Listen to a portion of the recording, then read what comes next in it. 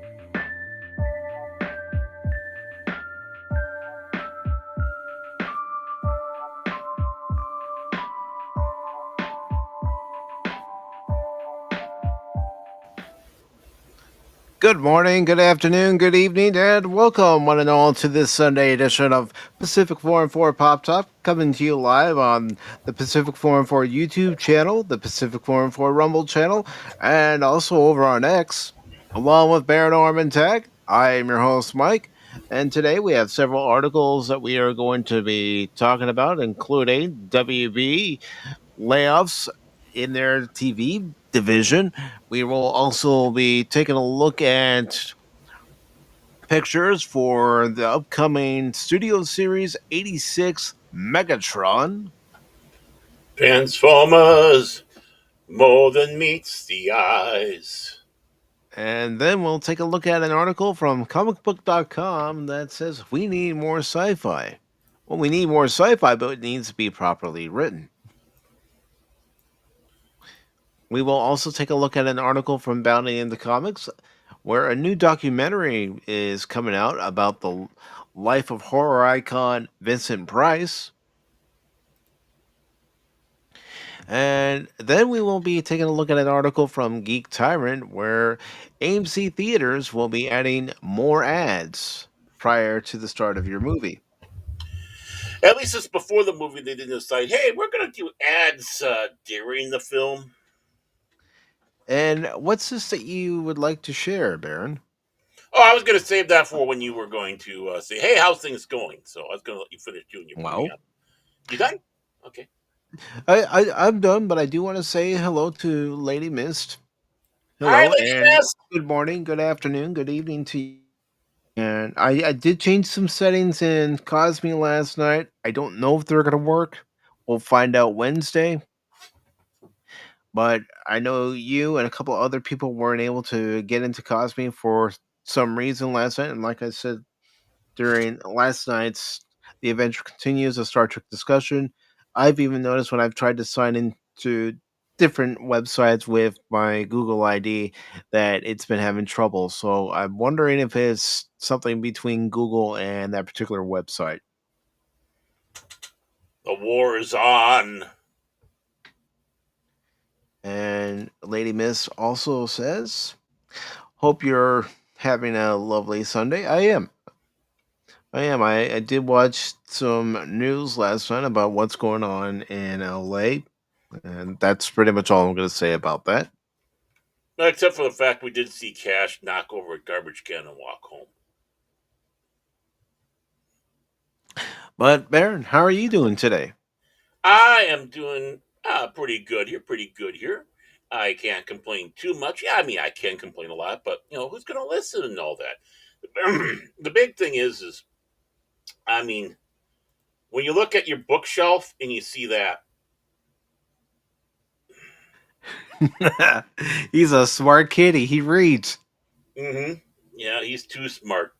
There's Mouse making his home in my bookshelf, in my pile of books that one day will destroy me.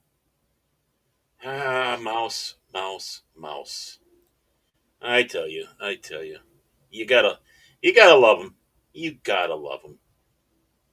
Well, you gotta love a smart cat that knows what good material as far as reading material is concerned.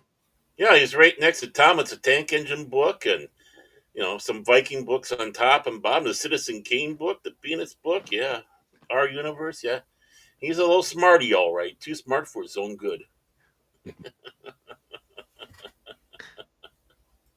But everything going well at Tag Cottage? Ah, yeah. Still going to be still a taxi service for the long suffering. So I'm going to have to drop out in about usually about an hour and a half into the show, and hopefully I'll be back in time to finish up with you guys. So if I disappear, that's the reason why. No, I'm not abandoning you. I'm not tired of you all. I'm not getting too ahead of myself and thinking myself too good. It just I'm a taxi. I'm not Uber. I'm a taxi driver. You're not Our going to be Eric Cartman saying "Screw you guys, I'm going home." Screw you guys, I'm going home. Yeah, because I am home, so it's kind of hard. No, it's like you said, tag is taxi or driving miss long suffering. Whatever you want to look at it. So Yeah, but I'm I happy get to to tell have before. Oh, sorry. I was just going to say I'm happy to have everybody here, and Lady Miz, yourself, Tree Rock, and Yeah, if you're all ready, I'll go ahead and get into our first article. I'm ready. I'm ready. First article. I'm ready. First article. All right, here we go.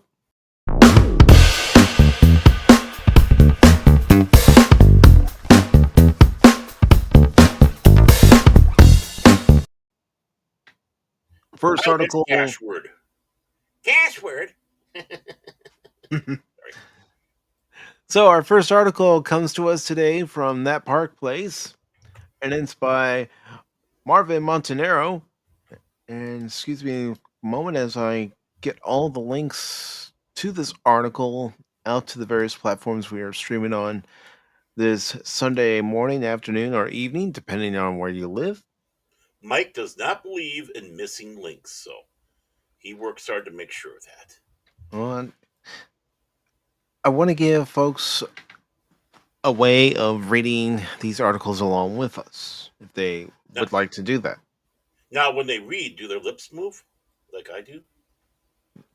I could say that I hear myself reading the article as I'm actually reading it. Well, I mean, I hear myself, but like when I'm reading a book, my lips move as I'm reading the book. So, Yeah, I do the same thing. actually, sometimes I read out loud and start acting the parts. I know it sounds silly, but it's like, ooh, this is good. This would be a good drama scene. Yeah. So this article from That Park Place is WBD layoffs hit almost 100 staff across cable networks as linear TV business shrinks.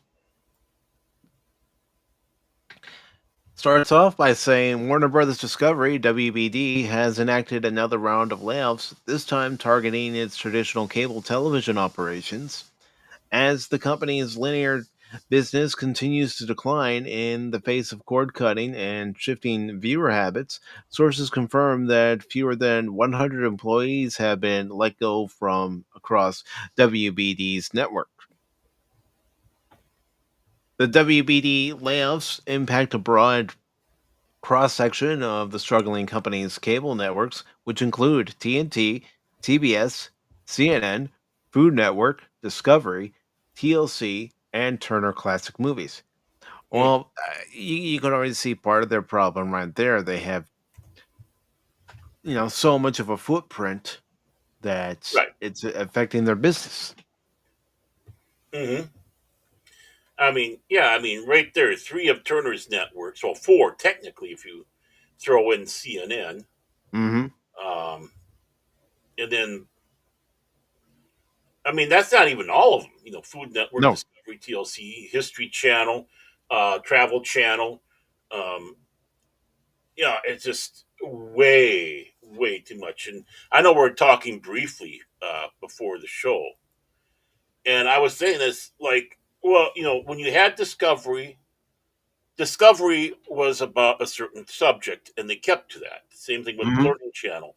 Same thing with the Travel Channel. In fact, when the Travel Channel first came out, it was brilliant. It was almost like a travel log slash, hey, you want to go someplace, this is how you do it before they got sucked in to that whole mess. But now, what's the difference between any of them, and what do some of these things have? Animal Planet, I believe, is part of this too. It's Yeah, like, they what are. does this have to? Yeah, what does this have to do with Animal Planet, or what does this have to do with Travel Network, or whatnot? So when you overstepped the lanes, you mishmashed everything. It's like you don't need all these channels if that's the case. And I think what they should do is just liquidate them, get rid of them, have someone else Hmm. take them over, sell them off. Or And shutter them all together. yeah, I'd like to see them go to somebody else who would actually bring it back to what they belong, how they really were. I really love that. But yeah, I mean, shutter them also. I mean, that's the other option. Um, because I thought back in the day these were great, and you knew what you're getting when you went to see or each certain place, and just discovery with exploration, space, and sea and stuff like that. The Learning Channel, you're learning stuff. The History Channel, you're dealing with history. Food, you're stuffing your face and getting fatter. Um, then of course, you got TNT and TBS. I wasn't didn't even know if they were still around, to be honest. And Turner Classic Movies.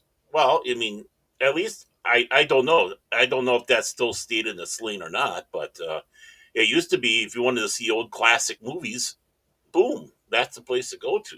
Hmm. Or American classic movies.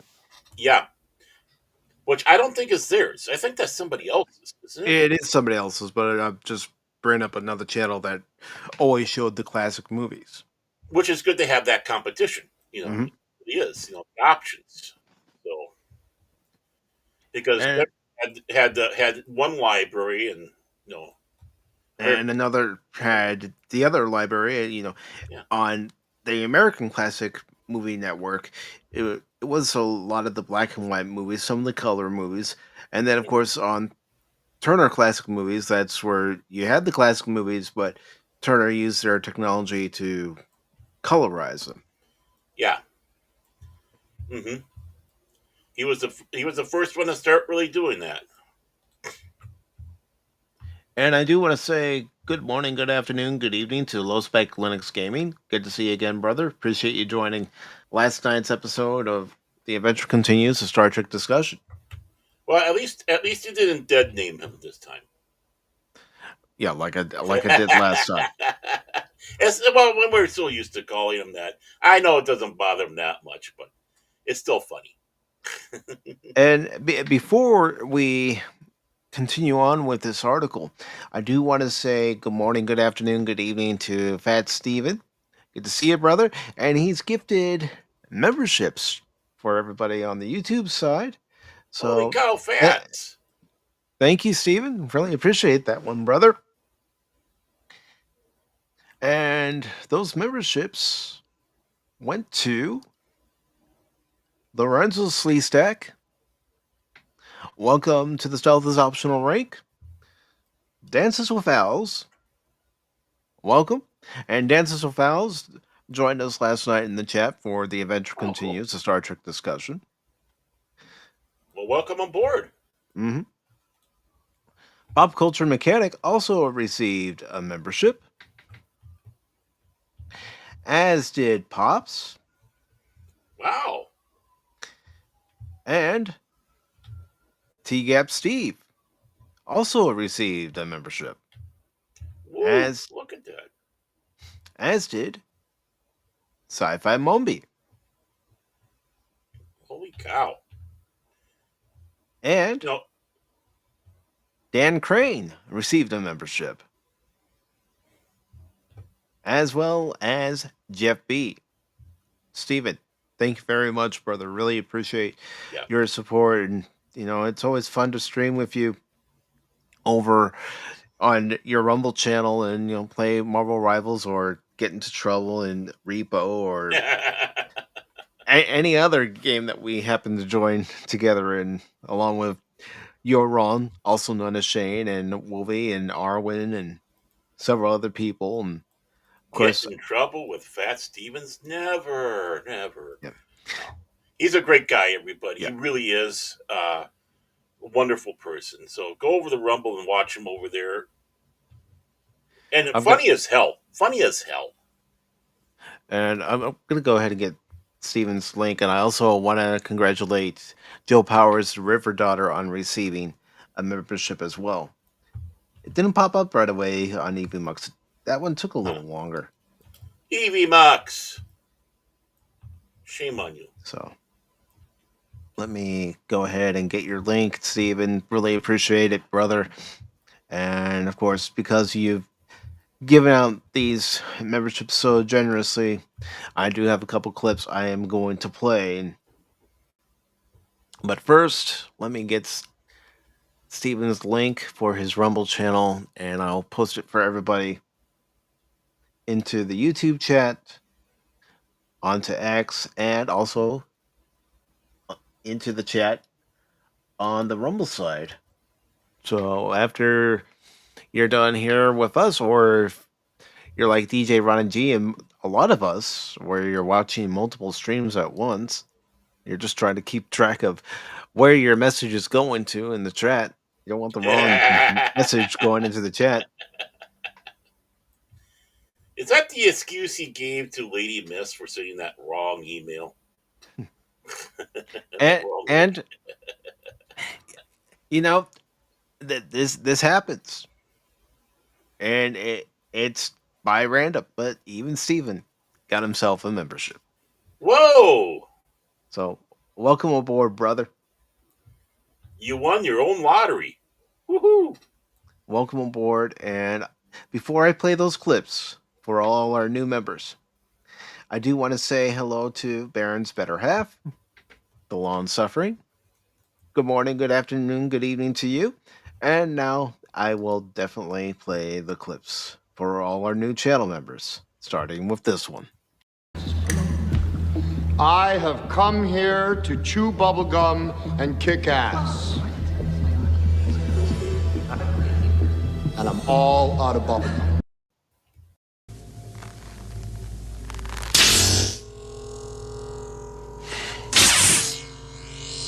You have the ring. And I see your Schwartz is as big as mine. Now let's see how well you handle it.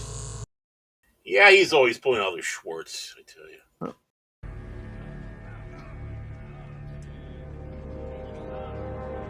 Glory to you and your house. Wretched slugs. Don't any of you have the guts to play for blood? I'm your huckleberry. That's just my game.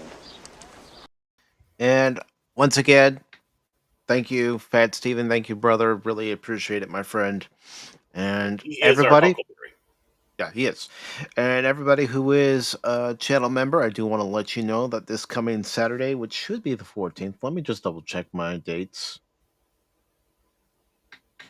Yeah, this Saturday, June 14th at 8 p.m. Eastern, we will be having our monthly member stream. And with my current situation with my ISP, where I'm not getting enough upload speed to do a game stream, but I have plenty to do panel streams apparently, I will be uploading the next part of the Doom the Dark Ages gameplay for everybody to see as a channel member first, and then 7 days after that, everyone else will be able to see it.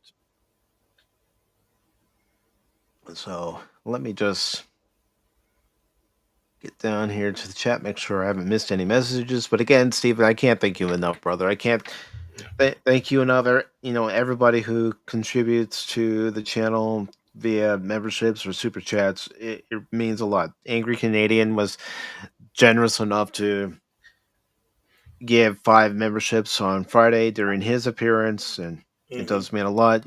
Lady Miss has given, Tim has given super chats. So many people have given super chats. And you all help the Warp Core function here on Pacific 4 and 4.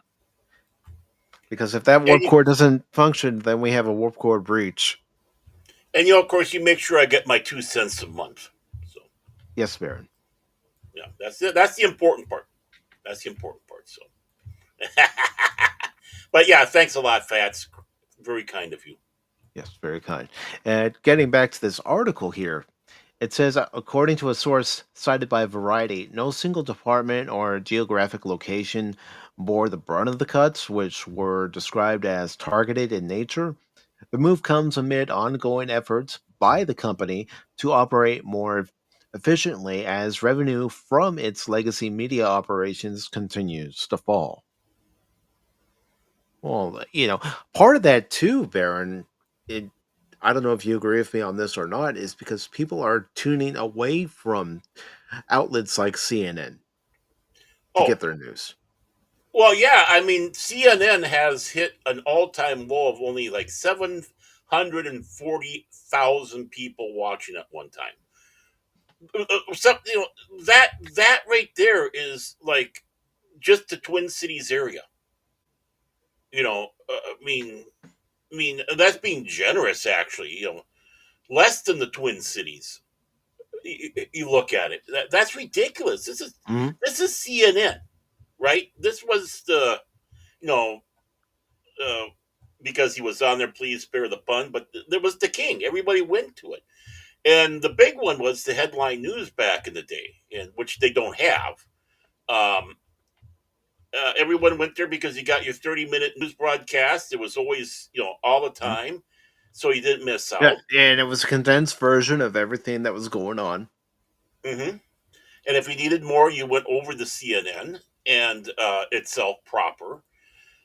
But yeah, I mean, a lot of it also has to do with the fact that they hurt themselves. Hmm. I mean, honestly, not to get political, but to get political, they destroyed themselves by their horrible newscasts, their handling stuff. Take a look at Jake Tapper's book coming out, where we didn't know bull. I mean, you're not fooling us. We know better, and there, with the worldwide media, like I've always sat back and said, I like getting my news from all over the place. Whether it's talking with Angry Tina, and I watch NHK from Japan, Arirang News from South Korea, uh, Sky Australia. Obviously, they're very right, but it. They don't hide it. They don't hide behind it like CNN says. Oh no, we're not biased. Bull crap Hmm. on that one. If at least you're honest, I tip my hat to you. But the thing is not only are they lying to us, they're lying to themselves. And yeah, CNN is becoming a dinosaur because of that. Yeah, they're becoming a shell of their former self. I could Right? remember, during Operation Desert Storm, watching it. Yeah, Wolf Blitzer and Bernard Shaw. Was it Bernard Shaw? Can't remember. No, Bernard Shaw is somebody, but can't remember what his name is. That was over there as the bombs are going off all around them. Hmm. Now they got this attitude: "Don't believe your lying eyes," right? And telling us how stupid we are, and people don't like that. People don't like that. It's like when you see that there's a problem or you see there's something that's different than what they're saying, and they tell you, "Oh, don't believe your lying eyes. You don't know anything. You're stupid. You need us." You just lost people. Hmm. Nobody likes that, and that's CNN and a lot of the legacy news. So no wonder why. No wonder why. I can see a big layoff over at CNN. I can see it too. And this article goes on to say, in the first quarter of 2025, Warner Brothers Discovery's global linear TV networks business posted a 7% decline in revenue, bringing in 4.7 billion. I mean, that still seems like a lot of money to me. I don't know about Mhm. anyone else, but that certainly seems like a lot of money to me. I'll take some of that. I won't complain. Advertising revenue was hit especially hard, falling 12%, while distribution revenue dropped 9%. The company attributed these losses to a steady decline in network audiences, a trend afflicting much of the cable industry. As a result, adjusted operating income for WBD's cable segment fell 15% year over year to 1.79 billion. These financial pressures have not gone unnoticed by the credit markets. In May, S&P Global Ratings downgraded Warner Brothers Discovery's credit rating to junk status. The downgrade reflected lower earnings forecast for 2025 and 2026, driven primarily by continued erosion of revenue and cash flow from its cable operations. When you're not making that money, you're not going to make, you know, we let me rephrase that. Let me rephrase it. Let me reset. When you're not Okay. getting the audience, you're not going to make that money. Yeah, just like the WNBA. That's the reason why you're not getting all the money that you think you deserve to get. You don't have people watching it. You're not getting the revenue in. They can't give you that money if they're not getting the revenue. I'm sorry. Same thing here. Everything runs on who is watching. That's what entertainment's about. The more people that watch you, the more money you get. The more money you Hmm. get, the more you can spend. The more you can start asking for bigger salaries in contracts and such like that. But that's the thing, and the fact that they lost their credit rating, or dropped. I mean, that that hurts. Hmm. It really does. No one wants that to happen. So No, if not they're still getting not for your business, and certainly not for your personal credit score. right, so if you're getting 4 billion and your credit rating dropped with them, what have they been losing? What have they been making originally? It must have been huge, and it's not Hmm. there no more. I think we've officially come to the they're the buggy whips and people want horns phase.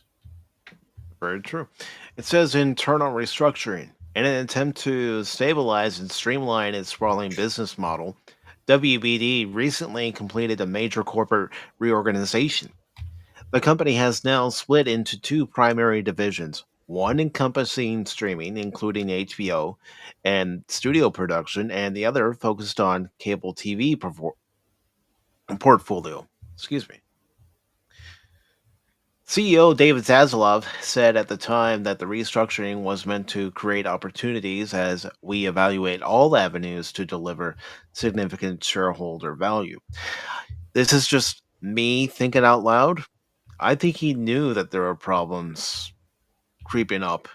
Not just before he purchased Warner Brothers, but since he, attained ownership of Warner Brothers, and no matter what cuts they were already planning to make, you can't stop the bleeding. You can't stop the flooding. This ship is sinking.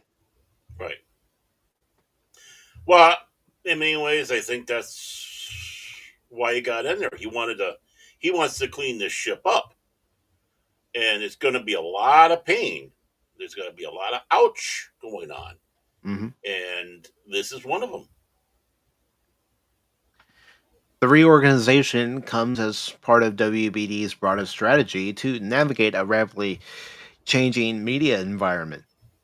But despite cost cutting measures and realignment, the legacy cable model appears to be in steady decline, placing ongoing pressure on profitability. Well, the thing is, we may all get our internet from a cable company, but we're not necessarily getting the TV aspect of that Oh, because of how expensive it is for cable TV, satellite TV. well, again, also with streaming, And I think a lot of these channels, Discovery, I think they had, at least at one time, I could be wrong, their own streaming, if you know what I mean. It's like you can subscribe to Discovery, or and just get like Discovery and maybe a couple of the other channels with it. Hmm. So I mean, when you start doing that, I mean they might not be around no more because maybe they didn't succeed. I don't know. I don't follow that, but that again, that's competition against yourself. After a while, you start competing with yourself. So what you gonna do about it? Hmm. Well, you got to do something. You have to restructure. You have to reorganize. Right.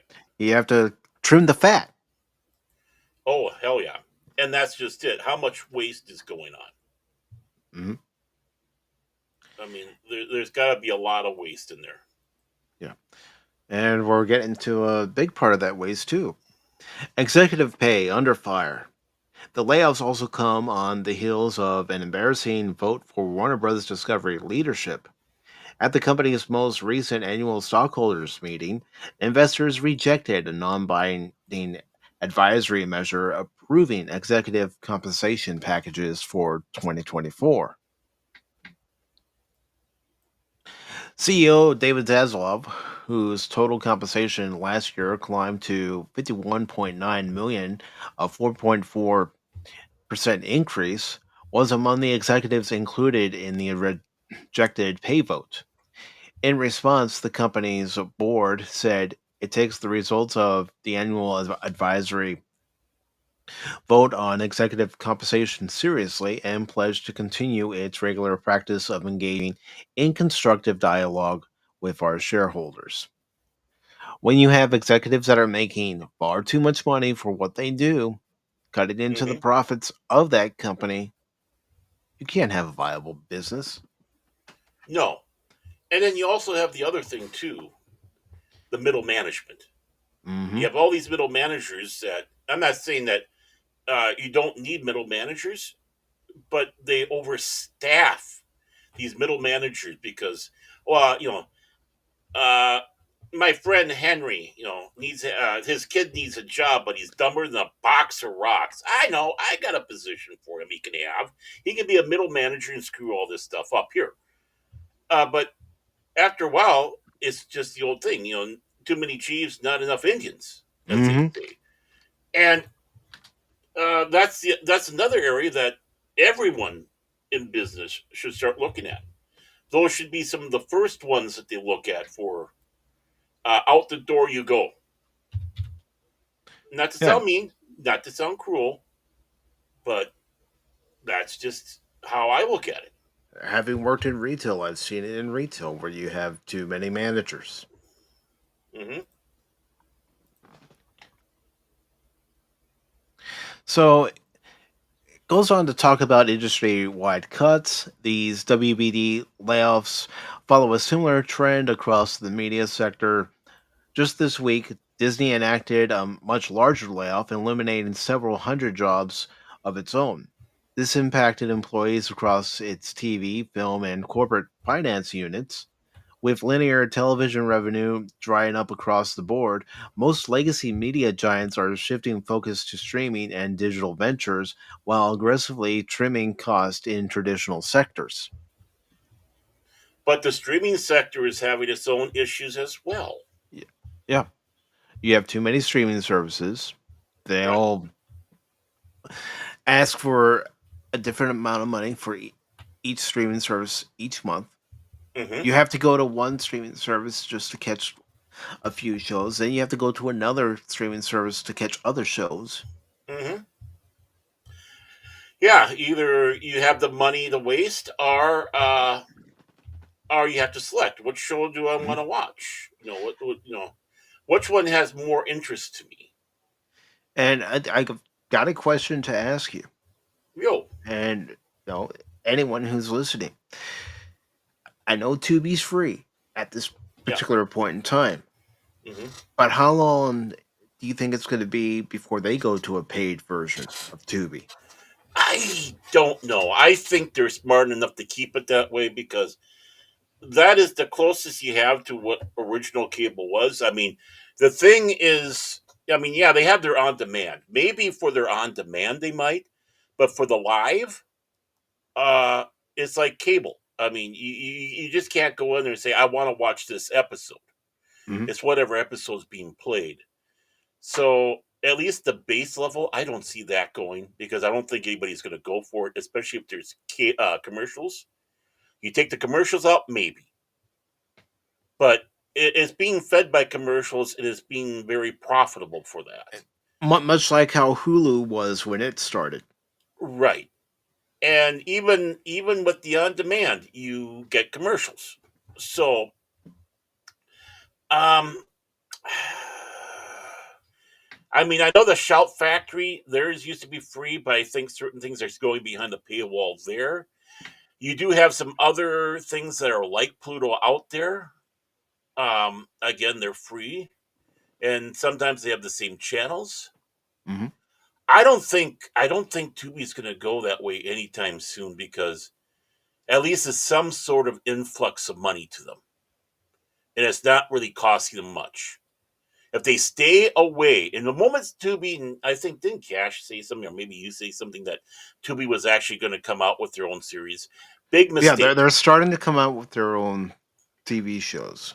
Now that's the first warning, red flag up there. Then you might start seeing some because now if they can't get the commercial revenue off of it, then it's like, well, how do we make the money back? Either we stop doing this and keep it to what we're supposed to be, or it's going to cost to watch our original content. Mhm. Stay away from original content. That was a problem Netflix did. That's a problem Hulu did. Uh, Crackle did. Mhm. I mean, is Crackle still a thing? I know they used to be free with I commercials. don't know. I haven't looked for them in quite some time. Yeah, same here. But the moment you start making your own series, it's a rabbit hole you don't want to go down right now. I mean, Netflix started off with Liederhammer. That was actually, despite what anybody wants to sit back and say, that was their first original series that they had uh, with what's his name from Bruce Springsteen's band, little. I can't remember what his name is now, but playing the mobster who locates the Little Hammer, Norway. A funny show. At least I saw the first season. It was funny Mhm. and good, but we saw what a mess that became across the board. Prices had to go up. Product was coming out that was poor. Uh, they made that big deal with the Obamas that really didn't follow through, which again is money. Um, it's Tubi. Stay away from it. Stay free. Yeah. I want my Bob Ross. And here's something I want to ask everybody and bring up. Even though they're going to shift more to a streaming model at Warner Brothers Discovery, there is one thing that will cut into their ad revenue over on the streaming services.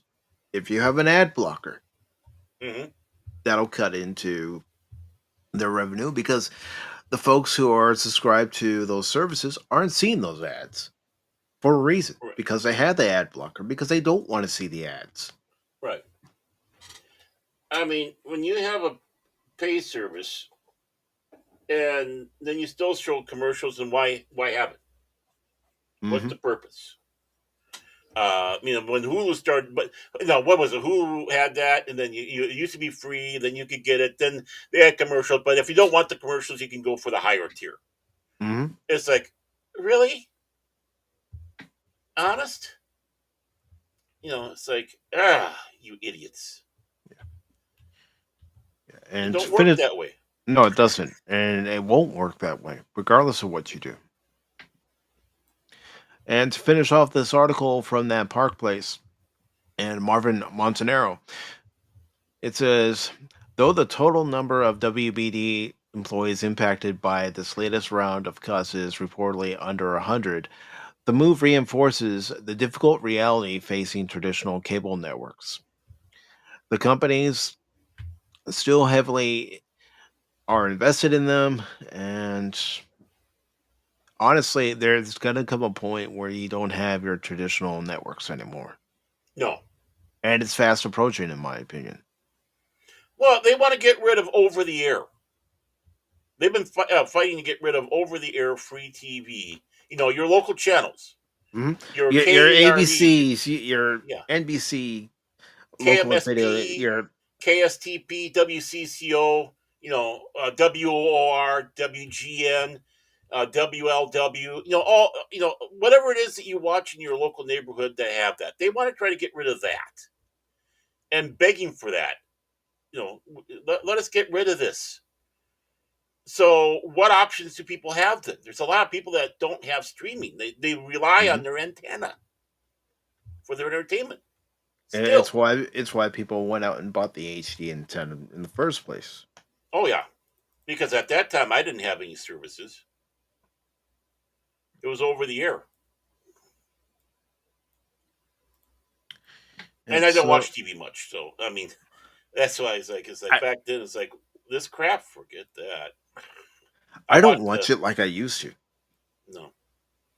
You know what my TV was actually on back then? Channel 11 KARE had one of their side bands, and this was before the side bands really started going nuts, having such great stuff. I mean, you have Me TV, you got uh, all those fun little channels that they have out there that you get in the side bands.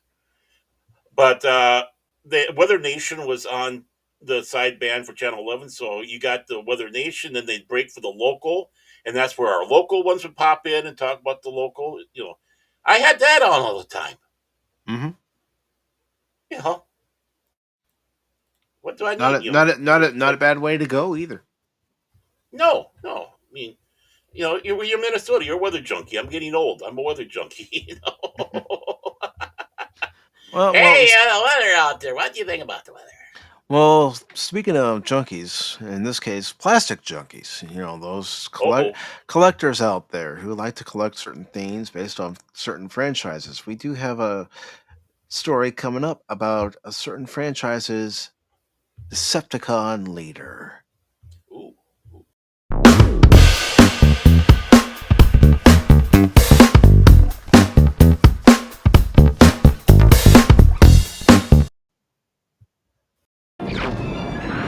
Extinction to all traitors!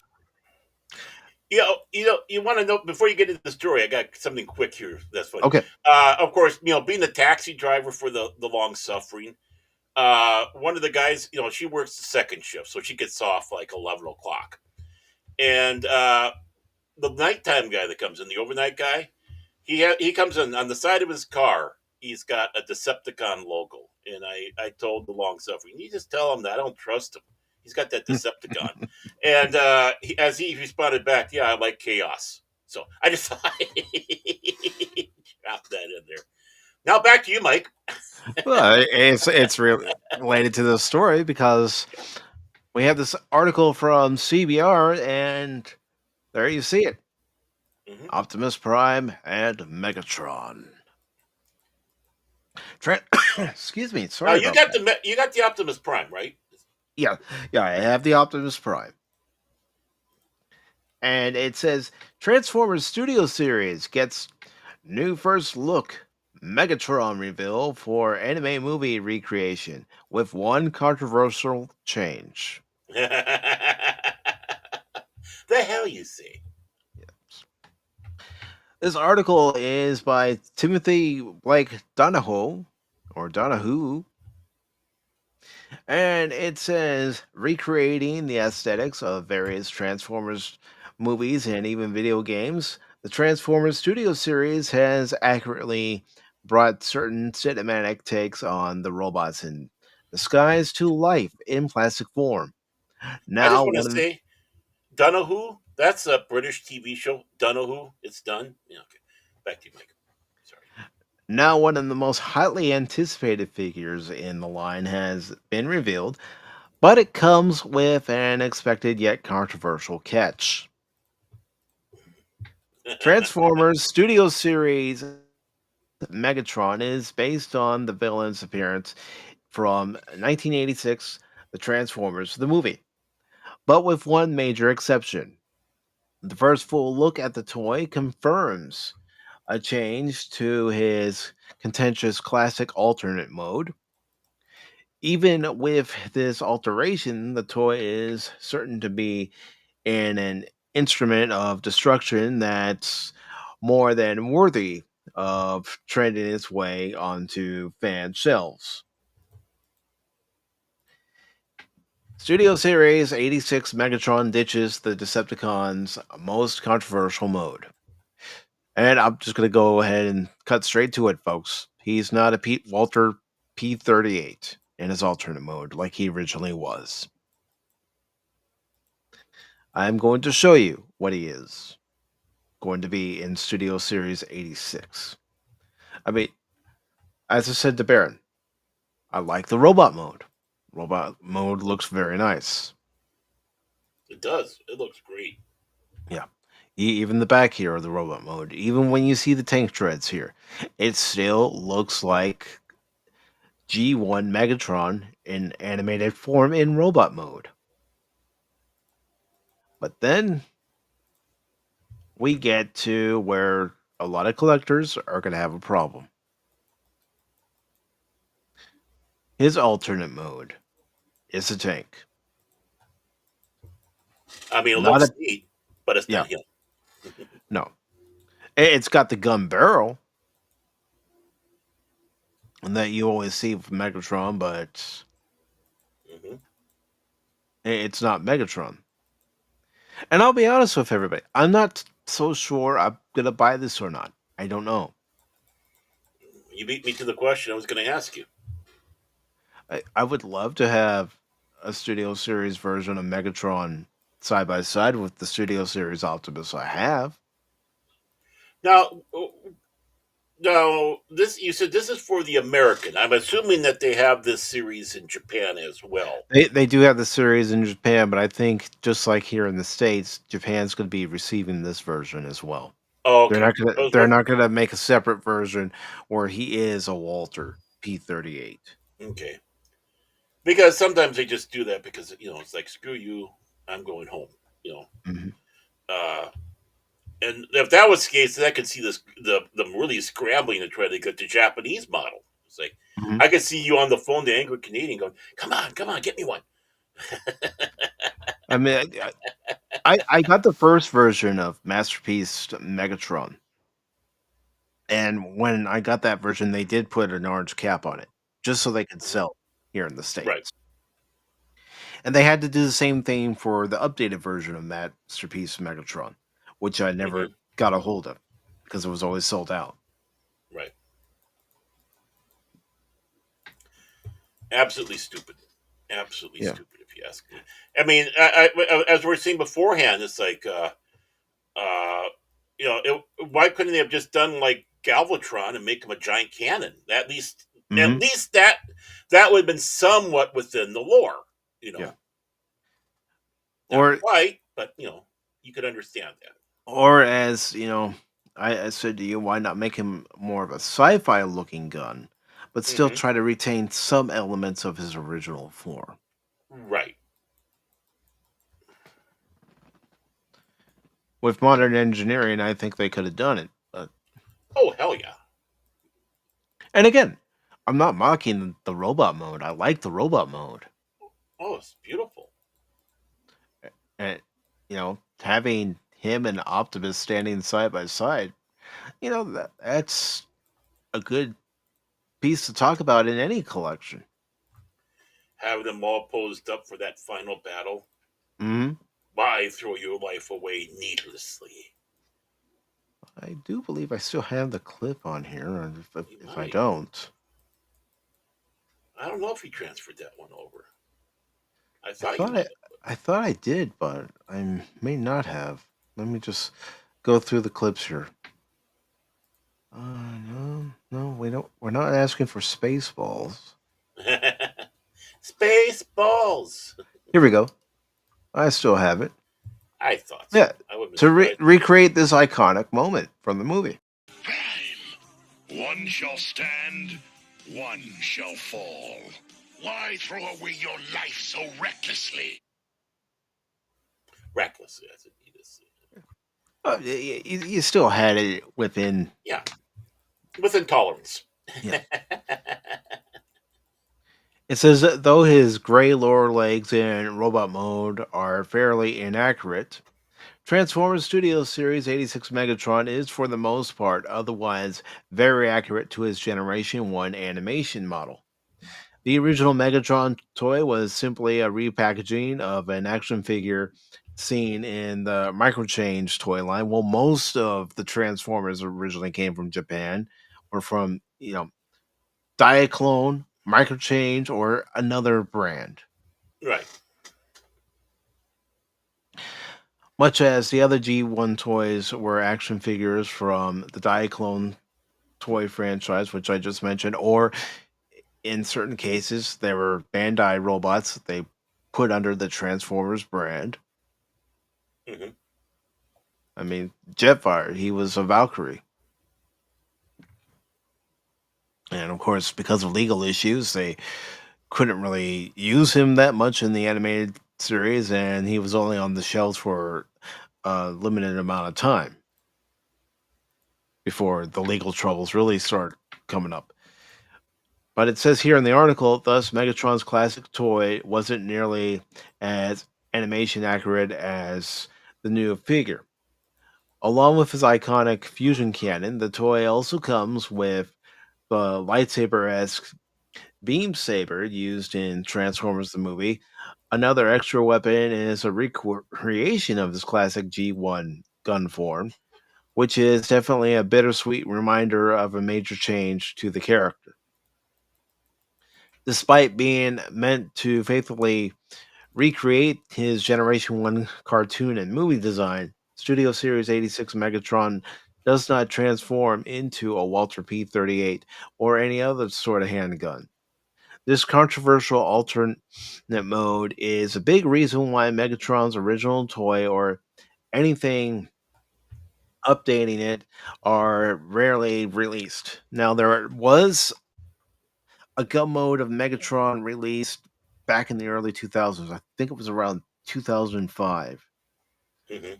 But unlike its Japanese counterpart, this had neon green colors, it had purple with it, and it had a black barrel, but at the tip of that black barrel was orange.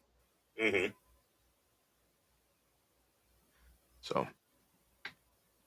but of Well, you know how course, you take care of that? You just paint it, yeah.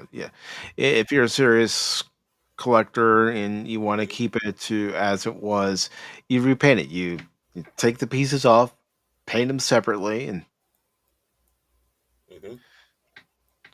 but Just like when people take toys and for cosplay and paint them up and make them look better and take that orange cap thing off. I've seen where people have taken the Playmates Next Generation phaser or the tricorder and made them Mhm. look more screen accurate. Yeah, they do a great job. It's a lot of work, but It is. the end result, mwah. Mm-hmm. It's a work of passion. We are. And it says to this end, Transformers Generation 2 chose to give him a tank alt mode, which is what the new Studio Series figure turns into. Strangely enough, despite the changes, it's actually hard to tell that the toy turns into a tank, making it still a perfect figure for G1 collectors. There still isn't an exact release date, but the expected price for the figure will be $54.99 US. That's it. Whoa, that's cheaper than Studio Series Optimus was. I was going to say that's pretty dang. Wow. I was going to say that's impressive. Mhm. Because Studio Series Optimus, and yeah, I can understand somebody saying, yeah, but Optimus came with the trailer, he came with his Hmm. rifle, he came with his axe, and a few other accessories. Yeah. But that's still cheaper than even I was expect. I was thinking this thing would cost, $70, $80. Yeah, now it's getting into tempting price range now for you, isn't it? It's like, well, maybe I might get this. I'm not gonna lie. I'm not gonna lie. As someone who still likes to collect things like this, Yeah. Well, you just keep him in robot mode and like he's about ready to take out Optimus. and, Recreate that scene. and you know what, Baron? To be honest, Hmm. I would probably attempt to transform him into his vehicle mode just once, just like I did Optimus. Oh yeah, you gotta, you gotta. How But can you not? but this article goes on to say, even in G1 based designs, Megatron's tank form has become the go-to alt mode for the character, as seen in iterations such as Transformers 1, which I don't care what anyone says, that was a good movie. Yeah, it was a great movie. Chris It Hemsworth moved did fast. try to sound like Optimus. Hmm. Well, you can see how the voice was growing. It was Hmm. changing as the Yeah. character is awakening to what the heck's going on. Awaken to what's going on, and then he starts to mature, especially when he gets the matrix of leadership. Hmm. But yeah, I might have to keep an eye out for this figure, and especially if it is going to retail at that price. We'll see, though. We'll see. Hmm. Yeah, he's not going to go quite crazy yet, people, but there's No, always a no. chance. Root for it. Root for him to go crazy. Happy I little mean, Megatrons. I'm kicking myself for not picking up the Back to the Future one that they released. I can imagine. But I had other more serious things going on at that time, so Yeah, that was really the last thing I needed to pick up. yeah. That's doesn't that always happen? Yeah. It's like I want it, but I can't. I can't justify it. No, I couldn't. At that particular point in time, I couldn't justify dropping the money down for it, even the Ecto one. Oh yeah.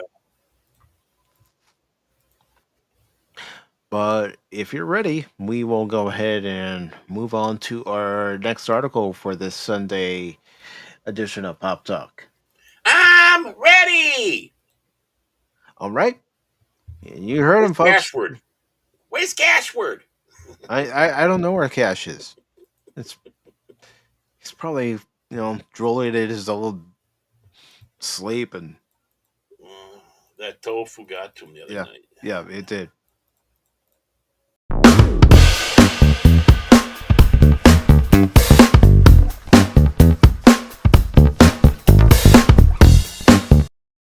All right, we have this article from comicbook.com. Comicbook.com, everybody. You do know that they are owned by Viacom CBS Viacom, however you want to Yeah. say it, but they say, well, according to Liz Wyatt, we need sci-fi more than ever, and so does Hollywood.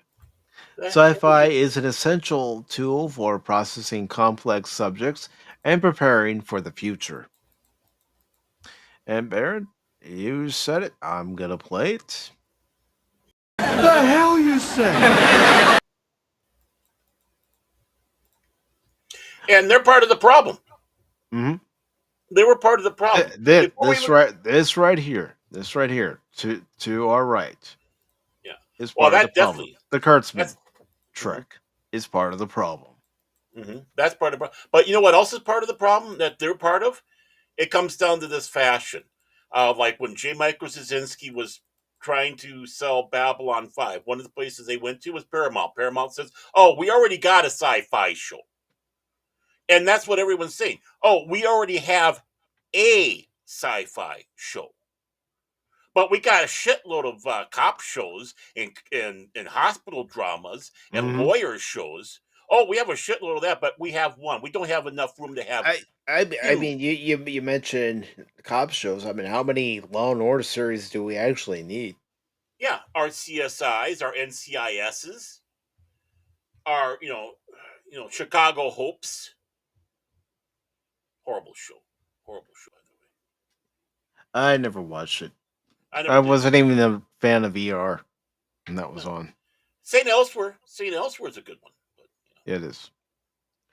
All right, so this article was posted on the 5th, and it says trends come and go. 5 years ago, fantasy and superheroes were in their heyday, with Avengers Endgame hitting the highest points for the Marvel Cinematic Universe. That said, the superhero fatigue, especially when directed at MCU productions, is real, and we need a break. What we need right now is more science fiction. Sci fi is a classic means for humanity to process complex themes and subjects, something that we saw a lot in Star Trek, yep. which is why the genre has survived the test of time. Hmm. Changing alongside world cultures because of this, we need more sci fi. And it says more sci fi tales.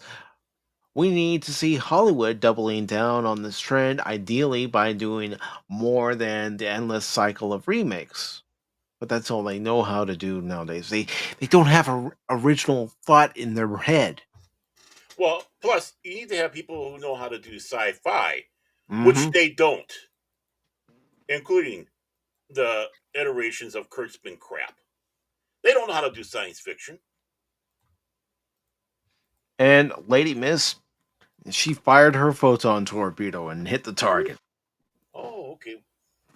She says, we need new sci fi stories, not the old ones remade, continued, or rehashed, but Hmm. brand new stories. Absolutely. Right. I mean, what are they doing with boring old worlds? They're taking stuff that they did in the original Star Trek and having them do it, which throws off, of course, the whole timeline and everything. But look, we're doing it now. Just because you can do a thing doesn't mean you must do a thing. Well, if we're Hmm. going to be I mean, you mentioned Star Trek. What movie am I quoting? mm, mm, mm, mm, Star Trek Six: The Undiscovered Country. let them die. There's my that's my Jim, quote from it. Jim, they are dying. They're animals. It goes on to say sci-fi has a unique way of helping people process the world around them, taking complex concepts and turning them into digestible content. But it's more than that.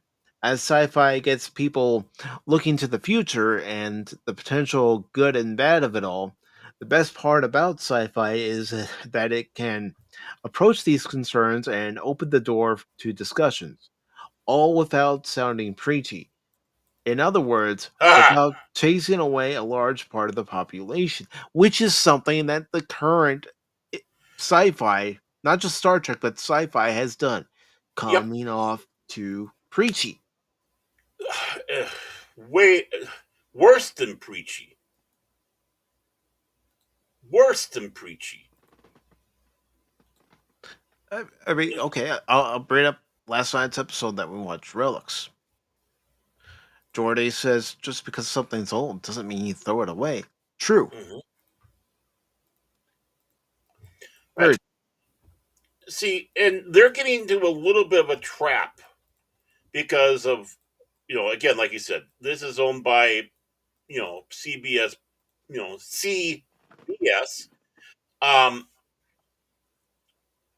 they think that, oh, we have to use this as a morality soapbox for science fiction. That is not what science fiction is. Yes, it's great to be used as some sort of thing to look at issues. The Twilight Zone, which was science fiction, fantasy, almost fable, uh, was one of those where you took those issues. Star Trek obviously did that. Not everything in Mhm. Star Trek did, though. No. Not every moment was devoted to that, and they knew that. They knew they couldn't do that, but all they're doing is they're not just preaching. They're with star crap today. They're just taking a sledgehammer, taking today's things and pounding it over your head, and say, if you do not agree with us, we don't want you watching. You have Mhm. just ruined what you're saying is supposed to be about. And yes, that is an exact quote from people involved with Kurtzman crap. That is if you're going to do it, they don't know how to do it. They just sat back and said, well, we have to make it so we don't sound preachy. Well, fire the whole staff and get some people on Mhm. who know how to do it. The thing is science fiction is not, the whole field of science fiction, including novels, is not filled with people who can do science fiction. They think they can because they watched an episode of Star Trek, or they watched a Star Wars movie, or maybe they saw Babylon 5 or Doctor Who. Oh, now it's like Katy Perry. I went into space. Now I'm an astronaut. No, you're not.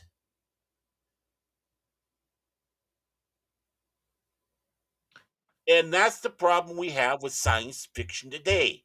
Mhm.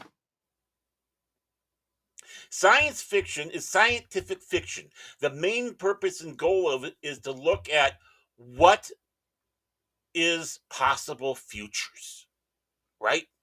What is possible futures? Again, like they said in there, good, bad, and different. What is possible futures? H.G. Wells had that with things to come, right?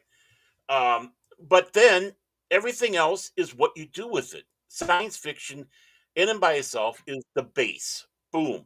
Now, what do you add to make your meal off of it?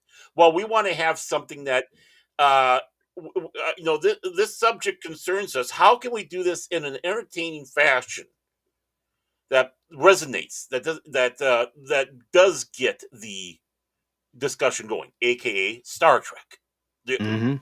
Star Trek. Or we just want to have a swashbuckling adventure, Star Wars. Or we want some guy who travels through space and yeah, he handles problems through time and space on Earth, whatever, right? And yeah, there might be some message stories that gets involved, but Doctor Who back in the day. I mean, one of the next generation's greatest episodes, Measure of a Man, Hmm. where it's decided whether Data's property of Starfleet or if he's an individual, Right, a sentient life form. right. I mean, how many of us watched The Twilight Zone and Rod Serling is delivering a message, but we didn't feel like we were sermonized? Because there's a certain way you deliver your Right. message. Right. He was a genius. Something that the obvious modern one that they just recently did with I don't know who is it, Peel or what, I don't know, but Yeah, basically turned his, Jordan Peele, I think it was. yeah, who is a hack, absolute fucking hack. Sorry, excuse the language. But of course, what does he do? Let's turn this into Orange Man bad, blah blah blah. We're not even going to hide it. Garbage. It's like that's not what Twilight Zone was about. Rod Serling dealt with the Holocaust. It hit you hard, but it wasn't a lecture piece. Mm-hmm.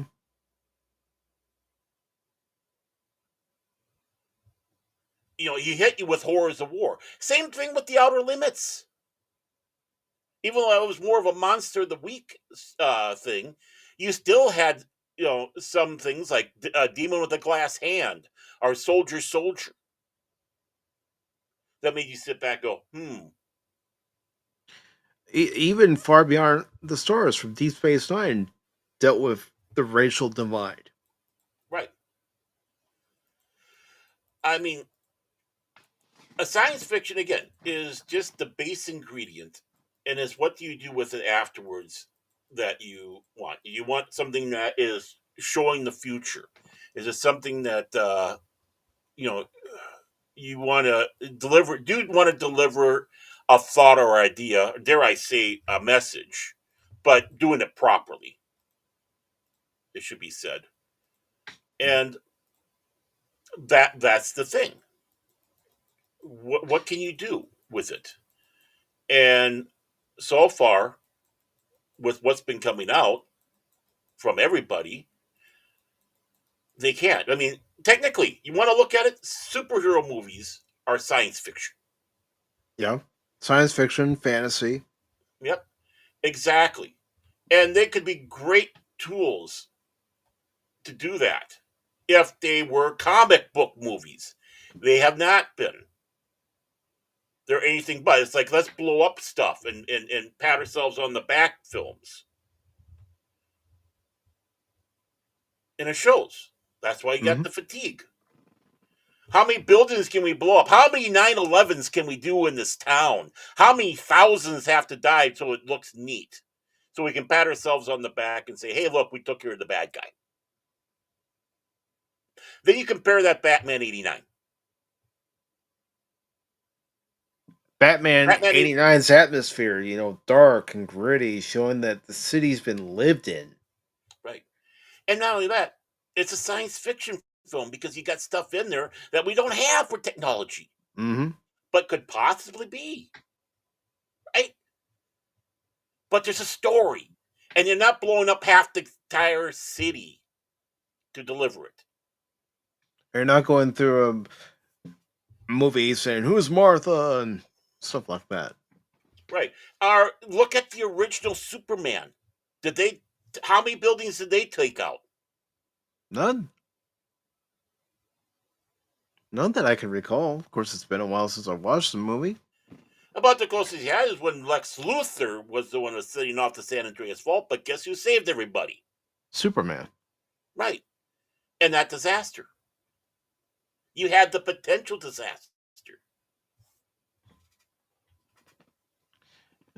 And These the article people don't know how to do anything.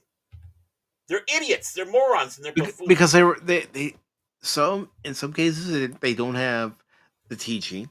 Other cases they don't have the life experience to go along with that teaching. No, they've been living in their little bubbles. I mean, it's like, you know, and we talked briefly about that with that one thing that Cash showed us about, you know, Gen Z trying to tell us how it was back in the day. And I've also read another piece about how, you know, about the 80s, and it's like how horrible it was that we were able to roam free because who knows what could have happened to us. Well, I'm alive. I'm still alive. I rode in the back of a truck, no seatbelt. Yeah. Best thing in the world, man. If you ain't done it, you know, if you've never done that, you ain't lived. That's for sure. Well, you know, you fell down, you got a scrape, you kept going. Yep. Rub some dirt in it, you're fine. Yeah. Spit on a handkerchief and take a little bit of the blood off and all that. And it's like, okay, there you go. Now get out there, quit crying. There's no crying in baseball. That's what we were told. Okay, you came in, you cleaned up that wound. Now get out of the house and continue playing with your friends until the street lights come on. Band-Aid was your friend. It's only the paranoia people have today that keeps kids inside. Yeah. It goes on to say everyone's so scared.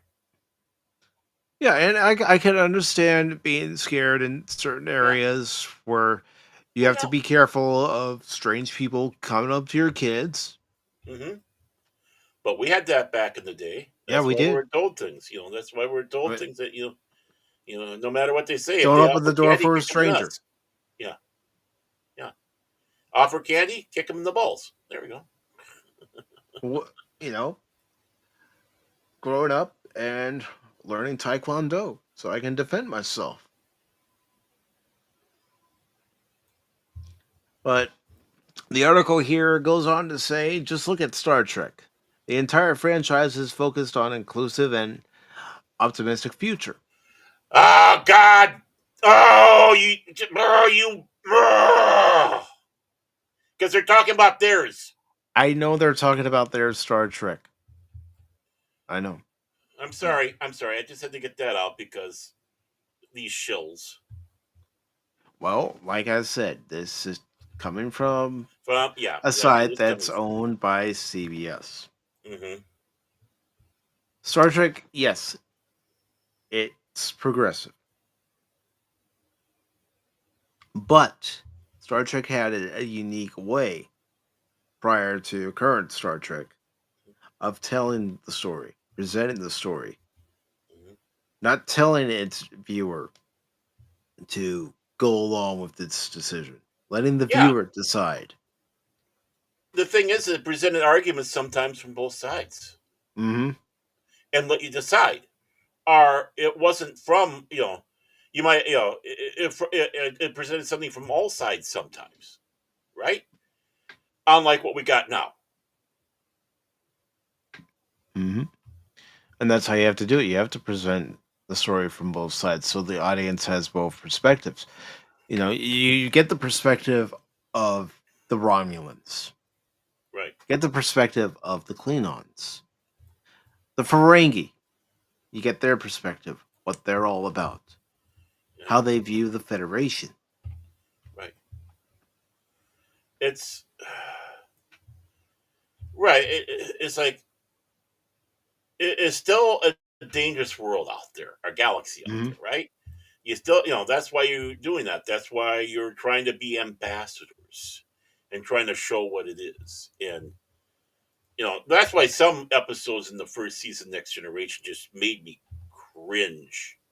Well, some of them are cringe worthy. And then, well, it's you have the battle, which is a very good episode. Very good from episode. Season 1. Yeah. Mm-hmm. 11001001. There one. Good. Oh, okay, Baron. I know you're a beta Z, but come on, stop reading my thoughts. I'm kidding with you. I'm kidding with you. You think he is? I'm going to get beaten up afterwards. Help me, people! Save me! He's a tyrant, I tell you. Yes. I'm such a tyrant. I'm sharpening my batleth as we speak. He is. Can you hear it? But the episode of when they had the Slayans and the Antikins, come on there, was absolutely disgusting. When they had where they got their food coming up in Tashiar right in front of these representatives, right? These representatives making disgusting about it, and it's like, no. Again, this is different cultures. You're supposed to have been taught that in Starfleet, and you're going to do that in front of ambassadors. That is a big football. Yeah, that is a big football, because we're led to believe that when you're in Starfleet Academy, you're taught not just basic starship function, but you're taught about how you're supposed to represent not only yourself, but your ship and Starfleet as a whole, the Federation. And even when your captain tells you on board your ship, okay, we have these ambassadors coming. This is their culture. This is what they consider faux pas in their culture. So please don't insult them.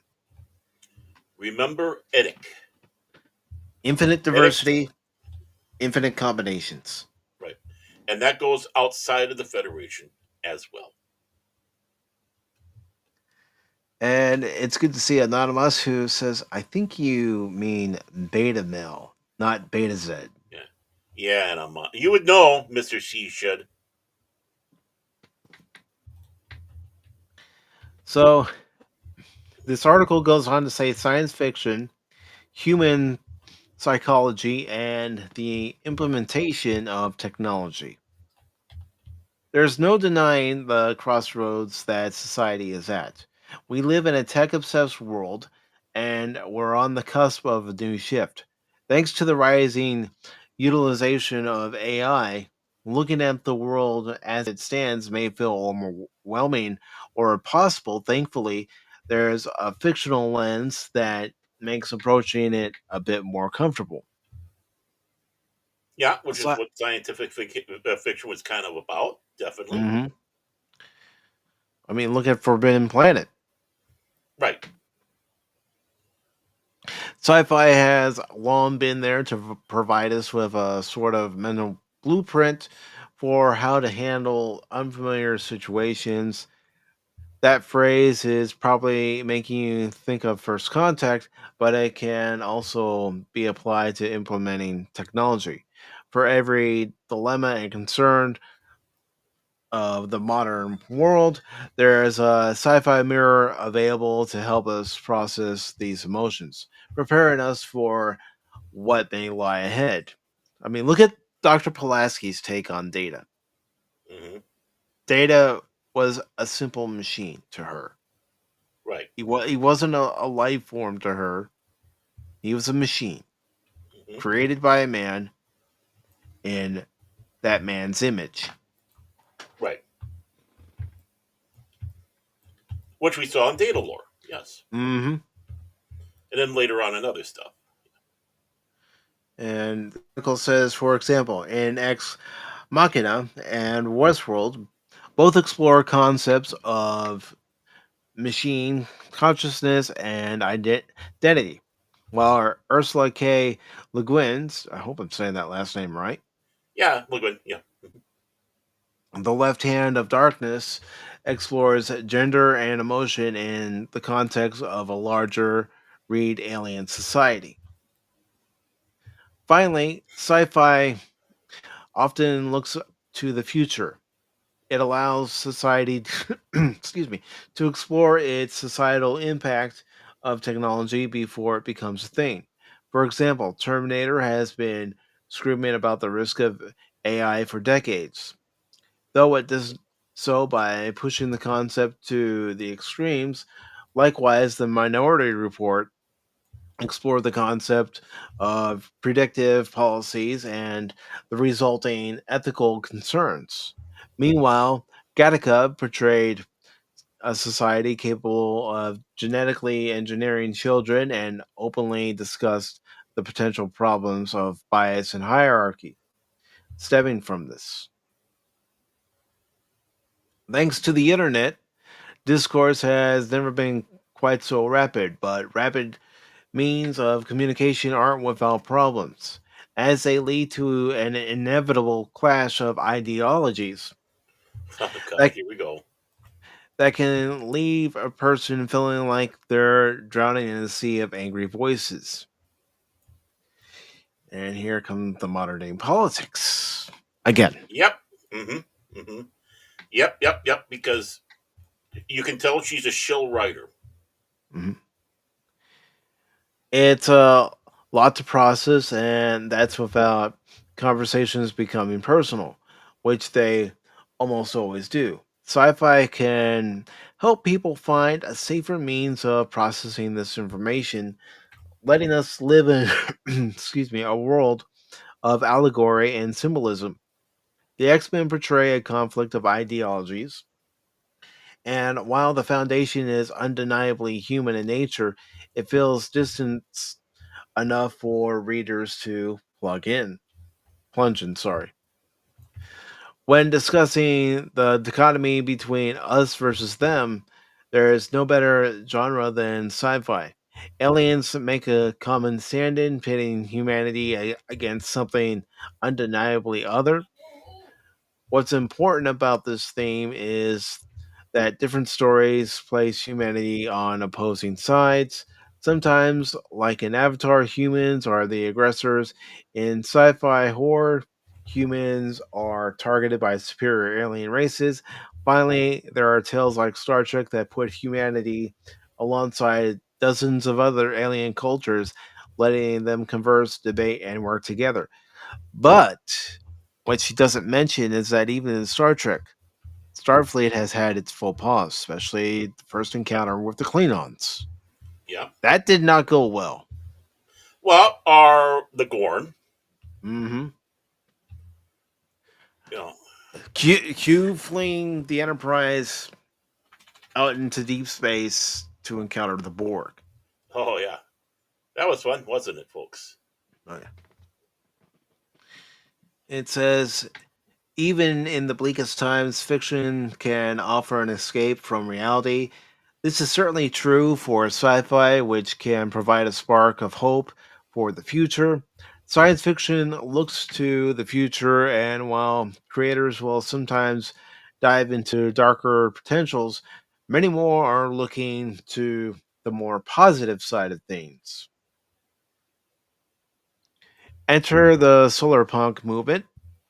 Tucked neatly inside the world of sci fi, solar punk portrays an optimistic view of the future, believing that humanity will find a balance in nature. There are many core themes one can find in solar punk stories, including decentralized systems, environmental justice, radical hope, harmony, and more. Returning to an example we've used a few times, Star Trek perfectly fits with this definition as it portrays a society that fights to protect people and planets. Okay, okay. Go. You This need is to fire garbage. your phasers. Go ahead and fire your phasers. This is absolute freaking garbage. I mean, even Star Trek has a centralized government. It It's a does. federation, The just like Federation these other and the ones. Federation Council advises what should be Right. done. Eh, eh, eh, what you're wanting to go out there is just do more of the crap that is destroying what sci-fi. Again, showing that you don't know what the hell science fiction is, and there is a difference between sci-fi and science fiction, folks. There really, really is. I Science mean, fiction is based more on science. Fact. right. hmm Sci-fi is your space opera and fun stuff like that. I'm not saying it's bad. Don't get me wrong, but it goes from whether you have your harder science fiction like 2001 to having science fantasy like Star Wars or Star Trek. Star Trek can blur the line into sci-fi because they kind of play loose and fast and loose with stuff sometimes. Uh, but you really want sci-fi, you really want sci-fi that really hits hard, then why do stupid Will Smith action bullshit film I Robot while you still have Harlan Ellison's script for I Robot sitting there on the shelf that even Isaac Asimov enjoyed, even though it took deviations off of his books. It was like Isaac and him sat back. Yeah, this would be a great movie. But no, we can't do that. You want to talk about the human conditioning and us interacting with robots? Find a copy of that book. It's out Mhm. there. The script to iRobot, and read it. And tell me if I'm wrong. Unless you have already read it. The article That's here. science fiction that we need. This is what Mhm. that twat waffle should be meaning, not this garbage crap that is plaguing Because us today. even with Star Trek, it does show cultures that aren't so kumbaya. Right. No. Because even the writers of Star Trek realize that just because Earth during this time is supposed to be all kumbaya doesn't mean the rest of the galaxy is gonna fall to that same idealism. Well, and sadly, with that rant over, I have to be moving here. I gotta be the taxi service, but I hope to be back uh, in a short bit, everybody. Okay, So, and I'll definitely leave you a message in case I do sign off earlier than expected. oh, no worries at all. I'll probably listen in the car. All I'm right. good at that. So, everybody, if I don't come back, I love you all.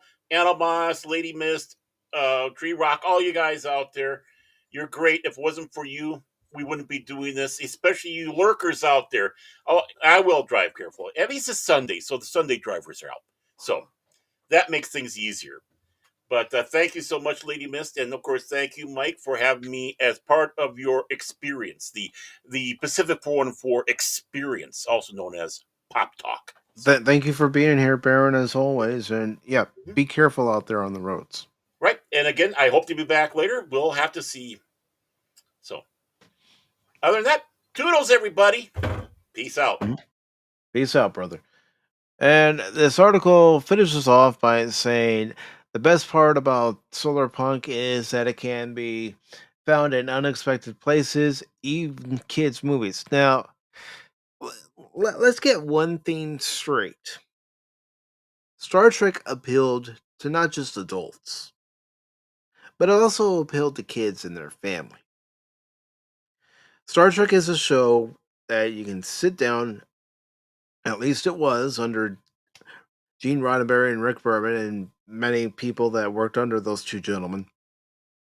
It was a show where you can sit down and enjoy with the whole family and not have to worry about it having material that your kids shouldn't be exposed to. Star Trek taught lessons, but taught them in a way where everybody was included in what they were trying to talk about, but they weren't forced to pick a side. There were many episodes where Star Trek would let the viewer decide. The Pale Moonlight. In the Pale Moonlight comes to mind from Deep Space Nine. Would you do what Captain Sisko did to bring the Romulans into the war? Or would you have a different approach? Because at the end of that episode, Sisko does say, as he's recording his log before he erases it, would he do it again? And absolutely, Sisko would do it again.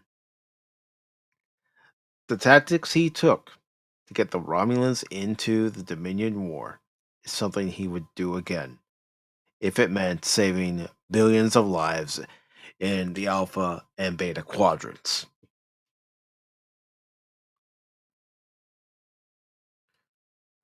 Yeah, I've mentioned this before. I was 7 years old when I got hooked onto Star Trek, thanks to Tomorrow's Yesterday.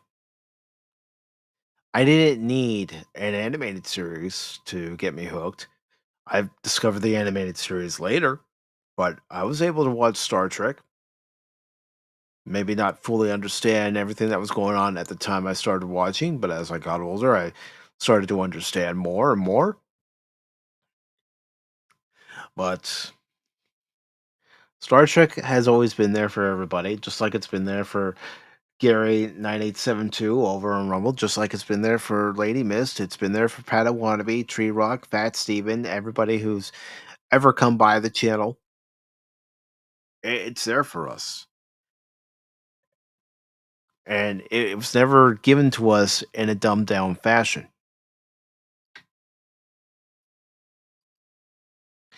And it's good to see the Padawannabe. Good to see you, brother. Hope you're doing well this Sunday. Padawannabe says, hello all. Happy Sunday. AMC, yeah? Have you spoke about Dogma yet? No, I haven't even mentioned Dogma yet. I didn't even look at any articles from Dogma. The only thing I've seen for it is that Kevin Smith wants it to be better than the first one, but we'll see about that. Absolutely, Tree Rock. Star Wars was for family. Doctor Who was for family. You could even let your family watch Babylon 5. I mean, watching shows like Lost in Space, that was for families. And I don't see sci-fi going back to the way it was, at least for those of us who watch shows like Star Trek or watch Star Wars as it originally was, or Doctor Who, The Outer Limits, just to name a few things, even The Twilight Zone. I don't see it getting back to that kind of sci-fi to where you're left with an open-ended question at times to help you, the viewer, decide for yourself and not be told this is how you have to think. And Gary over on Rumble says Doctor Who scared him as a child. What was it about Doctor Who that scared you as a child, Gary?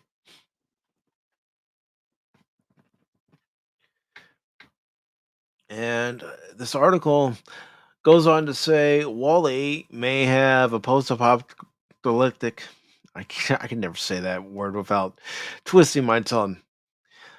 Origin with humanity nearly destroying the world, but the underlying message is one of hope.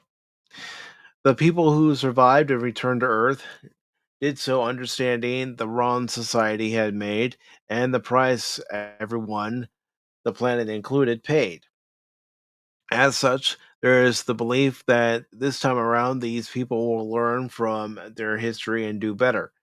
It's a kid's story that confronts real perils of our environment, climate, and humanity apathy, and charts a path towards a more positive world for both man, nature, and machine. It's a sparkling example of what sci fi can do, and everything we need more of in entertainment today. So that's the end of the article. And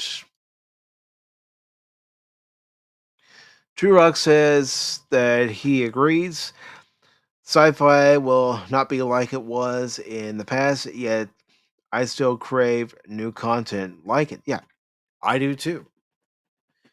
And I would just, for me, for example, I would just like to get that smart, intelligent sci fi that does use science fact in its science fiction.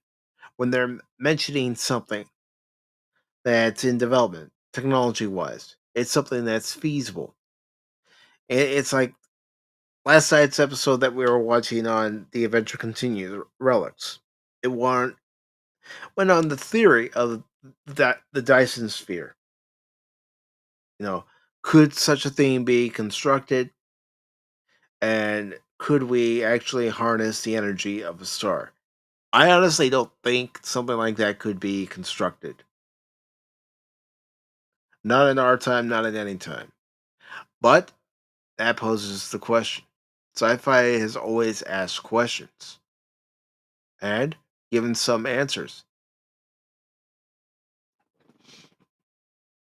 And let's see. Gary over on Rumble says, I remember a monster in the TARDIS. Okay. He also says, although I remember watching Buck Rogers and Battlestar Galactica as a kid. Both were good science fiction shows. So, yeah. I do agree that we need more sci-fi, but it needs to be smart sci-fi. It needs to be intelligent sci-fi. And is there the talent when it comes to writers to give us that intelligent sci-fi that some of us crave? You know, is there a Harlan Ellison out there who will write intelligent science fiction? I don't know. I'm not going to pretend I do. But with that being said, and this article being over, we're going to go ahead and move on to our next article. But first, I am going to see if the weekend box office has been updated. If it has, I will shift gears, call an audible, and we will go into one of our other stories so we can get into the box office. And looks like it has been updated. And Tree Rock Creation says, I just can't find anything that is near the past quality. There is too much gore, cussing, politics, and nudity in modern day sci fi. Where is the balance? There is no balance. As far as people who are writing it now are concerned, those things that you mentioned are the things that fans are asking for. They find the things that we enjoyed from Star Trek, for example, too boring. Maybe even too blasé in some cases. It needs to be action packed. It needs to have blood, gore, and you know, gratuitous sex.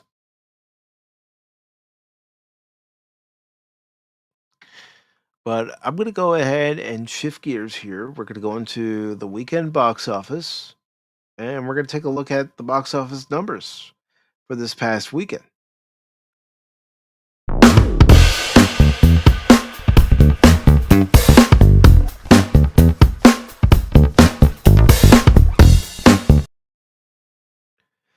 And let me just put that on the screen.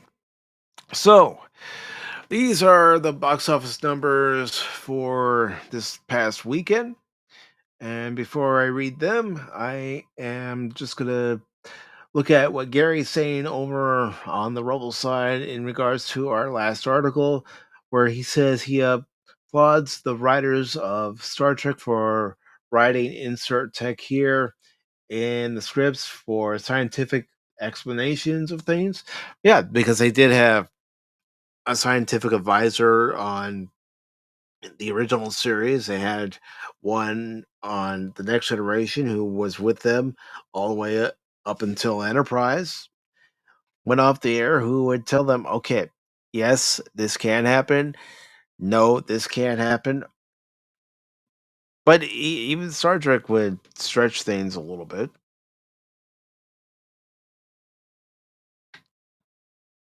And look at these weekend numbers. Lilo and Stitch is at number one with 32.5 million. And we'll go ahead and take a look at its worldwide total so far. So, unlike Snow White, which was a proverbial flop, Lilo and Stitch looks like it's making some money. And it's currently at a total of 335 million here in the States. Internationally, it's done about $100 million more with 436 million. And we've got a worldwide total of 772 million. So Disney is making money. Like it or not, they're making money on this particular movie. And Anonymous, if you're still out there, did you and your wife decide to go see it, or did you decide that the live action movie isn't for you and you'll stick with the animated version? Because I know at one point you were talking about going to see it with your wife, this live action version. And then we have from the world of John Wick, Ballerina. Now, I'll be honest, this is a movie I actually do want to see because of course, saw the trailer, but I also saw a few things at this event that I went to just last month at my local theater where they showed the different trailers, but they also showed behind the scenes, and just what I saw in the behind the scenes promotional video, it looks like it could be a good movie. I just don't think any movie is out there right now that's gonna really make gangbusters. And when I say gangbusters, yes, Lilo and Stitch is making money. Minecraft made money this year, but it's not like it was, excuse me, before, all the pandemic. Where in 2019 you still had movies left and right making money. People were going to the theaters. I don't think we're ever going to get back to that point again. But this has made 25 million just released here in the States alone, and so we'll have to see how it does when it's released internationally. And then Mission Impossible: The Final Reckoning. I've seen it. Cash has seen it, and I enjoyed it. Cash was telling me he and his family enjoyed it. It made 15 million this weekend, and with this movie, it has a budget of 400 million because of postponements and restrictions during the pandemic. But it's got to make $1 billion in order to even be considered profitable. But if you're into any Tom Cruise movie, especially when it comes to Mission Impossible, I do recommend it. Is it perfect? No, it's not perfect. But it is an enjoyable movie. So we'll have to see how it does as far as its box office total is concerned, as it's continuing its theatrical run. And if people are still willing to go out to the theaters, which we're seeing, they're not really willing to go to the theaters as they once were. And well, let's face it, we're not exactly getting movies that make you go, "Oh yeah, I want to see that. I want to spend money on a ticket and concessions to see that movie." Now, Karate Kid Legends. Here's another movie I enjoyed, but again, I will admit it does have some flaws. It's not a perfect movie, but it's an enjoyable movie, and the way it ties in the Karate Kid with Ralph Macchio and the Karate Kid with from I think what was it? 2010 that Karate Kid came out with Jackie Chan. I might be wrong on the year, but it does find a way to tie it in. It's a pretty good story. Yes, it it does have that paint by numbers story aspects, but it's still a good story. And this movie, from what I was reading, it had a budget of I think it was 40 or 45 million, so it would have to make 90 million total in order to even be considered a profitable movie, which it's already at 74 million worldwide, so it's almost there. And good morning to Movie. Good to see you, brother. Hope your Sunday is going well for you, brother.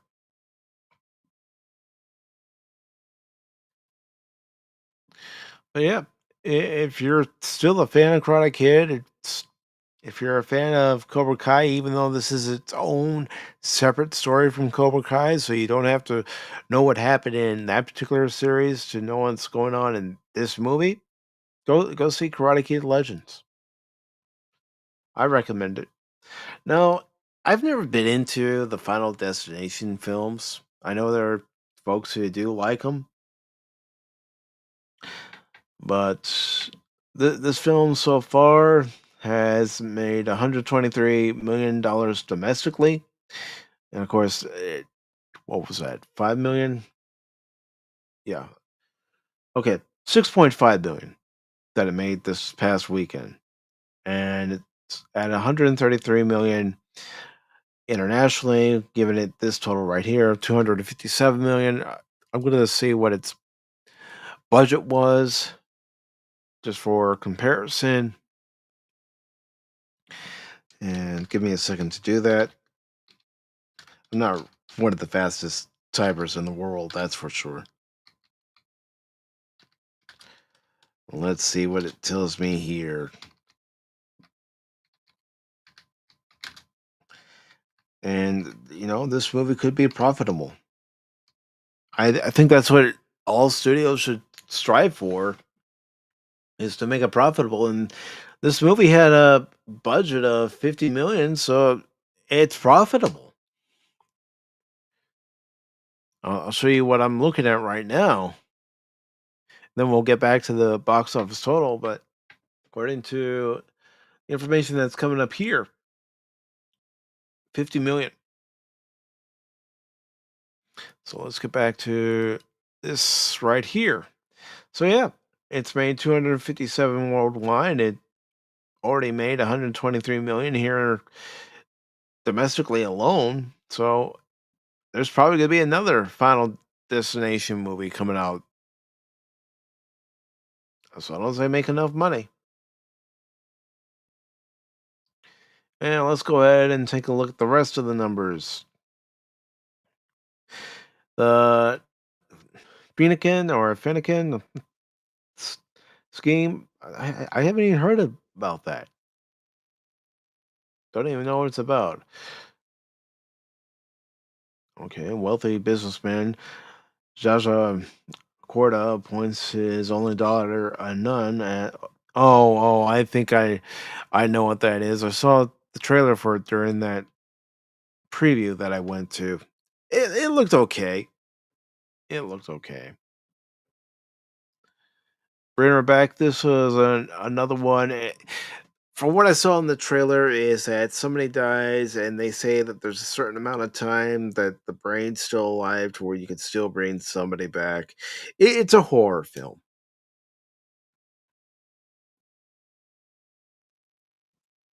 And it's made 14 million here in the States.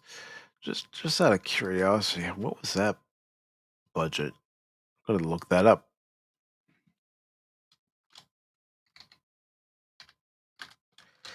All right, let's see what it tells me. And I'll show you all too. 15 million. And it's already made 15 million for its worldwide total, but I'm not sure what the marketing cost was. But there you see it right there.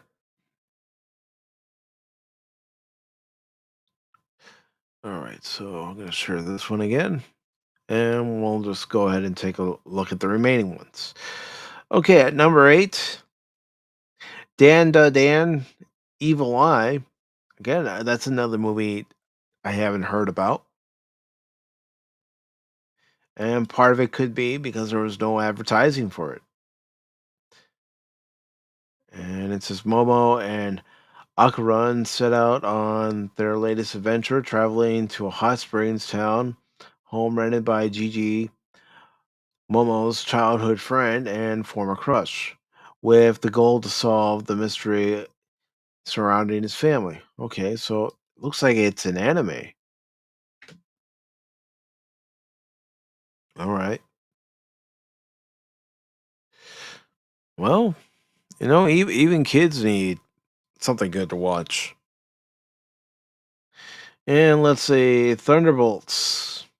Thunderbolts is still in the theaters, and it currently has 374 million worldwide for its box office. It's not very good. I mean, heck, we mentioned Endgame earlier. Endgame made a lot of money. Yes, it was the final chapter of years worth, several years worth, I should say, of building up the Marvel Cinematic Universe with its final payoff. But Marvel isn't what it used to be. Sci-fi isn't what it used to be. Entertainment isn't what it used to be.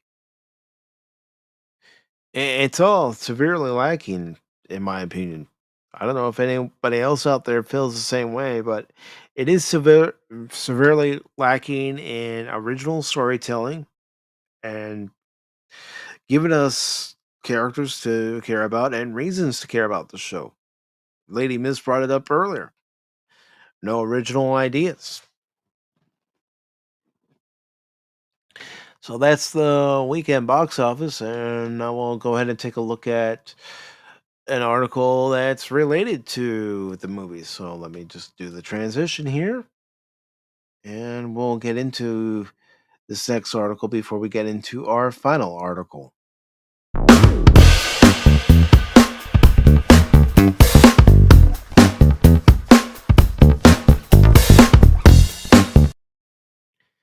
And Tree Rock, I did see your message about this the other day. I just didn't respond because I want to give everybody my response here live during the show, what I think about this plan from AMC. As you can see there in the headline as to what their plan is, AMC theaters in particular are adding more pre-movie ads. Is this a necessary evil for theaters to survive? I mean, we just saw those box office totals, and movie theater chains are struggling. Even my local theater isn't as busy as it was prior to the pandemic. So let's go ahead and get into this article right here. And hello to Phil. Good to see you, brother. Phil says, Pop Talk still healing, still saving. Hope your Sunday is going well, Phil. Thank you for being here, brother. All right, so this is by Joey Parr, and it was posted 3 days ago. It says, if you've ever checked your watch 15 to 20 minutes into what should have been the start of your movie, only to be greeted by yet another trailer or a car commercial, well, buckle up. Starting July 1st, AMC Theaters, the biggest movie chain in the world, is adding even more ads before the film actually begins. Well, you know what's going to happen when they do that. People are going to show up to the movies later and later, not just to skip the ads, but in some cases, skip the trailers. It says AMC has inked a deal with National Cinema Media Inc. to begin running what's called a platinum spot, which will feature an ad shown right before the movie starts. In that final stretch of trailers, when the anticipation is peaking, it's an ad that audiences won't miss. This is a move aimed squarely at generating what AMC calls vital revenue. And here's what they had to say about it. While AMC was initially reluctant to bring this to our theaters, our competitors have fully participated for more than 5 years without any direct impact to their attendance. They're not wrong. Regal and Cinemark signed on to this model years ago. AMC was the last holdout, but after the pandemic ravaged the exhibition industry, and with 2024 delivering a mixed bag at the box office, the company is looking for every dollar it can find. Still, it's hard to not feel a little defeated. As a movie fan, you want theaters to thrive. You want AMC to survive because the industry needs to survive. But making the moving going experience worse, especially when it's already fighting the "I'll just wait to stream it" mindset, feels like a step in the wrong direction, because it is. It is a step in the wrong direction. People aren't there to pay for their tickets to watch ads. I understand, whether it be movie theaters now, whether it be television shows, whether it be sports, any kind of entertainment that does also depend on ad revenue. You need that ad revenue to keep going. But that's not why any of us are going to the movie theaters. We're not going to see the Chevy commercial for the umpteenth time. We're going to see a specific movie. We're going to see a movie like Karate Kid Legends. We're going to see Sinners. We're going to see Ballerina. As I said, I want to see that. But we're not going to see that Chevy car commercial for the umpteenth time that we've seen before, that we can catch at home. Or the Coca Cola commercial, the Pepsi commercial for the umpteenth time, even if they are sponsors. We're not there to see that. We're there to see the main attraction, the main feature, which is the movie that's listed on our ticket, not the Karate Kid Legends presented by Enterprise Rent-A-Car and Pepsi, just for example.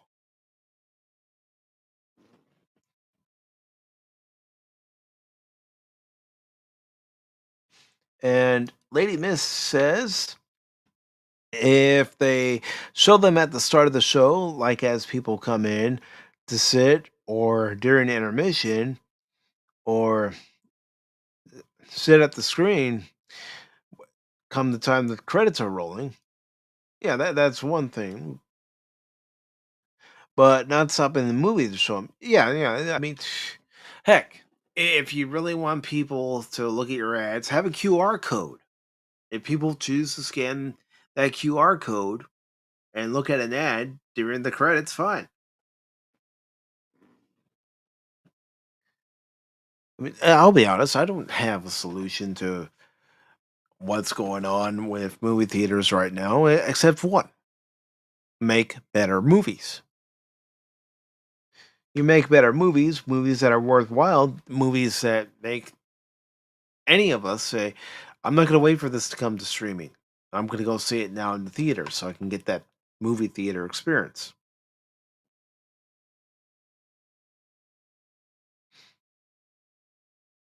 And Lady Miss says it will give you more time to figure out where you're going to sit or get that popcorn. Yeah.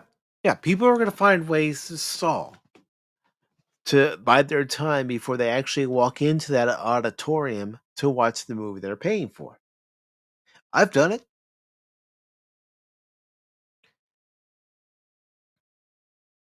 And for those super long movie, more times to, well, get more snacks. Yeah. Yeah. We're going to find ways. We're going to find ways of getting around this.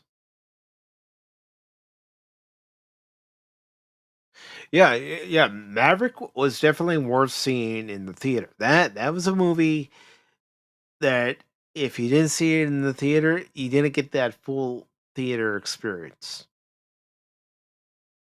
It was worth it. And also, speaking of Maverick, everybody, next month, and during the same week that we are having our 40th anniversary Back to the Future watch party on Wednesday, July 2nd, on Sunday, I believe that should be the 6th. Let me double check myself. Yeah, that's the 6th. Sunday, July 6th at 1 p.m. Eastern. Our watch party for that day will be Top Gun Maverick. Don't miss it. It's a great movie. It's a great sequel. A sequel, I will admit, I didn't think we needed a sequel to Top Gun, but this sequel was well worth the wait. All right, so getting back to this article, it says it's funny because AMC's slogan is "We make movies better," but this will make the movie-going experience at their theaters worse. It's not like audience don't notice. According to AMC's own website, the listed runtime is the duration of the feature film. The feature film does not start at the published showtime.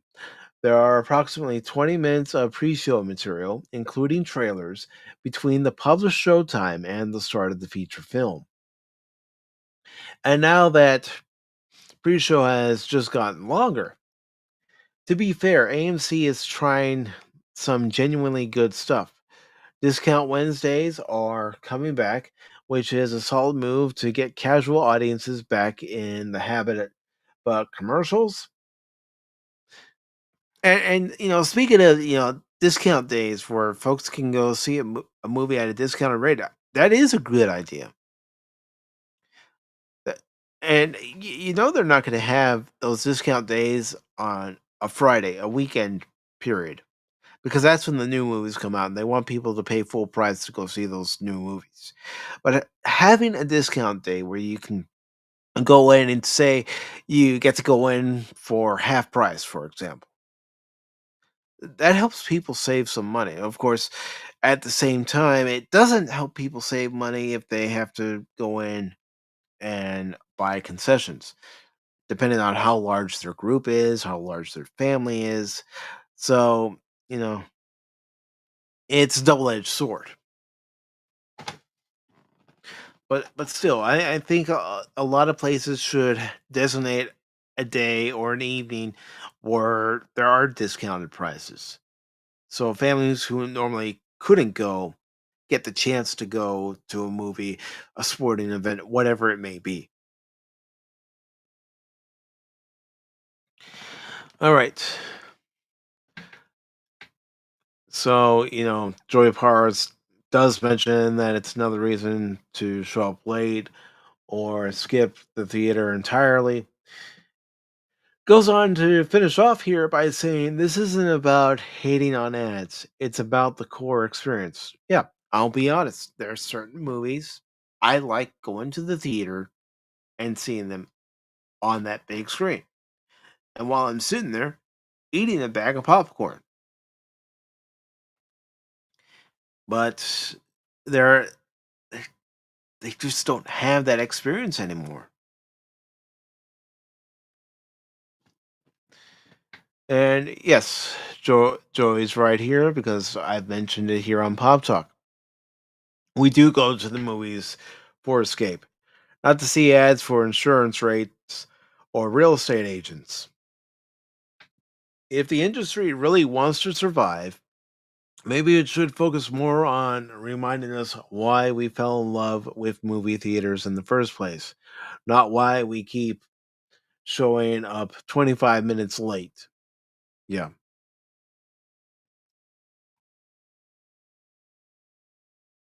And Lady Miss about Top Gun Maverick, she says she's seen it. It's pretty good. Yes, it is. And Gary over on Rumble says if I go to a half price show, he's far more inclined to buy concessions. Yeah, because you have the money available to you to buy those concessions, to buy, a popcorn, whatever size you want to buy, to buy a drink, to buy that candy. You know, Baron likes to give me a hard time, but it is my go-to when I go to the movie theaters. Yes, there are times I will get popcorn when I go to the movie, but a lot of times when I go to the movie, I like to get nachos. That's just my thing. That's what I like to get. So, going to a half price movie and being able to spend more on nachos, I'm all for that. Or, everybody has their favorite snack that they like to have when they go to the movies. My sister, she likes to get chips when she goes to the movie. And there are people that just love movie theater popcorn. The more buttered, the better, especially when that popcorn's been freshly popped. And I'll be honest, I've never been one to go to the movies and get a hot dog, but I'm also not one for wanting to sit through ads before the main movie starts. And so, even though my theater is not an AMC theater, they do show ads, and I have been inclined to show up even later than I asked. Because it used to be when you had, theaters that were packed and busy, you would want to show up early because you knew it would take some time to stand in line, to get your ticket, to order your concessions, to grab your seat. It wasn't like a lot of theaters now where you select your own seat. You know, you get there at a certain amount of time because you know the movie starts at one particular time, but maybe depending on where you live, you have to go through traffic or you have to take public transportation. So you have to know when a bus arrives at a bus stop or the train takes you from the station to the next station where maybe the theater a few blocks down, but you have to plan it out in a lot of cases because time is precious to us all. We don't all have a lot of time to waste.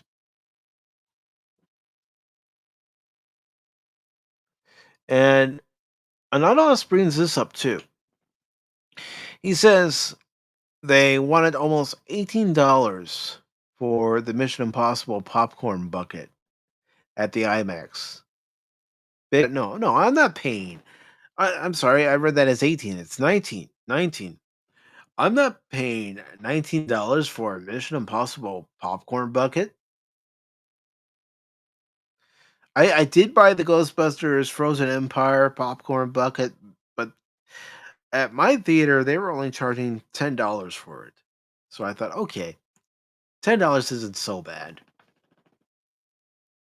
Plus, it's a nice collector's item, and right now that's where I make sure to put my bills in that I need to pay whenever I get them in the mail. It's just a reminder. But yeah, $19 for a popcorn bucket. No, sorry, not gonna do it. Especially if it's just gonna sit around on boards.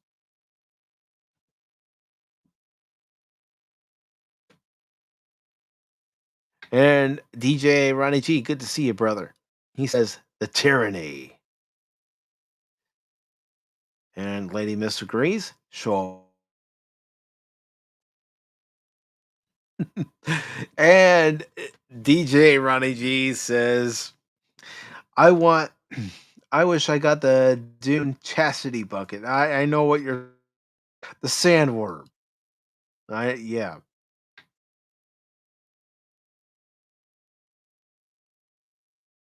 And he says his permanent chastity is worth up to $25. Okay. But yeah, folks, I think there are going to be more and more people either showing up later to the theater or skipping the theater altogether. And I could be wrong too. I could definitely be wrong. I've been wrong before in my life. Wouldn't it be the first time? But let's go ahead and get into our final article here. Just make sure I close the appropriate windows that don't need to be open anymore since we're done with those articles. And I'll go ahead and get into this next article after I read what Lady Mist has said here. Lady Mist says, but then I don't go to the movies anymore. It costs too much and it's for not so good snacks and poorly entertaining movies. Yeah. And the only reason why I've been able to go to the movies more lately than before is because my sister, the past couple of years, has gifted me gift cards for the movies. She gifted me a Fandango one, and then she gifted me one for the local theater. So, movies that I'm not so sure about, that's what I use them on. Because I figure, you know what? At least I had this gift card to use it for this movie. I like it so much, then it's no big deal. I don't have to whine and complain about having spent money on it as I would if I, used cash or used my debit card to pay for a movie and then go, yeah, that movie wasn't so hot. It's like Expendables 4. That's a movie that I spent my own money on. And honestly, I thought the movie sucked. I thought it was terrible, both in plot, in action, and acting.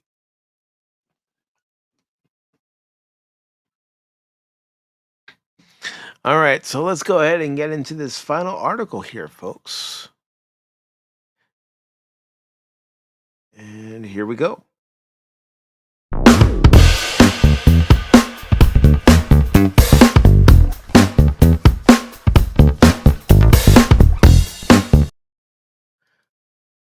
All right, so we have our last article here, and it comes to us from Bounding in the Comics. It's by Dante Erics. It was posted on May 29th, and it says here, the storied life of horror icon Vincent Price is celebrated in a new documentary, The Vincent Price Legacy. So let's go ahead and see what this is all about. Because I know we do have some horror fans in the audience. As a matter of fact, one of them is Lady Mist.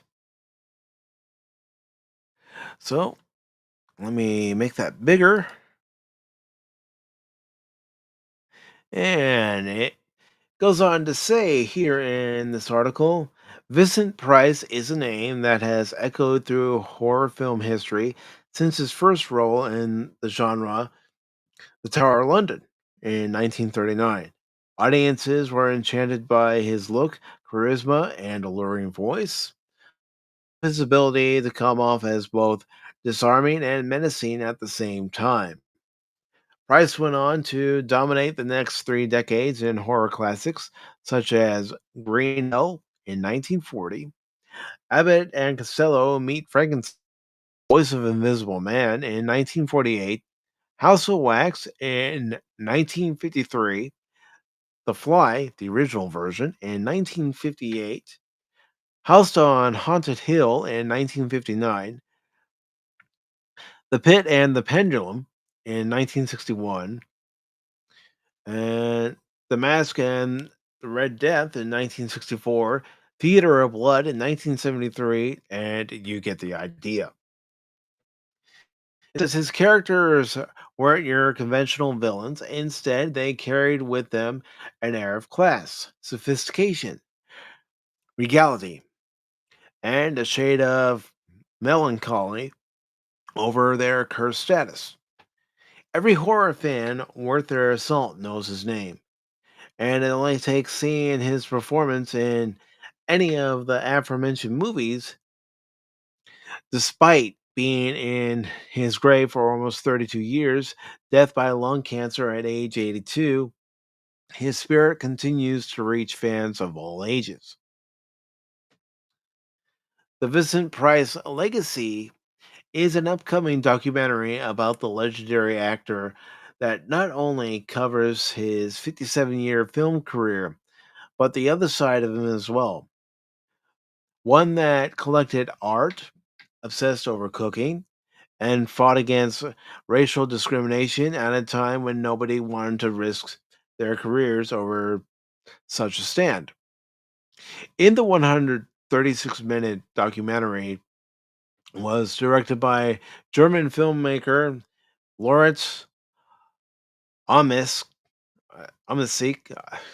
I've excuse me for that.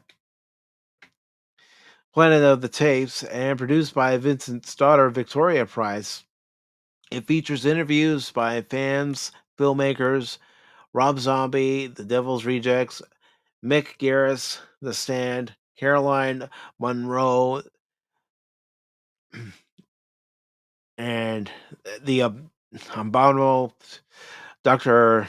Fibes, rock legend Alice Cooper, Joe Dante, Gremlins, David Dastmalchian, Late Night with the Devil, John Landis, An American Werewolf in London, and many more. Horror films have produced an endless amount of nightmares, monsters, phobias, lifelong complexes, and unforgettable villains since the first horror film, The Cabinet of Dr. Caligari, or Caligari. Again, I probably mispronounced that one. I do apologize. Hit theaters 105 years ago. But the genre has also generated its fair share of heroes as well. They're charged with defeating the evil, saving the damsel in distress. Well, Baron helped a damsel in distress by getting her to work.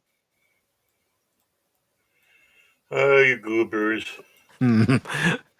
Baron Money, 007. Yeah, you goobers. Were you talking about me? Where's Baron? Did he find the forbidden donut? He was on the road getting the forbidden donut. We're Baron on the off on cash. the road to get the forbidden donuts.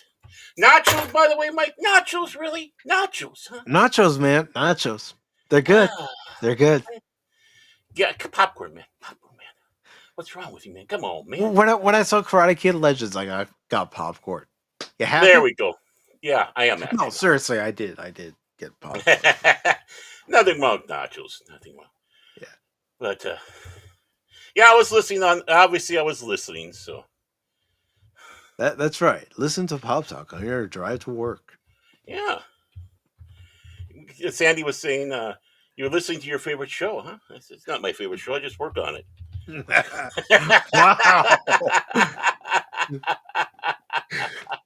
It's not my favorite show. Actually, I think the host sucks.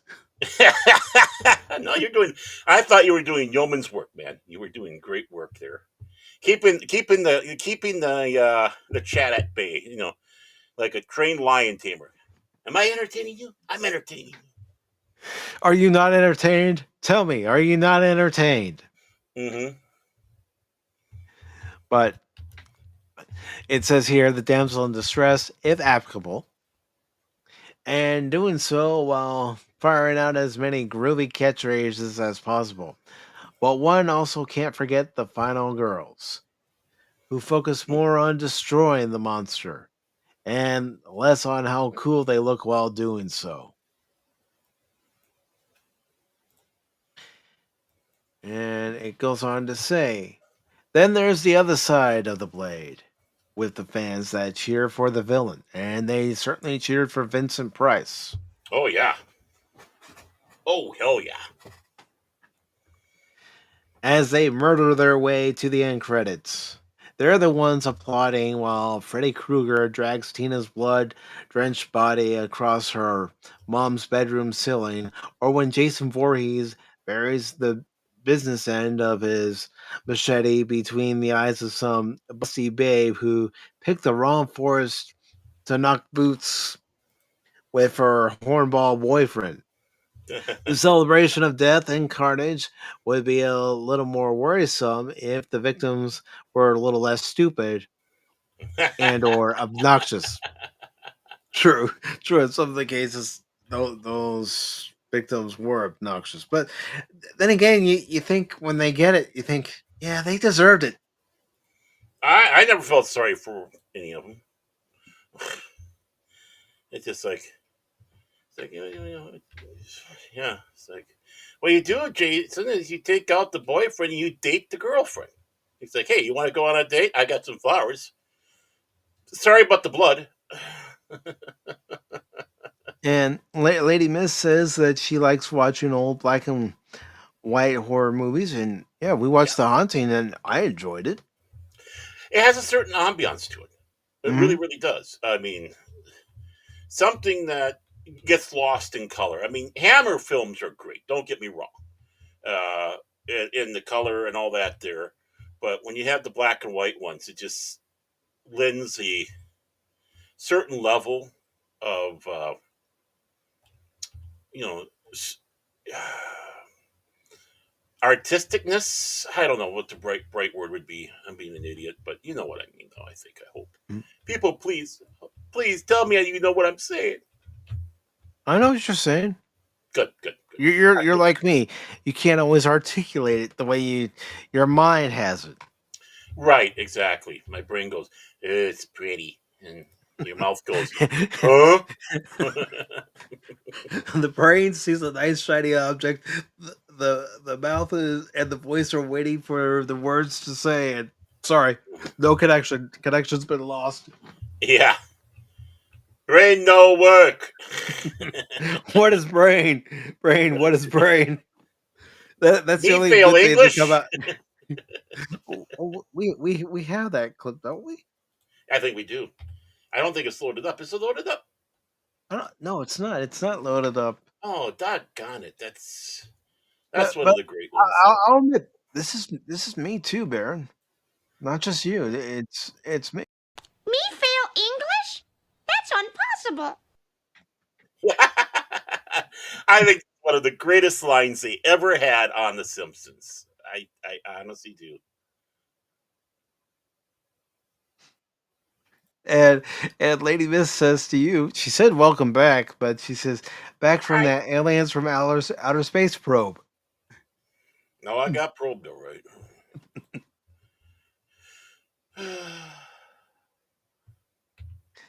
And let's see. Tree Rock says Baron. Oh, come on, don't skip on me. Baron Shadows and Lightning in black and white movies. Mhm. Oh yeah, it's more effective in black and white. A lot more Yeah. effective. It really is. I mean, it just everything about it. I mean, you watch like Dracula or Frankenstein or even the Wolfman. You know, with Lon Mhm. Chaney Jr. Oh, if they were in color, they would have lost something. Yeah, I mean, we watched Young Frankenstein. Those Mhm. scenes wouldn't have been as effective when they're on the rooftop with the lightning if it Mhm. was in color. Right. And I'm glad Mel Brooks stood to his guns because the studio wanted to originally make it in color. Mel Brooks said no. So the studio decided to have a compromise. Well, I'll tell you what, why don't we film it both black and white and color? And Mel knew exactly what they were going to do. Hmm. Hmm. How could you not? And Gary over on Rumble says, "Wow, not a horror per se." In 1971, Vincent Price starred on a kids' TV show, The Hilarious House of Frankenstein. Hmm. Yeah, I mean, he was not ashamed of what he was doing. It was, I mean, Vincent Price was a man of sophistication. He was a really noted art critic. In fact, that's why Sears hired him on to be their art critic, right? And but the thing is, he never ever seemed ashamed of what he was doing. And some of the films he did were schlock. Let's face it. Some of them were schlock. Some of them were masterpieces. But, he took the job because it paid the bills. Right. And he knew where his fans were. Mm-hmm. I mean, this is where my fans are. And it's like, I've told this story before. And I'll say it again because it's a great story. Vincent was out. Vincent was in South Dakota for something, and he was actually a Midwest guy. Vincent Price. That's where he came from. He wouldn't, if he, but he was in South Dakota for something, and he saw that the local theater was showing House of Wax. And I saw this on the original biography on Vincent Price that aired just like at around the time he died, because he died about on Halloween. In fact, I think he was holding out for Halloween. That would have been his sense of humor. Yeah. They had to change it because the footage that I heard this on was they didn't have the proper rights to. So when they did we did the biography, that was taken out. But he went to see, and so I hope they put it into this documentary. But he goes into the theater. He figured, oh, House of Wax, I have nothing better to do. What the hell? So he goes into the theater and he sits down behind two young girls, right? Mm-hmm. And he was spending the movie more watching the reactions to the film, which I suppose a lot of actors would. It's like, okay, I don't get the gratification of having the reaction if as a movie star, because I don't have an audience. In a sense, I've got an audience here.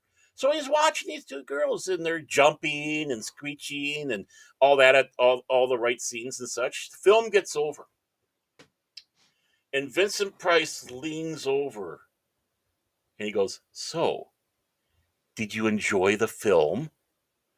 Which, of course, they screamed to bloody heaven. I would love to, Heaven's Video Store. I want to see that. That had been just priceless. I mean, how would you react if you're watching this movie and then the star of this movie was right behind you? Especially with the fact there's a horror film and he was the bad guy, and it's like, Mhm.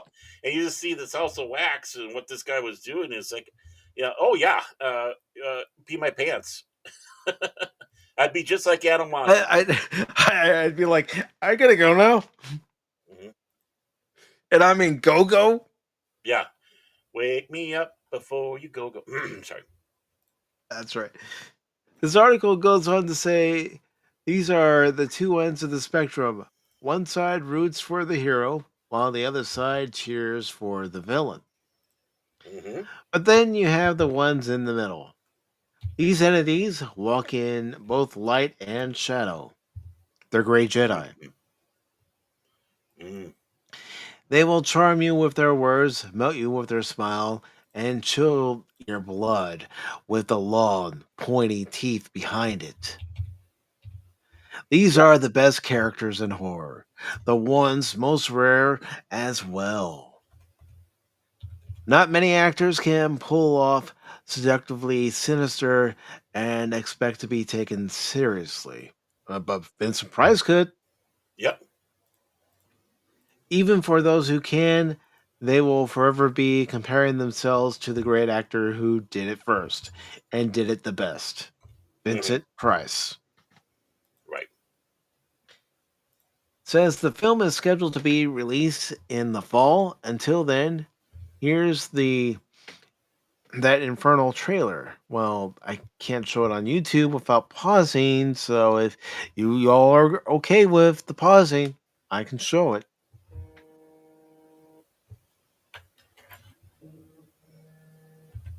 And Anonymous has a response. He says, "Hey, I rarely pee my pants. I only do it on holidays and birthdays and weekends." Never mind. So let's go ahead and take a look at this trailer, shall we?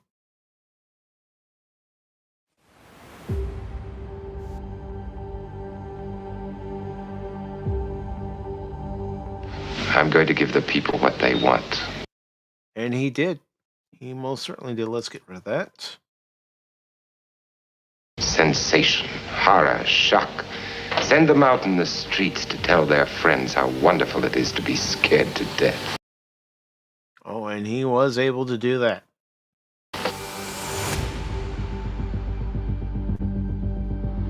Just saying Vincent Price in relation to a horror film, everybody knew what you were talking about. There was only one. Yeah, everybody who's at least watched a horror movie knows who the man is. I mean, I wasn't even a big horror fan, and even I knew who he was. One actor, and that was Vincent Price. Growing up in the 70s, Vincent Price was everywhere. Price became the poster child for cinema horror.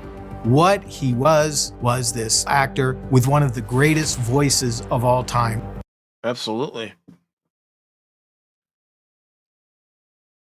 Very recognizable It became voice. a thing called a Vincent Price picture. I remember him saying, making the unbelievable believable. Oh my God. I've always looked to Vincent Price as somebody who inspires me to remember to always take the work seriously. Every time that I watched a Vincent Price movie, I mean, I don't know who this guy is, but he himself looks like he could be in a horror movie. felt like he was a member of the family. Come on, he's royalty. Vincent will always be around. Big of a star he was in such a strange way. And Anonymous says, Peter Vincent was the best. Okay. He was his own thing unto himself. Which made him into a horror icon. I cannot imagine ever having worked with anyone as gifted. And he was that. And my friend Vincent was. Price had such an extraordinary career. It's amazing. He became part of the band. He was the band. He was the band leader.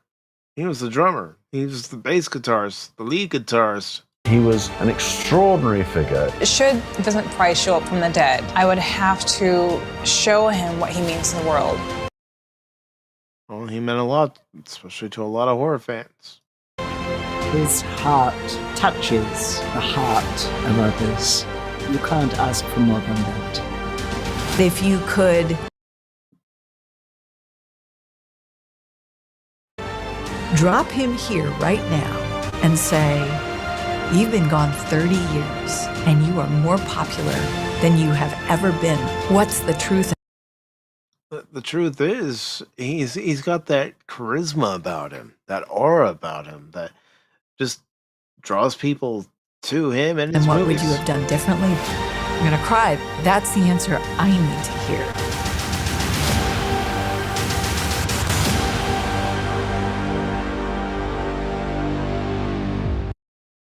All right. So that comes out in the fall. And, you know, I know we haven't done it yet, and it went past the time that I had said that we were going to do it, and then unfortunately we never did it. But there's also that Paul Rubens documentary that came out last month. But honestly, and the reason I'm bringing that up is I wouldn't mind having a night where we watch these documentaries. And Lady Miss says he was one of the greatest of all time. Yeah, he was. Absolutely.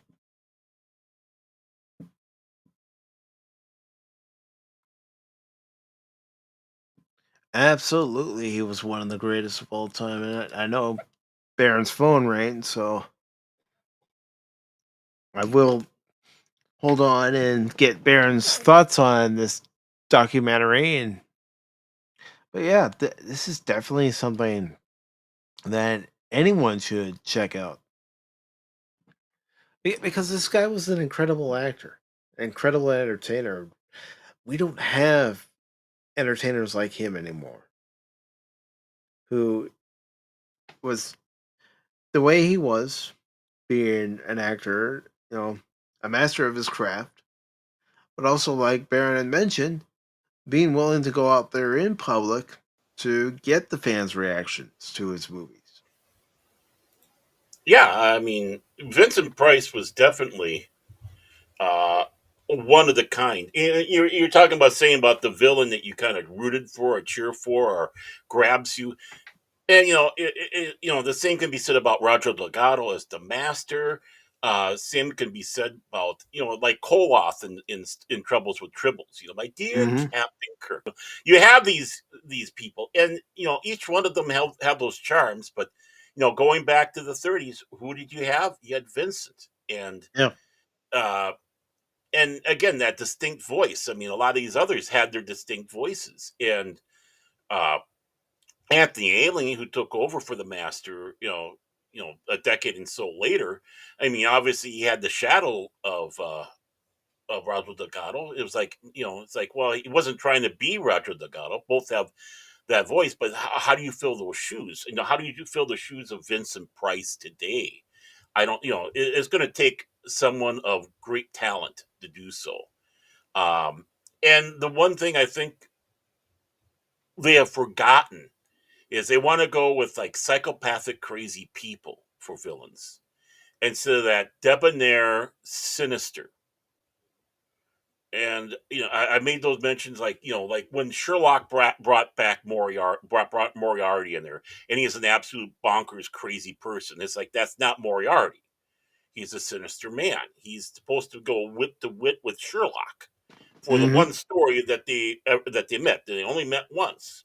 Uh, the same thing with the Master. I mean, when they brought the Master back and fake who again, they turn him into some sort of crazy psychopath, into that sinister adversary who equally on the same footing as the Doctor. Even when they had the burnt out Husk Master, it was still that same thing. He didn't have the Keep look. talking. I'll be right back. You got it. He had that sinister, still that sinister mind to it. So if you're going to try to get some good villains again today, you need to get back to square one. Enough with these crazy maniacs, and have someone like a Vincent Price that is menacing but yet charming and charismatic and is able to woo you. Not yeah, crazy dolls are fine, whether it's Megan or Chucky or whatnot.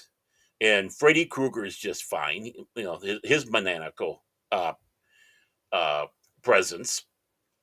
But it comes back to following through, like people with Bela Lugosi again had that sinister charm to him, uh, which helped make Dracula so popular back in the day, and wooed women for that matter. Um, Obviously, Frankenstein's a different creature, but and of course, Lon Chaney's Wolfman, Lawrence Talbot, he was more of that tragic hero that was, quote unquote villain hero, whatever you want to put it. This tragedy that he was put into. But yeah, we don't have that. Even when you had Peter Cushing doing it as doing the bad guy. I mean, whether it's the Hammer films or even Star Wars. I mean, there's something about how Peter Cushing played that part with that sinister, but yet there is a charisma about it that has kept that character alive with fans for years. And of course, what is it? Came out of it. Look at Christopher Lee.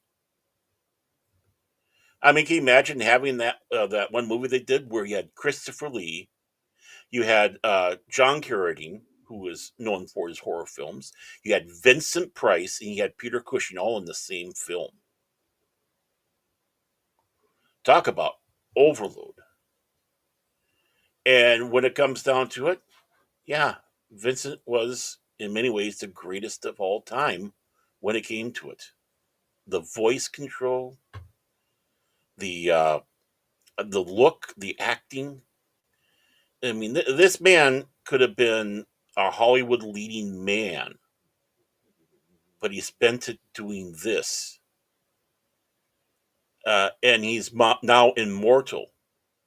Or if he was the other way, he would not probably be, he'd be, and also, oh, remember that Vincent Price guy? Oh, yeah, he was in that leading film, blah, blah, blah. It was, now you say Vincent Price, everybody knows who Vincent Price is. And we have a little bit to thank of Tim Burton, where Tim Burton made sure he put Vincent Price in some in his films in some fashion or other until Vincent passed away. Edward Scissorhands being one of them. So, yeah, this is going to be interesting. This is going to be interesting to see how they go about it. Learn more about the man. Fascinating man, and again, like I said, well educated, especially in art. Going out there and being the art curator for Sears. I mean, think about it. You bought fine art from Sears, but he was the one behind it. So it's like, okay, if it's Vincent's behind it, let's see what they got. Trying to bring art to the world. So, well, that's what he did. I mean, being the horror film star that he was, he brought that art to the world. Mm-hmm. Just a second. No problem. But yeah, I'm looking forward to checking out this documentary. It looks like it's going to be a good one to check out. Let's see what Anonymous has to say here. Anonymous says, I love doing the monologue for the thriller. It was so good. Yeah, his voice worked. It was perfect for it. I mean, when you hear it in that track, it just blends so well.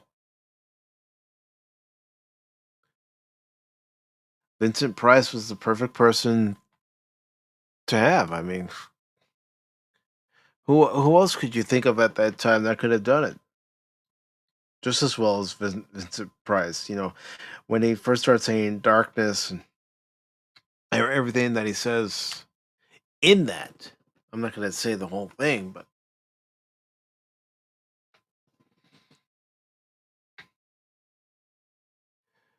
but yeah, I mean, this looks like it's going to be a good documentary and something we can all look forward to. And sorry, I had my mic off. Sorry, I was going to say maybe James Earl Jones, but it would have been a different cadence and a different approach. He could have probably done it, but yeah, the king would have been Vincent. It's like Vincent and James, in my opinion. No, but yeah, other than that, who else? I mean, honestly, I mean, who? Maybe Orson Welles, but with Orson Welles, darkness reigns. It was Penny from down the street. She was stood up by her boyfriend.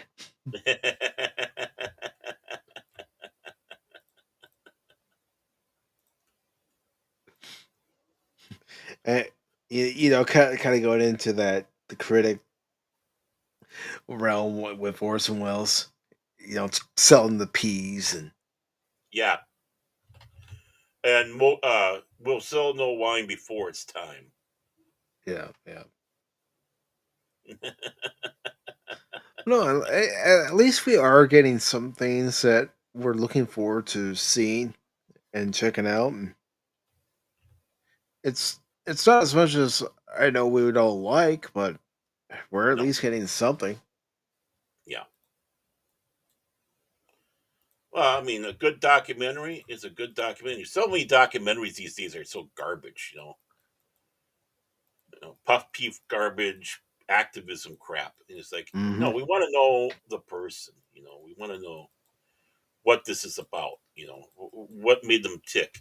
His appearances on the Tonight Show. Yep. Making Johnny laugh his ass off, and because he had an immense sense of humor. I mean, the guy was funny. But that's the thing. You get to see that side of somebody when they're on a talk show like Johnny or even David Letterman when he was on NBC. Yeah, when he was good. Yeah.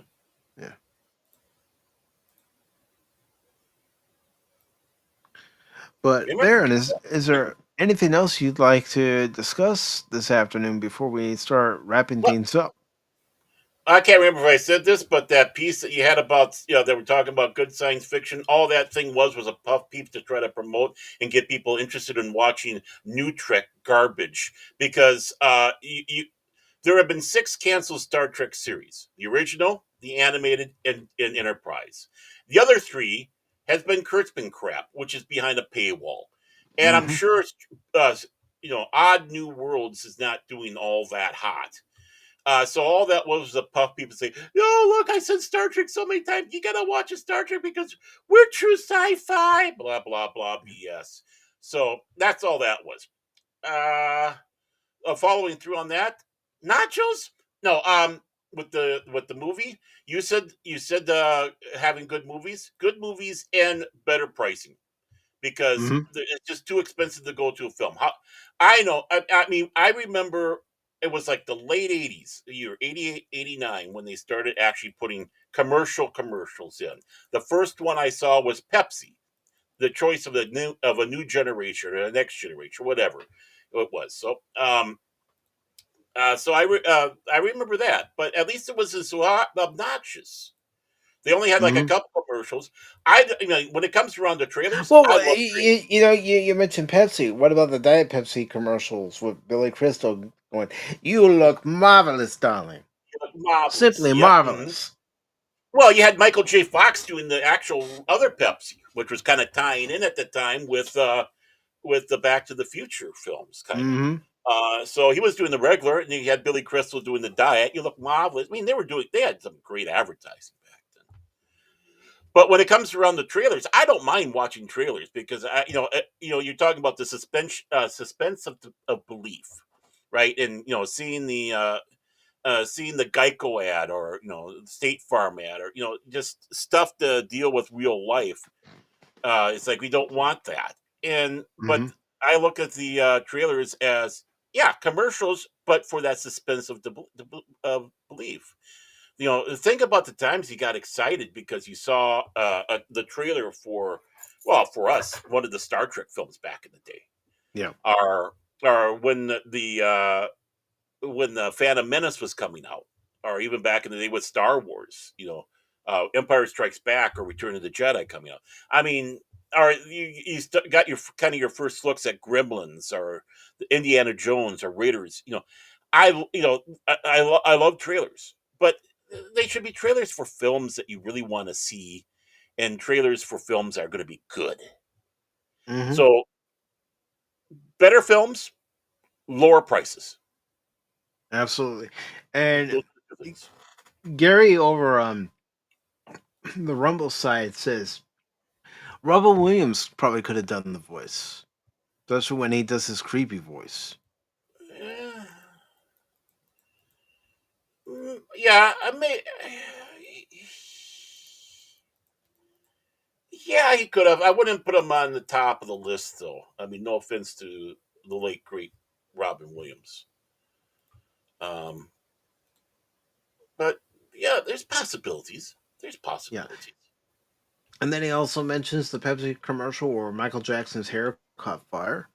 Yep, and they still aired it. Yeah, they did.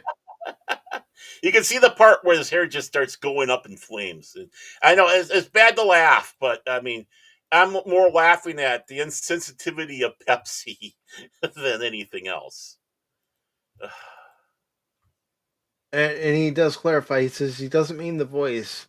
He's talking about a funny guy can play an evil person. Oh yeah. Oh yeah.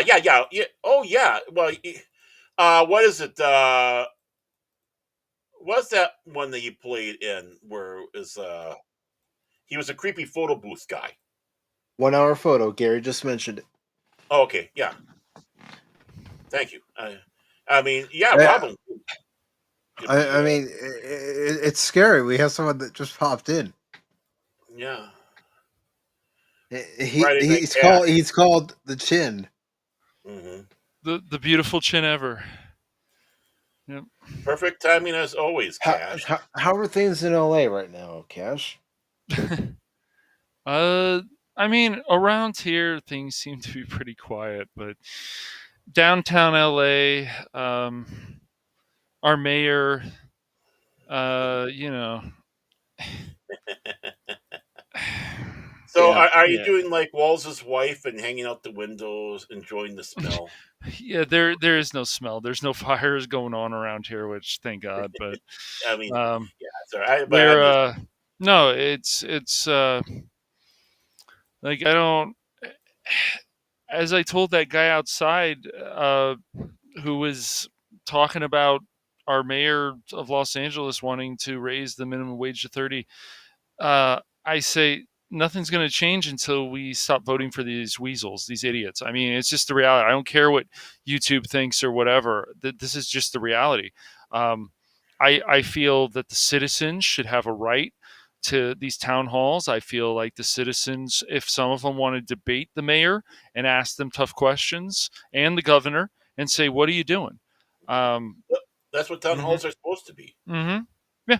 I just, but they won't have those. They won't have they don't want to hear what the people have to say. They just, what we've also found out, and you can go fuck off on this too, YouTube.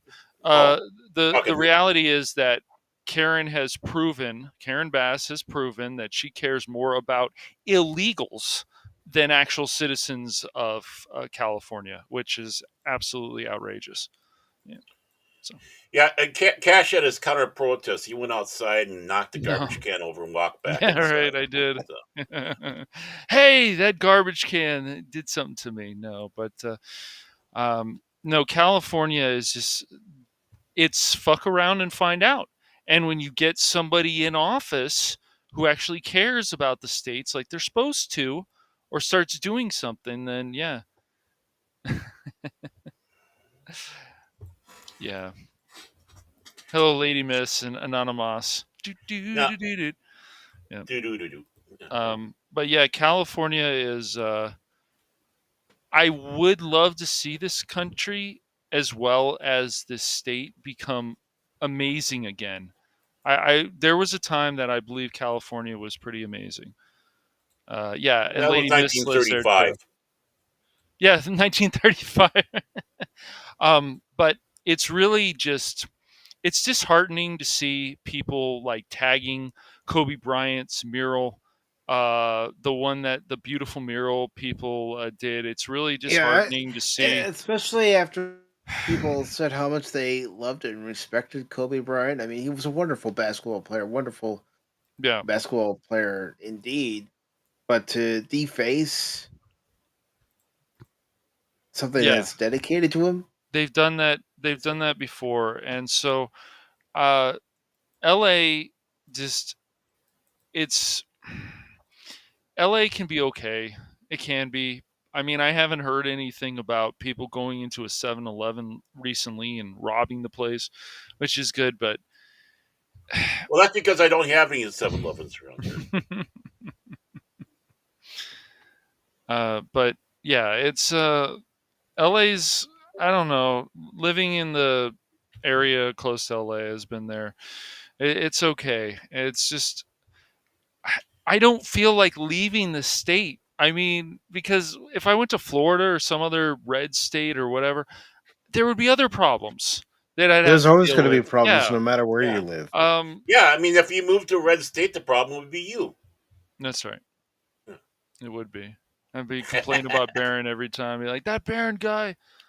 I mean, these even people. that's right. These You go in the corner barons, and go, these people knock a garbage can over I'd and be walk like off. these barons, man, dude. Always talking about this Star Trek stuff and whatever. I know, but he was listening. It's Mm-hmm. it's no, I just got here a little while ago, but yeah, no, the don't LA my red state cash, right? No, I would my politics. I remember what was it a while back? One of my friends said, "Your politics don't match the state in California." I'm surprised. It's like, who cares? There's people even in California who don't. 38% of California voted red in the last election. So that imagine if it gets up to 50 something next time. Gatch was right of Genghis Khan, by the way. I was still looking for his grave up there in the mountains and stuff, but they wouldn't let me see if it was up there. Did you guys have you ever watched Expedition Unknown? And they got this guy No. Josh, and he's always looking for these things, but he doesn't find much. Oh yeah, he never does. Poor guy. Come on, dude. You got the no. Dang it. It's like Geraldo. It's like Geraldo out there. I'm opening this vault. It's Al Capone's vault. we found the mysterious burial. Oh man. Place of Jimmy Hoffa. Yes. Yeah. We're gonna open this safe. There's nothing in there. Yeah.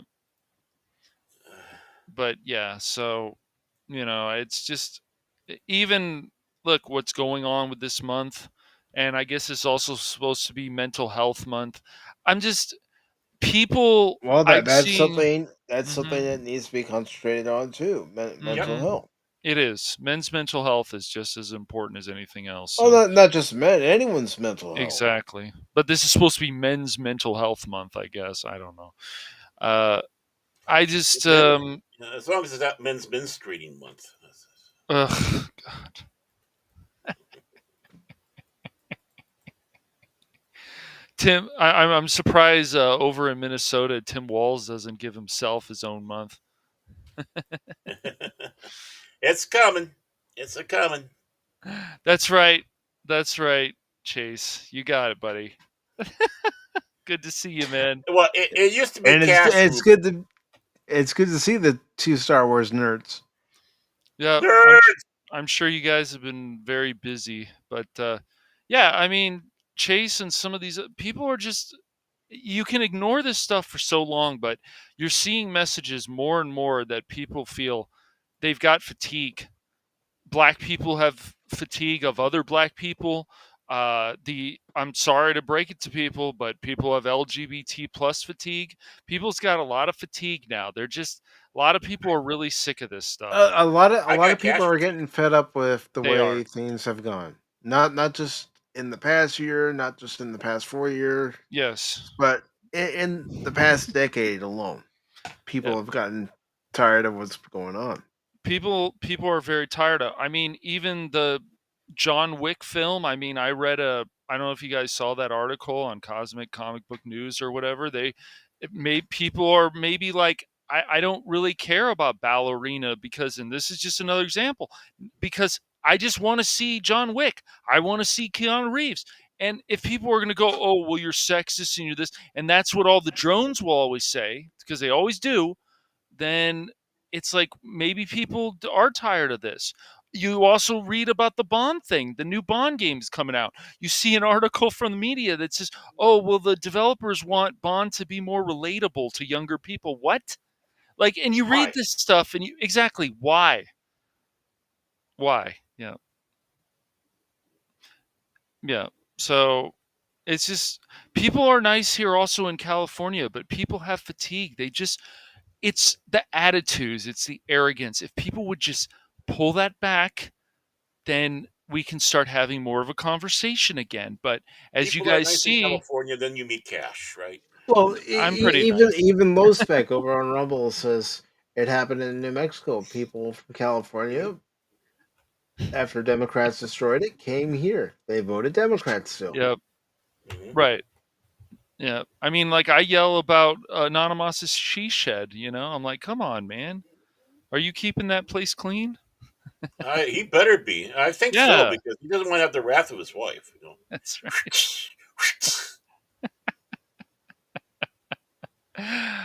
right. But no, more people need to laugh again in society. More people need to have We've fun forgotten again. how to laugh. People like need to laugh. to start making great stuff again. We need to see more great entertainment. By the way, Mike, did you go see Ballerina? Did you decide that? I'm gonna go see it sometime this Okay. week. Okay.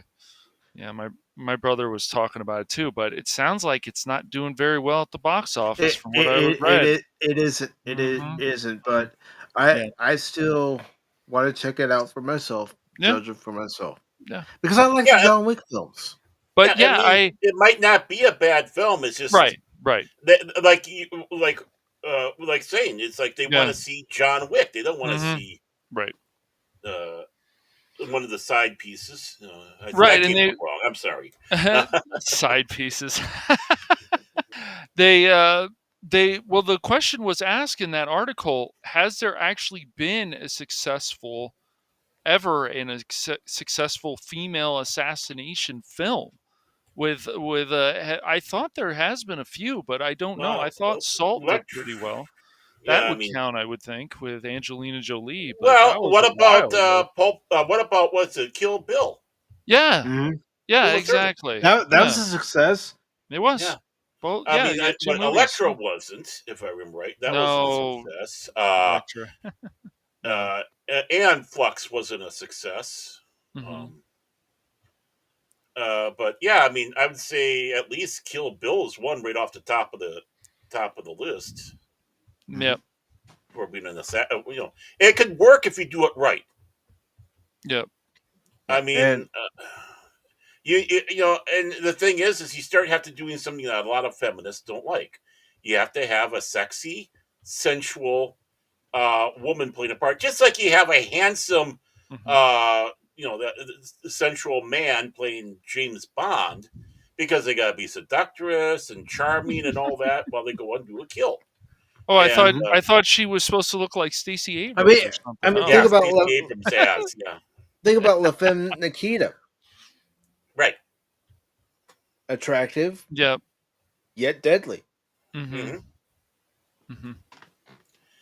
And that's just it. I mean, when it comes down to it, if you're going to be getting up close and trying to get the target, and the target's a horn dog, well, you're not going to do it with Stacey Abrams. Right. Well, it's the same Unless you're thing Tyler Perry. with the Equalizer. This overweight lady is beating up men that are way stronger than her, and people said that could. It sounds like the same thing, of course, in Ballerina. That how can this woman beat up? But I don't know. I haven't watched it yet. I just I want to judge it for myself. Exactly. I think people need to judge this stuff for themselves, but it is possible that people just may not care much, and that's just how it is. Just doesn't mean the movie's bad. Gosh, I don't care. And Lady a lot Liz says Republicans and Democrats all have good and bad ideas. They just don't talk to each other to get things done. Yeah. Just want it my way or nothing. Yeah, absolutely. I mean, let's go ahead and bring it up. Elon Musk and Donald Trump. Obviously, Elon Musk didn't get his way with the bill. Right. And now he's pitching a fit like a child. Yep. Which is not uncommon for Elon. No, it's not. But he could have still done that privately, and that it didn't need to be. But that's not the kind of person he is, and so. But it does bring a lot of entertainment, and does Of course. throw the press off. So I mean, yes, which is a good thing in some ways. If you want, they start fixating on that, and you can do other things without the press. Yeah. Because all they want is the drama, not the news. Yeah. Right. Exactly. Yep. And Pat wanted to be in his wife or thinking about going to see Dogma tonight for its re-release. Do it. I recommend anybody who wants to see a movie in the theaters, even though we all have the ability to see these movies at home, go see them for their re-release. Went and saw Revenge of the Sith. Again, I don't regret that decision. Seeing No. that movie again in the theater. Big Lebowski. When I saw that was a fun experience because that was my first time seeing it in an actual movie theater, not at home. Right. Yeah, and Chase brings up Hannah. Did I ever see Hannah? Wanted. Yeah, Wanted. I mean, you had a woman who was teaching a guy how to be an assassin, and Wanted was a cool movie. That was a cool movie. But Aeon Flux wasn't that much of a success, so I thought. People, I don't know. Banned and didn't really, that. Yeah, Spy Kids, I guess, was also considered a success too. So. Yeah, but that was boy and girl. I mean, if that's the case, then you go with Mr. and Mrs. Smith. That was a good movie. Angelina Yeah. Jolie. Yeah, that was a good film. With Angelina Jolie and what's his name? Come on, Pata. Come on, dude.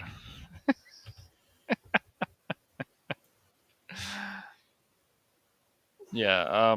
No, I just the problem is all this stuff has just been shoved in people's faces, and they got tired of it. It's in the entertainment industry, the politics, and all that. And yeah, there aren't people that can work together. But even like California, it wouldn't have hurt to try a conservative or a libertarian, and you just need people in there that stop with this nonsense and stop with this power hungry garbage and this weasel attitude and get in there and say, yeah, we're going to start taking care of crime.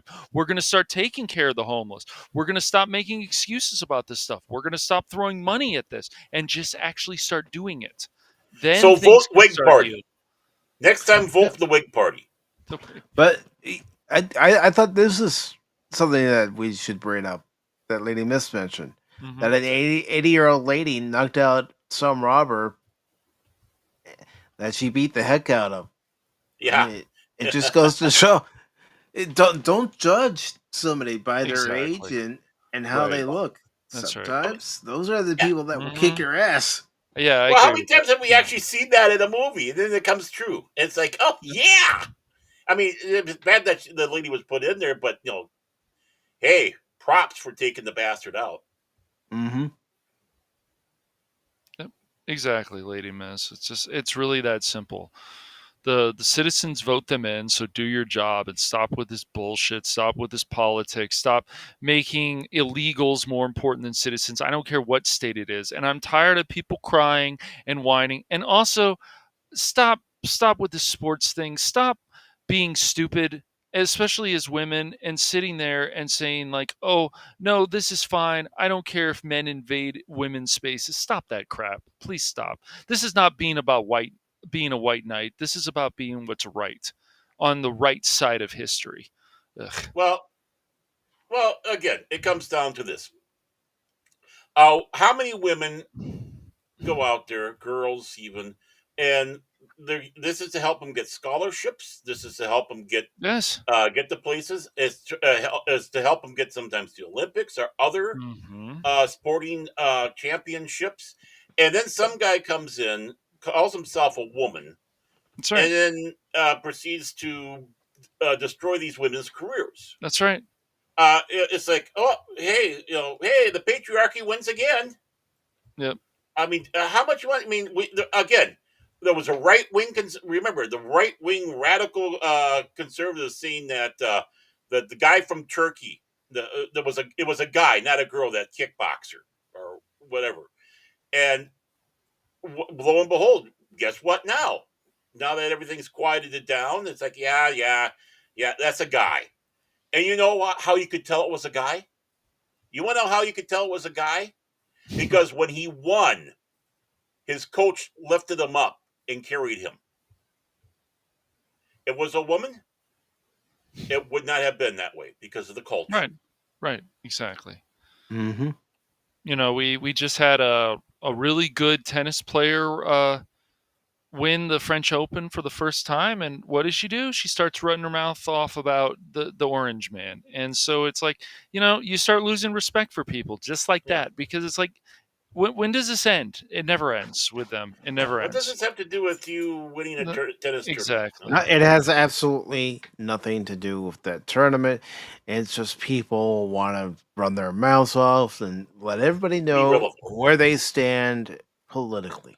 Yes. I could care less. That's right. I could care less too. I would love to hear from these stuck-up athletes. I don't care how great they become in their sport, but I'd love to hear from some of these stuck-up athletes that, like, I'm not really a big fan of what is going on, but I just want America to do the best it can be.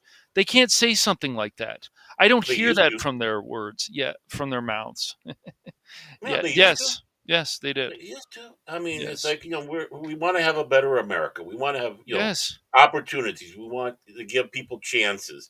You had strange bedfellows when it came to stuff, whether it was for trying to encourage sports and whatnot, or other cultural things. You had those strange bedfellows. But no, we don't have that. It's Right. like, We can't have a number of people refuse to have a reasonable conversation about anything, because once their feelings are hurt, once their emotions come out, and sure, anyone can get passionate and emotional about stuff, but We all still, do. it's just like we can have a reasonable conversation about anything if people are willing to have, but they can't have it about certain things. They just run away, or they want to attack other people. well, I attack you all the time. We never have a Uh-huh. debate. It's just me attacking you. Sure, Baron, whatever you want to believe. Yeah, exactly, Chase. I agree. Talking about his films, he's crazy Scientologist, so there's that. Yes, he is. Yeah. But still, he from what I've heard, he's actually in real life, he's a nice guy. Don't squirt him with a squirt gun, though. He didn't like that. I remember a video on the Well, you jerk. yeah, I don't blame him. Yeah, I it don't probably blame wasn't him. nice. Yeah. Yeah, Tom Cruise understands his audience. Now, of course, there's still an uphill battle to climb with the Mission Impossible 2 movie, but if you want a lot of action and, you want a kick-ass Tom Cruise movie, that's it. I mean, just like we didn't need Top Gun Maverick, but that turned out to be pretty fucking awesome, I have to say. Mm-hmm. So, these films can be made and people go, man, dude, I can't wait to see that again sometime. But still, they can't stop their bullshit. And you're seeing more and more, even with YouTubers, that Hollywood, in a way, is just burning money, burning this. But, yeah. Well, I mean, Hollywood is absolutely stupid right now. I mean, it's just, it really is. What's our thing to try to get people to come in the theaters now? It has to have more ads. Yeah. And it's like, I know. Yeah, it's not. That's not going to be your. It's not going to. That's not going to help you. It's not going to help you. It's making better films and not having such high prices. Mm-hmm. And real quick, I just want to tell Losbeck to have a great day and take care, brother. Hey, take care, Losbeck. Yeah, buddy. Take care. Remember, always make time for fun, as Baltimore would say. I mean, they just, everything has to be, they just leave money on the table. They do this. I mean, it's just like, why isn't somebody like Timothy Zahn, for example, involved in a lot of Star Wars stuff? Dude, it'd be like, hire this man, like, all the time. Why aren't Peter David should have been involved with Star Trek. Mm-hmm. But... Right. I could see that. That was an opportunity that was just pooped down the pooper. Mm-hmm. I mean, really. I mean, how could you not? It's just, yep. I don't know.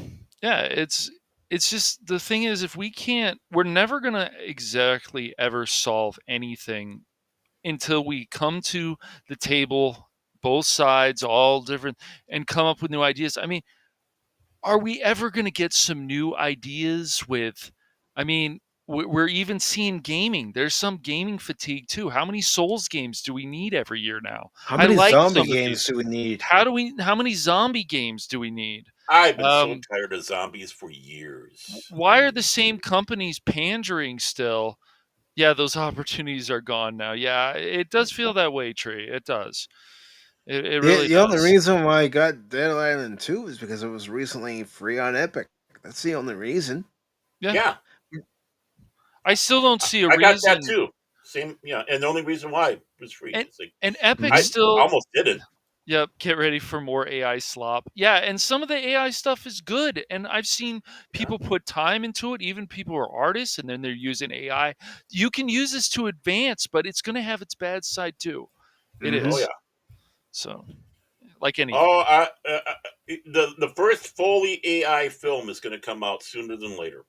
Yep. That's my prediction. Yep, exactly, And Pato. They don't. I mean, It's if they already have AI that you can potentially use for a YouTube video where it has sound and voice, Mhm. then think about what we're gonna find later this year with how quickly it's advancing. Right. Yep. I mean, just watching YouTubers, just average schlubs like us, and it's like, whoa, this looks pretty good. And this is just people who are doing this as a hobby. Behind the scenes at Hollywood, they're working hard at it with a lot more money. Yeah, and I time. mean, if we really had the entertainment that we deserve, then even people like us would be. I mean, we probably wouldn't want to be hired at Disney with all the problems, but No, uh, I know. independent is probably a better way to go. But no, once the entertainment just got infected by all these politics and they were just thinking about all the wrong things, the more stereotypes, more this, that's not always a big deal, but it's just they're not they need to think outside the box. And if they actually learn to say, okay, if we fail, something else will come out of this, and then we can build on that. Wouldn't you want to fail on a mid uh mid budgeted film that looks good, right? Mhm. But wouldn't you rather try to fail, take a risk and such, and then be pleasantly surprised when it becomes a huge giant hit?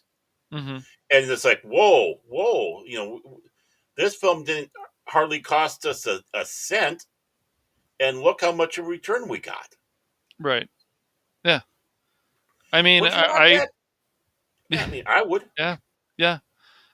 I just want more films like Mission Impossible, but the bloated budgets for the gaming, for the movies, it's it's going to add up, and it's going to continue to be a problem. And the media just needs to the media is at fault for this too, because they support things that aren't doing well, like Dragon Age, Veilguard. They support stuff like Outlaws, and fine, people can say these are great games, but have you guys really played enough Star Wars games? Have you played enough fantasy games?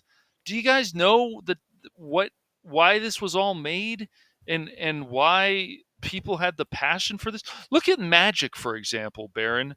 Magic was just an absolutely great game. Just Yeah. a great game. Anybody could play it. Right. They worked hard on the rules. It's just like the TSR. Look at the beautiful art. I just feel like, and this is not doom and gloom, but I just feel like a lot of this stuff is just it looks ugly. Car designs, some of those electric cars, they just kind of look ugly. It's like this box shape. Give me something like a Toyota Camry. That's a nice Well, looking car. I just well, I like the let's take a design. look at our fast food restaurants. I mean, Yes. you could tell a Burger King from a McDonald's, from a Yes. Wendy's. Now they're all looking like European Yes. euthanasia centers. I mean, literally, that's what they look like. Look Yep. like. It's like, okay, I'm done with my time here on Earth. Let's go in there and Mhm. have them pipe a nice sonata as they pump you full of drugs. Yeah, but Yeah. because you know what, I was looking at videos because they popped up on my feed of how McDonald's and Burger King and other restaurants used to look. Yeah.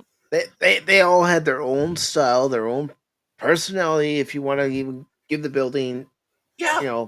personality, which, different architecture does give that building a different personality, Mhm. You're different right. look. Yeah.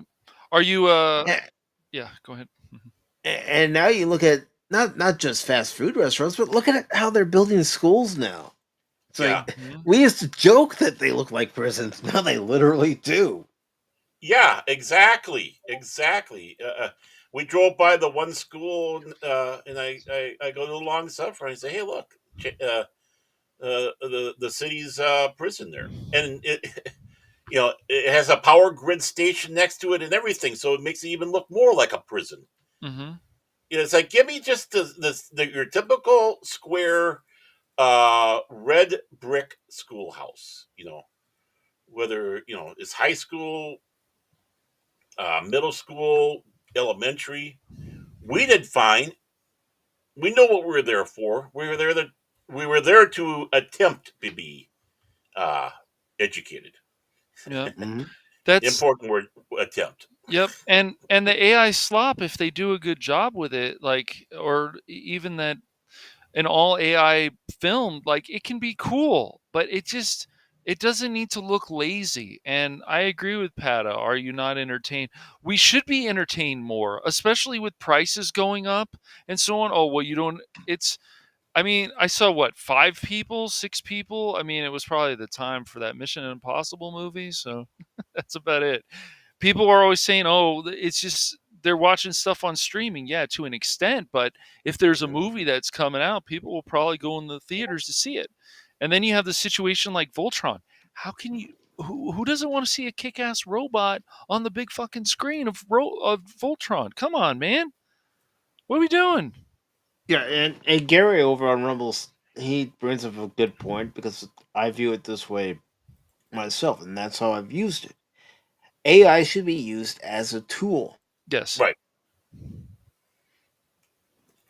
And when I with all my stuff, I've never hit it, and I never even, would even think about asking money for anything of it, because it's a tool, it's a hobby, it's something to help give us a little bit of a leg up on looking better for our shows, Yep. right? Mhm. Because we can't afford a band or somebody to sit down and make music for us, especially when we need to have something maybe every other week. Yep. Or whatnot. I mean, we'd love to, but we just don't have the money. This is a Right. hobby, Exactly. Yeah, and and I used AI when I played Indiana Jones and the Great Circle for the first thumbnail. I asked Rock to make an AI image avatar, but fitting with Indiana Jones. hmm And what it came up with, I liked. dun, dun, dun. Yeah. Because And I didn't like the background that it had, but I liked the image of the character itself. So Mhm. I removed the background, found a background that was more suiting Mhm. for Indiana Jones, and used that, Yeah. Yeah, I and mean, Cash is and an then tried to AI. touch it up. no, not Look even how good close. Cash is. I mean, you almost couldn't tell. Sure. I robot. I cash. I Cash. um, but it's just like The new comedy. CM AI. You watch, and the reason I bring up stuff on Fox News is they are bringing back old comedy. I want to see people bringing back old comedy where people are making fun of each other, where people are having fun. You can just tell that people, and there's a lot to make fun of all the time on both sides, always. Yeah. Of course, that's what Saturday Night Live used to do. It used to do a Oh lot of yeah, that, and yes. Fridays. Yeah. Mad Which, TV made fun of a lot of stuff. It wasn't, right. but people say, "Oh, it was a different time." It's like, no, you just decided that I'm going to be offended, and this is the way things need to change. How can it be a different time? You mean to tell me being equal opportunity, going out there and having fun and having jokes, that's not a different time. That's Exactly. timeless. Going back to Hmm. you know to when people could satirize each other. I'm sure That's right. the big problem between Cain and Abel was Cain didn't like the fact that Abel did a satirical piece against him. It's like, in that case, I'm killing you, man.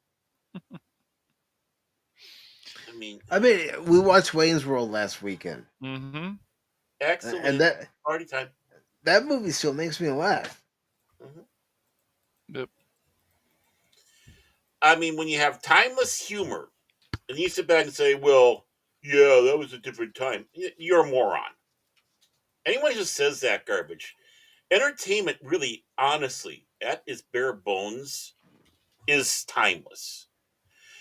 Maybe the subject matter might be might be your dated thing, your topical humor and such like that. But when it comes around to the overall anything with entertainment, whether it's humor, drama, whatever, is timeless. Yeah. That argument rings empty. Yeah. Before you guys continue, I do want to say hello to Ron, also known as Shane. Yo, Shane-o, what's up, brother? Shane. No, you're wrong. You're wrong. And he says, I mean, movies have always had subtle commercials.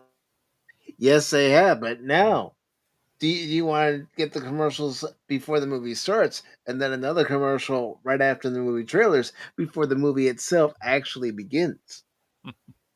That's what the article was about, and that's what AMC's doing. Yeah, there you are. You're going to see a nice kids film, and they throw on a condom commercial. With two guys sogging each other. We're going to be safe. You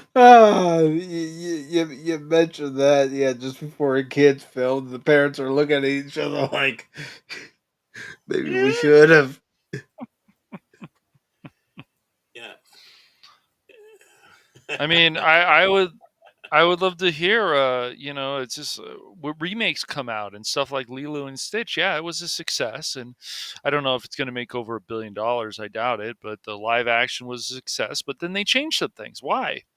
Yeah. Certain things that don't need to be changed. That's the whole thing. If you want to change other stuff, and it's not going to hurt the film, fine. But taking out characters that people liked. But it is an infusion that Disney so sorely needs, especially after that great masterpiece, Snow White and the Seven Murder Hobos. I mean, at this point, we need to find a way to bring Walt Disney back.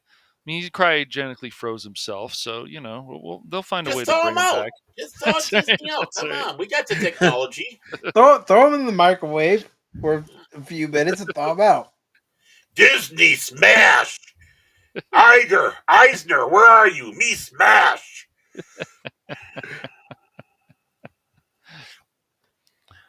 Man.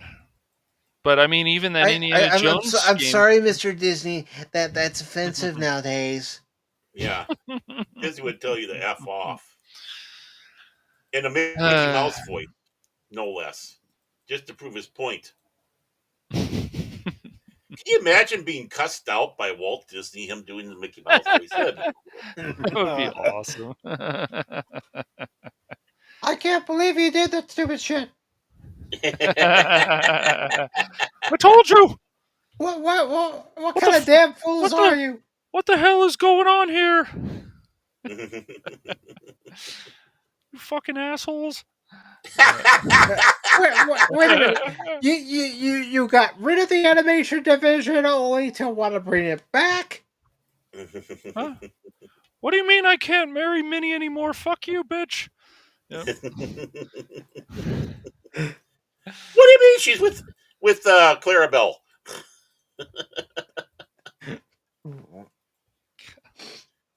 Don't ask about Goofy and Donald then, Mr. Disney. Oh man.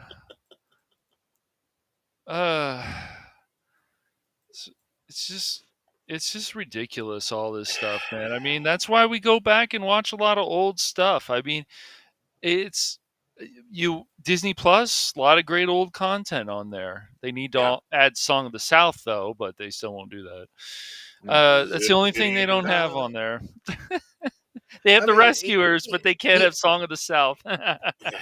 Even Patriot last night had mentioned Paramount Plus. If you don't have all the various seasons of the different series of Star Trek, or you can't afford them, then Paramount Plus is probably your best option if you want to be able to catch the shows. The streaming services weren't even doing that well. They're like, oh, Spectrum, we need to make a deal with you, like all of them. We'll make a deal with you, and then in the certain package that you get for Spectrum, then, you get this free. Paramount Plus, Disney Plus, Netflix is obviously not on the package, but... of course not. No. I would be. they're not on there. HBO, of course.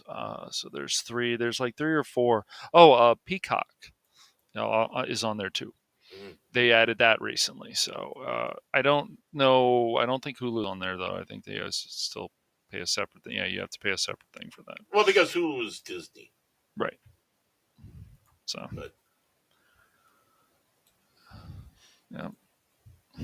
And even Prime is pretty cool. I mean, Amazon's got some stuff on there that is worth watching. So, and there's got some old stuff on there too. You can find Hercules and so on. But yeah, just those were fun shows, and they had morals and they had values, and they were goofy, but they were also morals had serious and values. I know, man. I know. What the fuck? The hell? Remember, when taking out your enemy, always formally introduce yourself. In today's episode, so and so found themselves in a dilemma, and this is how they got out of the dilemma. Remember, you don't always have to dig a hole for yourself if you know what to do first. I mean, I'm going to even watch. Go ahead. Always use the proper amount of C4 when getting yourself out of the problem. I do when I play a game. C4? and usually when I'm in a game, I kill myself. I mean, we're missing, like, there's Roblox and there's Minecraft. Like, there's still stuff that you can use your imagination. But even like growing up playing Warcraft 2, you could make your own settings. You can make your own story with those characters. Where is that kind of stuff? You know, we don't need it always. I mean, it's nice. There's still quality stories, but it's just like what some of these other YouTubers say. Are the Japanese caring more about this than the Westerners? It does feel that way sometimes. It really does. Yeah. You know why they are. Yeah. I mean, heck, I can't. All of us read the little Golden Harvest books as a kid, but even in those books, they had lessons for kids to learn. Yes. And then, we all had that teacher, whether it be in elementary, junior high, high school, who was a mentor to us.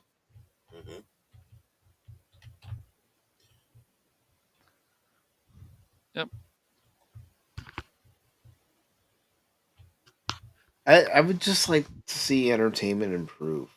Yeah. Get back to entertaining Yes. and less activism. I want fun stories. I want characters to feel like they can both be great together. I want to see that. And if we're going to have a female character and they're like, oh, another female centric character, fine, but where you need the male characters to balance it out. It's just like I was watching what was it, Legion Doom or Doom Legion? I think it was Legion Doom, and that was about, like, it was an animated film from it was a DC animated film from, what was it, 2012 or something around there, 2013, some around there, and it was about Batman and the whole Justice League, and it's still so good. It's so good.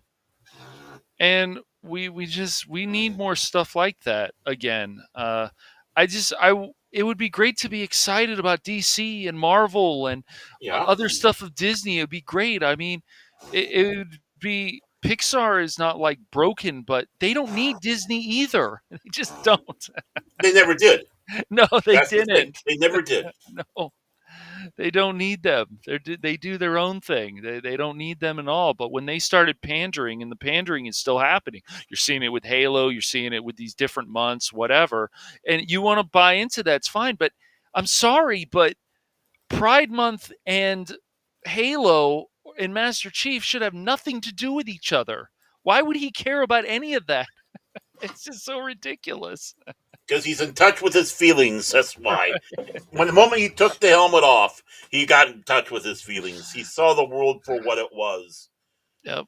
And then what they did in the Halo show, and I know some people like the Halo show, and that's fine, but it's just, you don't show certain things. It's just like the Claw, the other stuff, and they want to keep doing this, and it's like you're taking away a piece of story that shouldn't be taken away.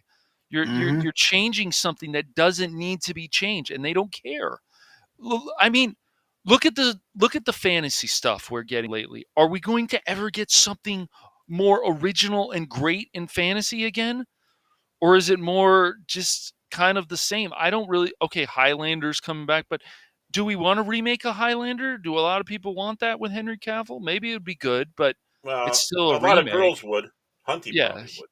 Yes, But Hunty. no, I don't want to see a remake. I mean, we had the movie, a classic. We had a TV series that ran for about 6 seasons. We had a series of films that came off. Well, sequels off of the one, and then became sequels off of the TV show. We don't need it. Really, Yes. honestly, we don't need to have another one. I know Henry No. Cavill, great, yeah. But No.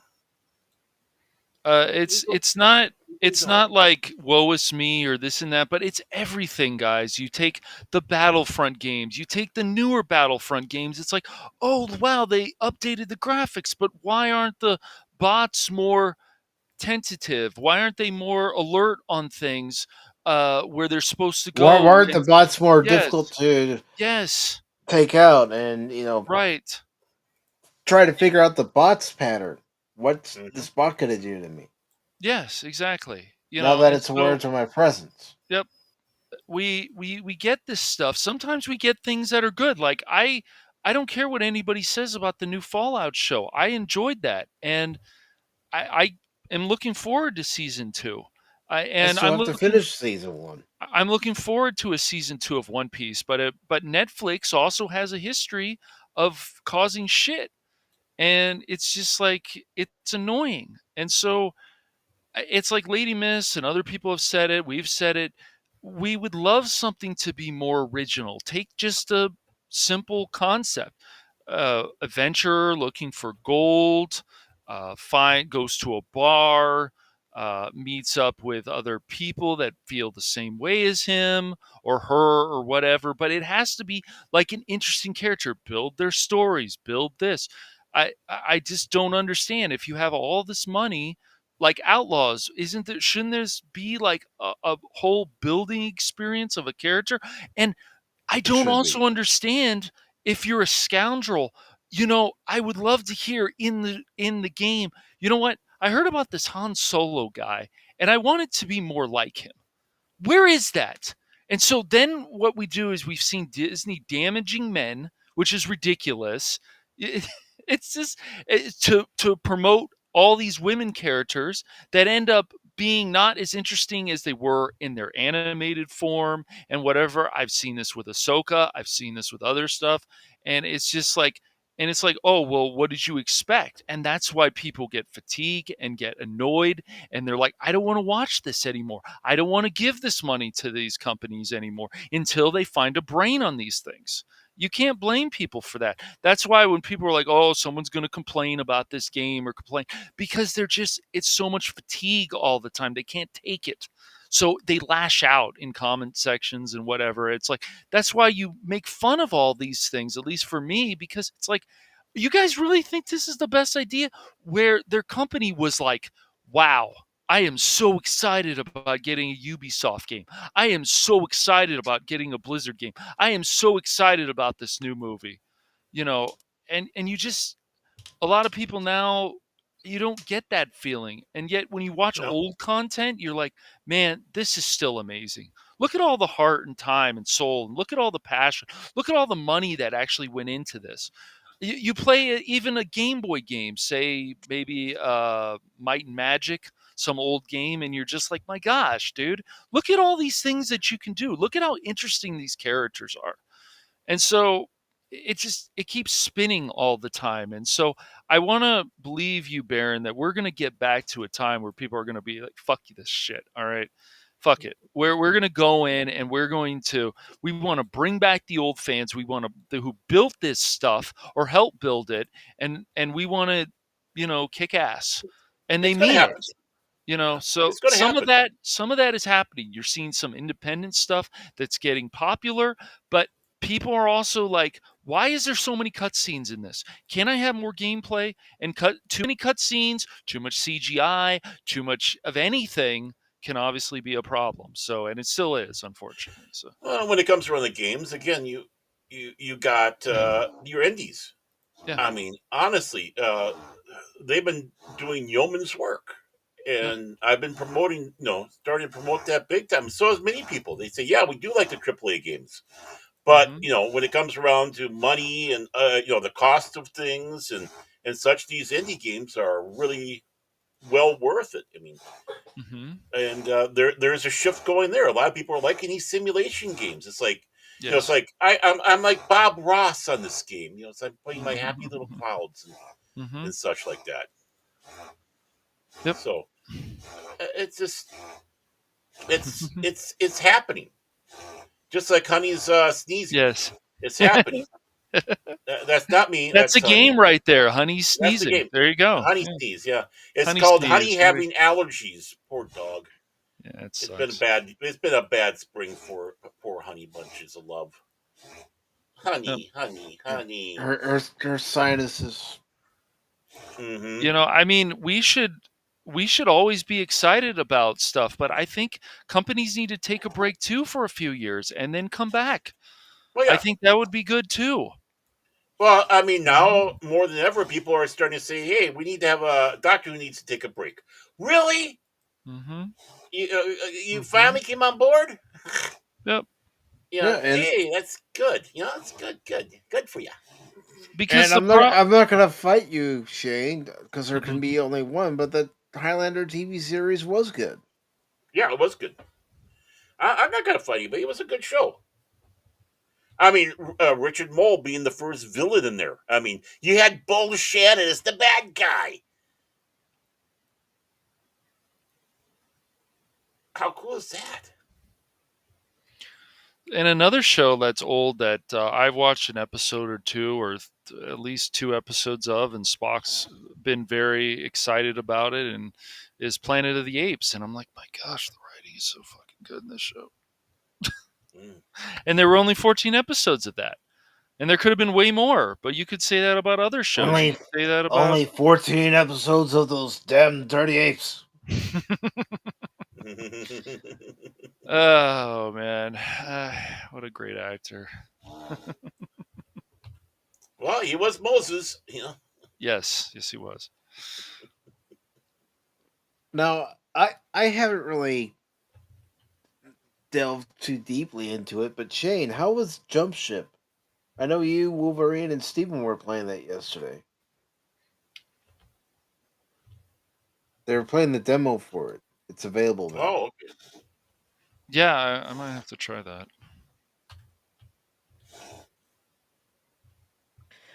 I watched Forever Night, but I know there are people who like it. Yeah, Forever Night was a good show. I mean, really, honestly, it was a Highlander, but it's the vampire is the lead of it. So, and he's got his own nemesis who's on the radio. So, And Shane responds about Jump Ship. We've got to do a stream of it. It's amazing. Okay. I know before we can team up together, we have to go through the tutorial first. And okay.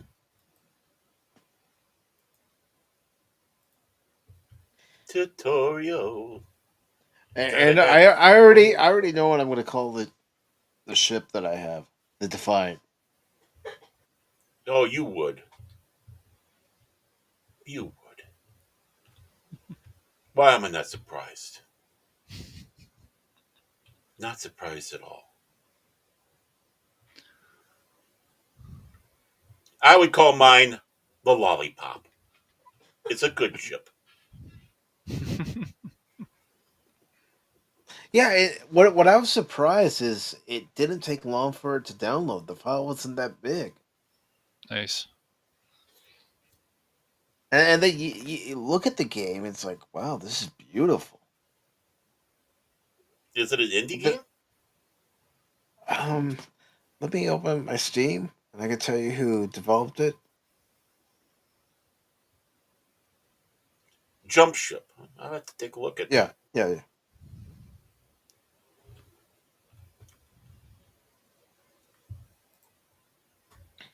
Well, we were getting into that territory there in the 80s where, we're not going to have an ozone layer and Oh God, that was so old even back then. Everything was about that. Oh, we're gonna die. We're gonna die. Everyone's gonna yes, die. eventually we're all going to kick the bucket. Yeah. We don't live forever.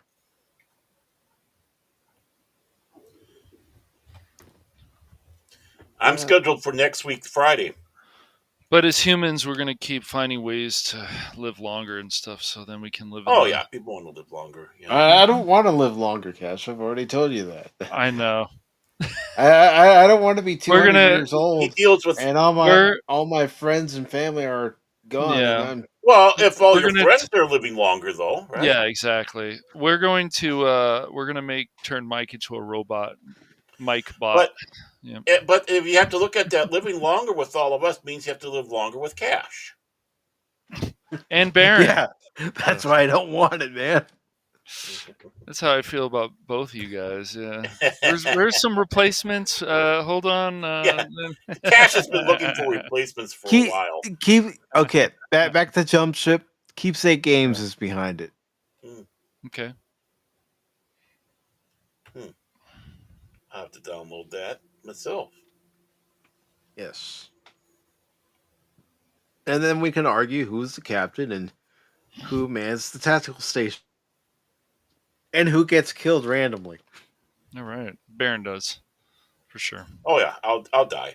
I'll die for you. And then when the ship's on fire, okay, you gotta put out that fire. What are you doing? I'm flying the damn thing. Yeah. And we're under attack. We're gonna die. You're gonna die, clown.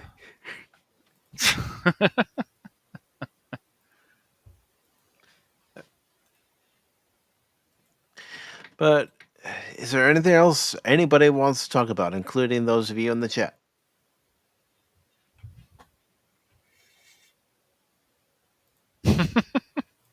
Boy, not at once, everybody. Not all at once. No, I like what Anonymous said here. He's downloading his consciousness to the high-tech refrigerator. People won't have to interact with me if they want to eat. Plus, my belly is always full of food. Yeah, but what if you're running low on food? You have that person that's living in the house that hasn't gone to the grocery store yet. Yeah, he's full of something. Then you're hungry. Then he's full of something. That's for sure. So, Anonymous, since you're here, did you just forget about the Lilo and Stitch live action with your wife, or did you say, fuck it, I'm gonna go watch it anyways? He said it was the best film ever. He became a Disney princess after he saw it. Did you, Anonymous? Did you wave your wand around? I told you be careful about that, buddy. He's an expert wand weaver ever since he did Hogwarts. This is my wand. Yay. Nobody has to see it, Anonymous. Yeah, please. Nice. Very, very nice. You almost sound like Barat there. Very nice. Very nice. Very nice. Yeah, I do. Yeah, Sacha Baron Cohen was really funny too before all this stuff. It's just like my brother is still watching the train wreck and a Family Guy, for example. It's like, man, you can just tell the writers change. It's like that show can just die at this point. We can just move on because they just don't care anymore. And it just seems like they go in there for a paycheck. And it's like, this is not funny, because once a comedy show especially, starts being afraid, I should say, to make certain jokes, this show always is going to go crash and burn. Well, more importantly, a show that's supposedly not afraid right to go there starts becoming afraid. It's like Now we got a problem. It's like the moment you're supposed to be fearless, and now you're a bunch of cowards. Exactly. Or it hurts your fifis because, Mhm. oh no, this is hitting too close to home. We can't talk about that. No, Yeah. you're ignorant. You're ignorant. Yeah. Yeah, right. You're ignorant. Yeah. I mean, I haven't even watched South Park in a while. I don't even know how funny it is or isn't, but Well, it's been a while since I've seen it. I don't have access to it, so some of the best satire on TV, though, at one time, definitely. I also find it funny. Yeah, exactly. I also find it funny though that like Comedy Central's like, can you guys show more classic Family Guy episodes, and stop showing some of this newer stuff?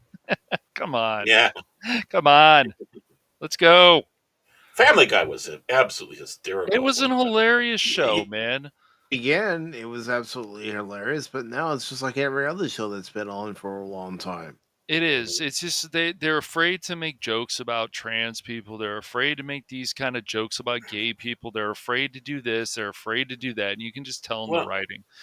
So now it's more of a bigger agenda. Before it was like, let's make fun of Bush. Let's make fun of Clinton. Let's make fun of this. Let's make fun of that. Yeah.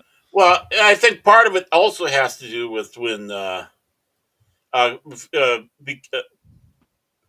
Seth MacFarlane started becoming an insufferable ass. Yeah. And thinking way too highly of himself. It's like, oh, no, we have to go to a different level now. It's like, I mean, I'll be honest. I don't think the new version of Naked Gun's going to be all that good. No, I don't. No. And I think that's one of the reasons right there. Mm-hmm. Yeah, it'll have its moments, but Seth MacFarlane doing it, I think, is one of the detriments. Yep. Yeah, I just want people to come out again and say we're going to do this. I mean, I find it really funny that stuff like Fox News and there's a few comics out there and stuff. They're like, the hell with it. I mean, even making fun of Trump, Elon, all kinds of people, Zelensky, whatever. I mean, it's like, oh, I'm offended. It's like, it's easy. It's just easy. It like the material writes itself. It really does. So. It does. Yes. I like that. It's like, let it be that way. It's if you're going to do satire, everybody's open game. Mm-hmm. Yeah, Nobody's off limits. It was nice. They did like a White Lotus takeoff on one of the older episodes of Simpsons because my brother and I are just we're still catching up, and there was Sideshow Bob, and it's like, oh, good, and he was still as funny as ever. Kelsey Grammer was still funny as Sideshow Bob, of course. Oh yeah, he would be. Yes, and it was good to see how things are. It's like good to see him on there. It's like because of how his politics are, blah blah, whatever. Even somebody like Mark Hammer, as I like to call him now. I like that, Baron Mark Hammer. Who is Mark Hammer? Mark Hammer, Mark Hamill, Mark Hammer. Mark Hammer? Who is Mark Hammer? But even like his Skeletor, it sounded too much like the Joker. So that's because it was his Joker. Yes, yeah, and it just sounded too much. He's got to work on that because other times, Hammerhead. Well, that's because you boob. We were spoiled with Alan Oppenheimer's Skeletor. You boob. Yeah. Yeah. So. Yeah. But even that's the voice we were spoiled with, and even in the 2002 series, I can't remember who the voice actor was that did Skeletor for that, but even he tried to emulate it a little bit, but not make it sound totally like Alan Oppenheimer's Skeletor. We've got a He-Man movie finally coming out again. What we do, it's like once again, I want it on Eternia, a whole movie on Eternia. What was the best thing about the original film, Eternia? I think. Probably. Yes, it was. Why can't we get a whole He-Man movie on Eternia? Because it's going to be here on Earth, dude. Yeah. It's just again, they're not reading the room.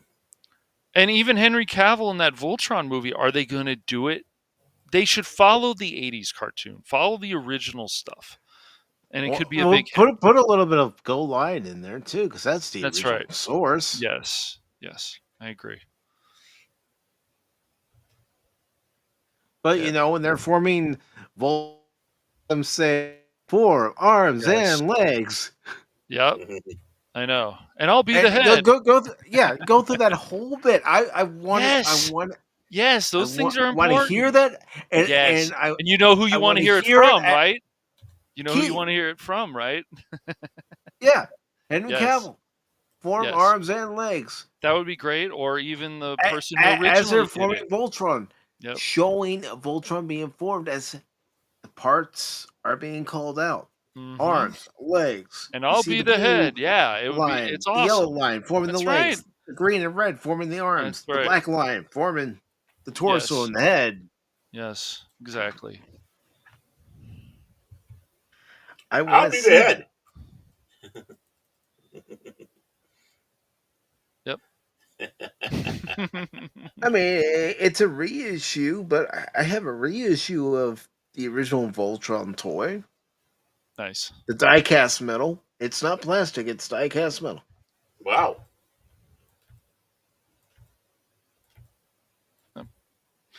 It's just the thing is, people and the newer generation, as I've seen, they are like, "Oh, it's just nostalgia." Well, yeah, and what's wrong with nostalgia? What's wrong with what's it? wrong with nostalgia? And What's wrong with it? again, how could they talk about the 1980s when they didn't live it? They didn't experience it. That's right. It's like me trying to talk about the 1920s. I never lived it. I never experienced it. Exactly. I don't remember the 80s, man.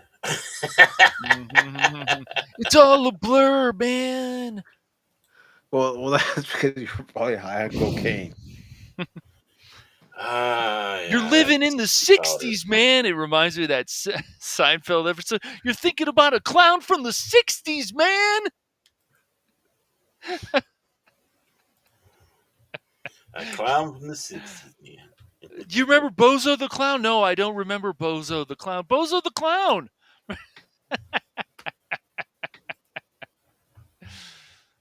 That was John Favreau, if I remember, one of his really early roles, too. He was as the clown. And it's already being speculated that Dave Filoni and someone else are going to take over for Kathleen Kennedy. So you're going to have that That's the Peter speculation. Safran, James Gunn, same type of situation over there at Lucasfilm. Good luck. Phony baloney. Yeah, what if for some reason that Superman movie is like, he's an alien? Get him out of here! Cash, he's an alien. Get him out of here. It spends half the movie talking about he's an alien and stuff. It's just to his dog. to his dog. And then he's crying, nobody likes me. And right, I mean, it's going to be like what we're going to be seeing is how he's talking to the dog, like he did when he was younger. It's like nobody likes me, everybody picks on me, everyone thinks I'm a hack. And Anonymous, you bring up a good point here. There is a difference between genuine nostalgia and nostalgia bait. Because genuine nostalgia is like my sister watching a show like Murder, She Wrote and seeing items in Murder, She Wrote that she remembers from the 1980s. Going, oh, I remember that. I remember using that. Mm-hmm. Yep. Yes. I mean, even the tape decks, using those and the computers that we had back then. Yep. Right.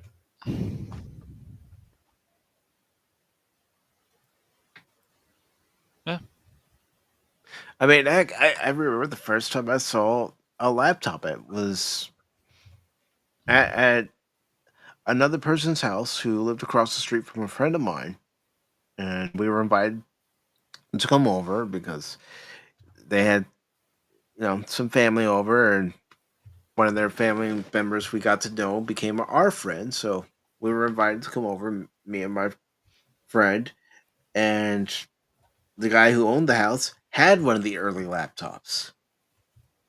and it's you look at it and go, wow, that's a laptop computer. It's nothing like what we have now,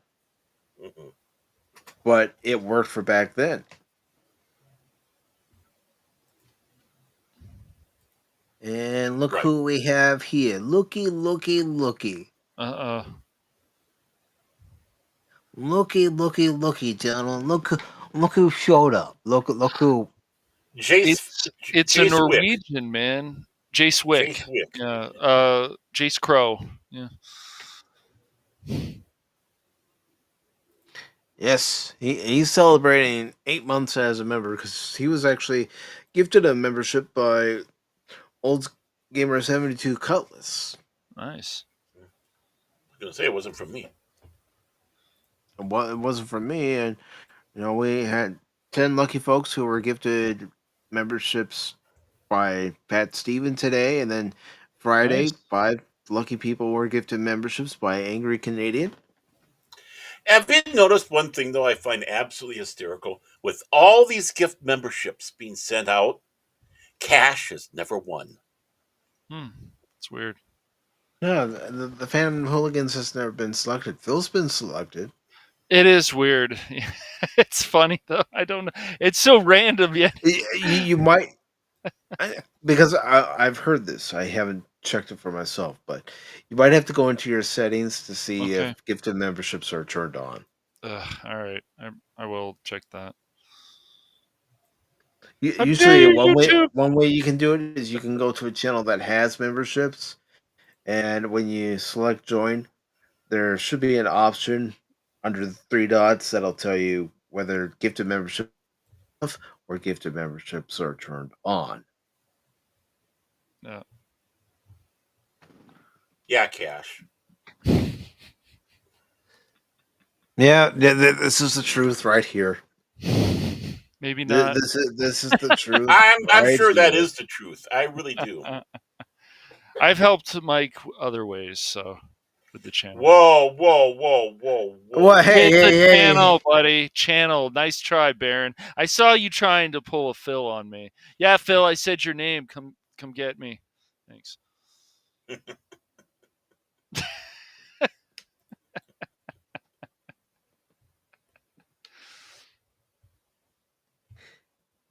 But yeah.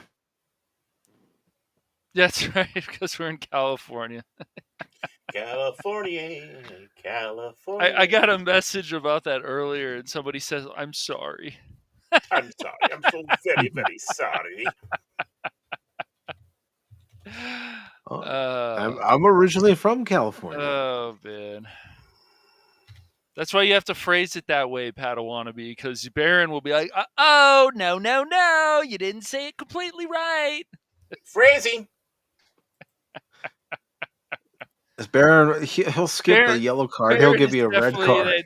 Darren would be definitely the person on the bridge and answering the questions or like closing the door. You didn't say the magic words.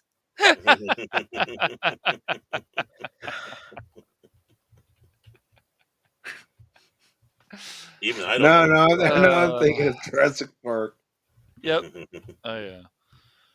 And speaking of that, I know some people are still excited about seeing dinosaurs. Look, dinosaurs are cool. All right, dinosaurs will always be cool, but I just after Jurassic Park 2 and the dinosaur running around San Diego, I was just like, do I care about Jurassic Park or Jurassic World or any of this stuff anymore? Really? No, not really. Because you found out it was a fantasy, and it's like, I was really hoping to look out the window and see a dinosaur. How dare they?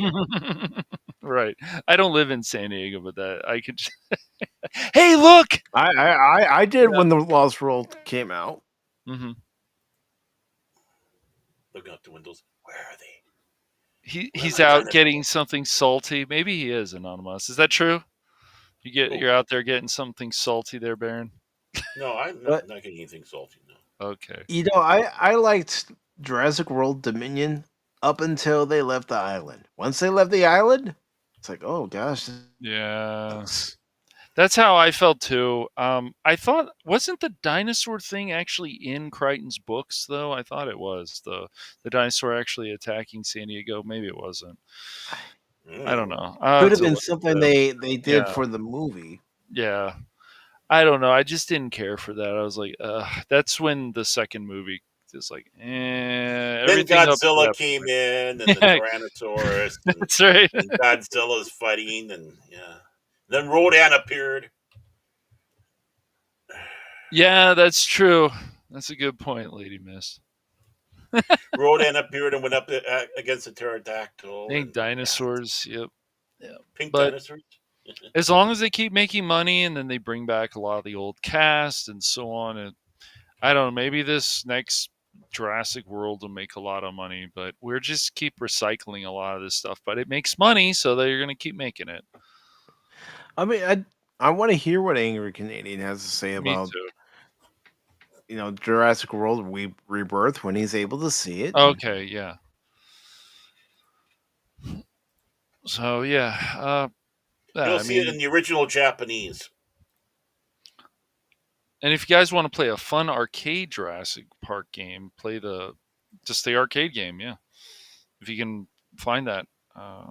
I think it's on a collection now. Actually, I thought it was coming released out. on that Jurassic Yeah. Park collection Mhm. that came out last year. Yep, I thought it was. Check that. I might be wrong though. No. Jurassic South Park.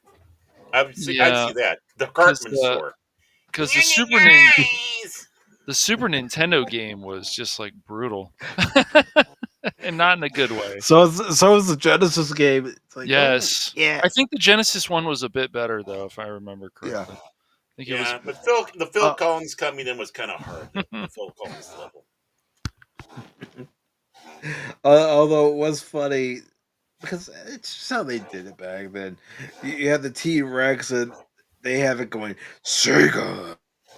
I thought that was funny the first time I heard it. I'm thinking, who in their right mind thought of that?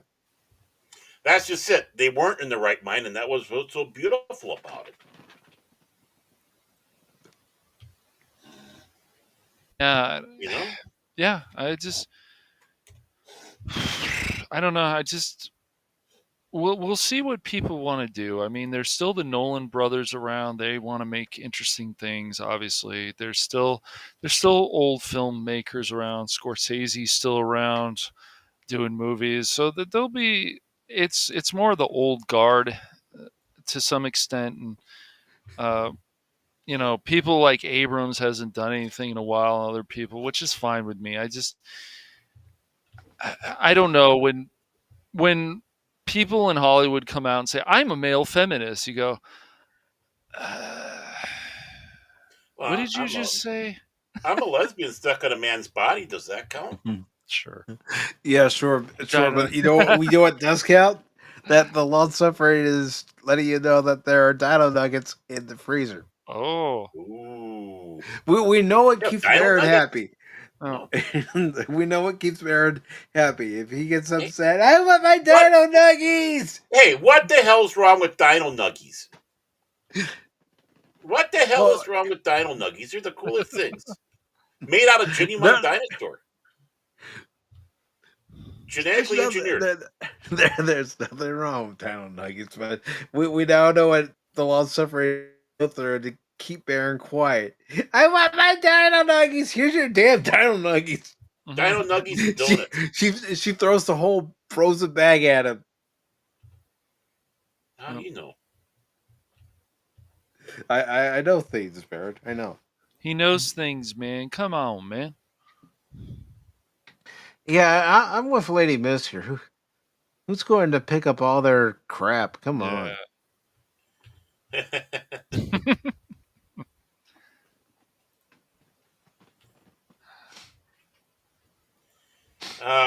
And you know, Gavin Newsom. The I like too. That. I'm fine with and you got to make sure when you feed them that you still have your limbs intact. Yeah, seriously. No biting. No biting.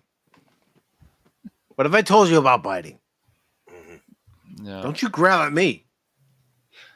Wow, Baron has a pacifier and a juice box? Wow. I do.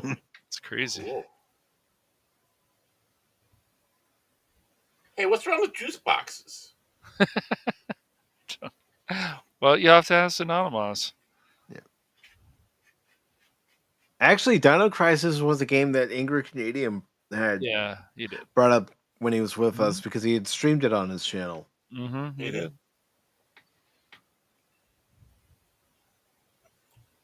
And Lady Miss has Turok. Turok. It's a fun game. Yep.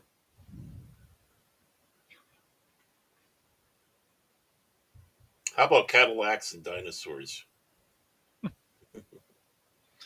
Cadillacs and Dinosaurs. I never watched it. Well, it's based off of a game, so it's kind of unique.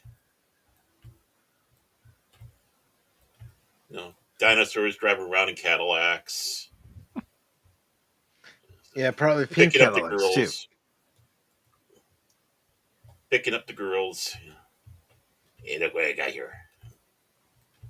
Hey, ever driven with a dinosaur in a Cadillac before? Yeah. If you haven't, you're missing out on life. Yeah. When I nibble on your ear, I nibble on your ear. And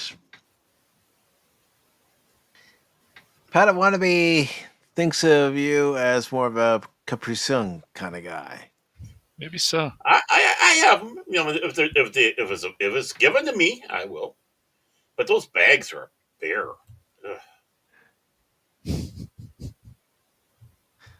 Well, all you got to do is take the straw, aim, and stick it in the hole. I know. Yeah, don't make a mess again, Baron. Come on, man. Quit talking about my love life, okay? That's what happens.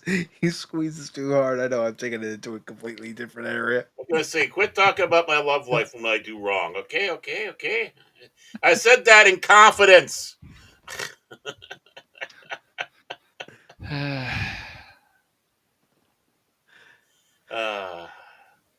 So, anybody have any final thoughts before we get out of here? Yeah, get us out of this, somebody. Please get us out of this. We're going off the rails again. Thanks, Cash. Yeah, it's Cash's fault. You know it's his fault. Woohoo. The moment he got here, everything went downhill. Woohoo! You goobers. I didn't say that. Nice try, Yeah. though. Yet. Nope.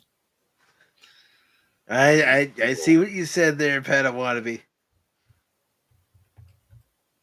Pat wannabe, dude. It didn't go in. It just impacted on the surface. Oh, kind of like the Janolan. Yeah. Impacted on the surface of the Dyson sphere. I felt sorry for the Janolan. Get to that talk real quick. Patreon and I did like the fact that they came up with a design for a transport ship that looked like it was still from the motion picture era of Star Trek. Yeah. Well, what they did was they took that one shuttle that they had in Star Trek 6, turned it upside down, and put warp drives on it. It worked. It did. Beautiful, man. Beautiful.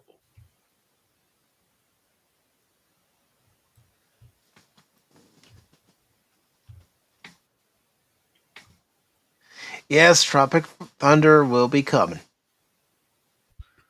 Catch a dude playing another dude to mess up another dude's stream. Woohoo! Cash is an AI, playing an AI.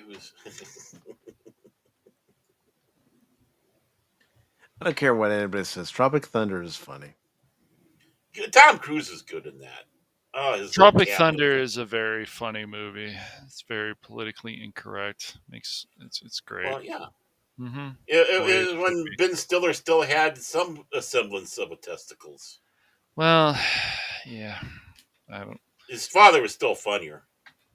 Yeah, his father was very funny. His Jerry brother Stiller. too. Yeah. Ben can be funny. I don't know. After a while, it's like with Jennifer Lawrence and a lot of these other people. You just don't see movies, even her last movies. Like, maybe it's on cable and you're watching it kind of. It's like, this is supposed to be considered a comedy. Sure, whatever. Yeah, these people become irrelevant at times, it seems, and I don't know. Stiller hasn't really done anything that I go, oh, I can't wait to see a Ben Stiller movie. No, he hasn't. He's been rather quiet on the movie front. Yes. On the talent front, yeah.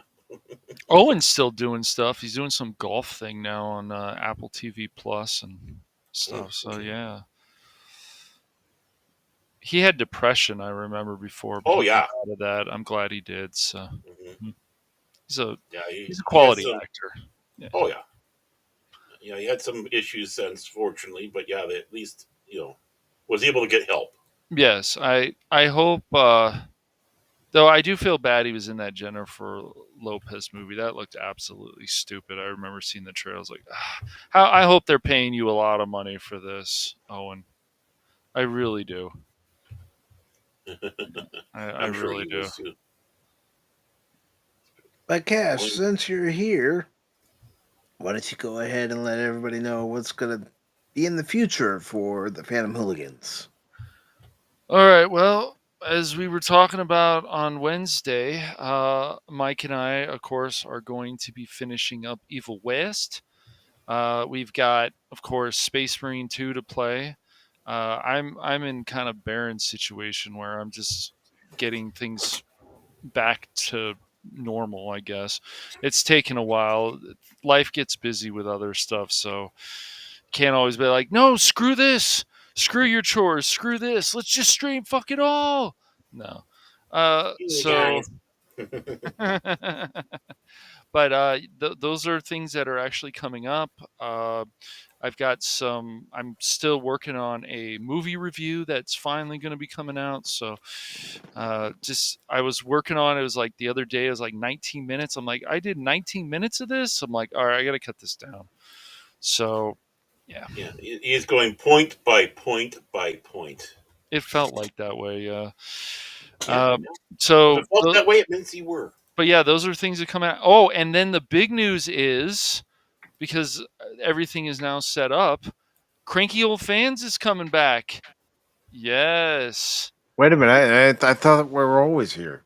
Yeah, we are, but the Rumble's Cranky Old Fans exclusively on Rumble, as Baron would say, because we're a bunch of snobs. We are. We are.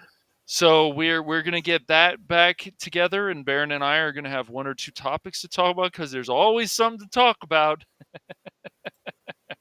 Especially with Cash. Yes, and Baron's got we come. It really grinds my gears. Yeah, or if Baron gets upset about something. I never get upset. I'm always Mr. Sunshine Lollipops. Sure, buddy. Sunshine Lollipops and atomic explosions. That's all. That's all I am. Yes, and Baron and I are working on an anime called Elon vs. Trump. No, we're not. But that could be pretty cool, actually. Yeah, it would be. Someone's going to do it. Someone's going to do it. I think so. I think so. Yeah. Yeah, Elon versus Trump. Great.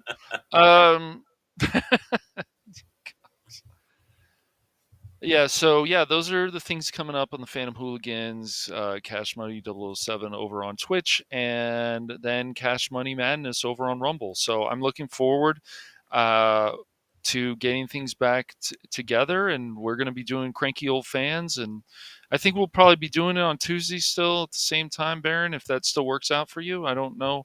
Oh, your schedule has changed, so I don't know. Yeah, we'll have to talk about it. We'll talk about it. We'll talk about it. So maybe it'll change. The day may change, and that's okay, but I'm guessing would most likely be at night or evening, so yeah. Of course. Yeah.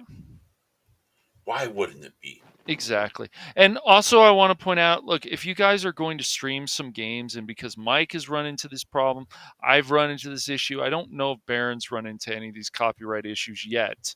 But on your channel, Baron. But dude, if you guys need to play a game like Star Wars, Dark Forces, go play it on Rumble exclusively, so you don't have to deal with the shit. Just do it, promote the hell out of it, and just go from there. Because don't deal with any of the crap that Mike had to deal with, and other people don't deal with it. It's not worth it. It's stupid. You know, It is. It's these corporations going, oh, no. He did a stream of Dark Forces. It has Star Wars music in it. It has a Right. theme in it. Yes. Copyright claim. Yep. Yeah, it's stupid. This is just stupid. And I guess if you're also playing Saints Row, just play it exclusively. Saints Row, Grand Theft Auto, anything that's going to have some kind of copyright music in it, play it on Rumble. And there shouldn't be any problems. You know, Shouldn't be. Shouldn't be. Shouldn't be. Nothing's ever guaranteed. No, it's not. It's Now not. that Cash did all this stuff, it will. But if you want to run other stuff, Rumble is still giving a lot of people freedom. They have their own other problems, just like any of these other platforms. But in terms of more freedom, YouTube does a pretty good job. I'll say pretty good. They used to be better, but yeah. So all the options available, always take that. So if you want to play a game that you know is going to have any kind of copyright problems on YouTube, just play it on Rumble, because they seem to be cool with that for now. I hope that doesn't change. They seem to want to fight. I remember Russia was like, you're going to do this, and Rumble said, go fuck yourself.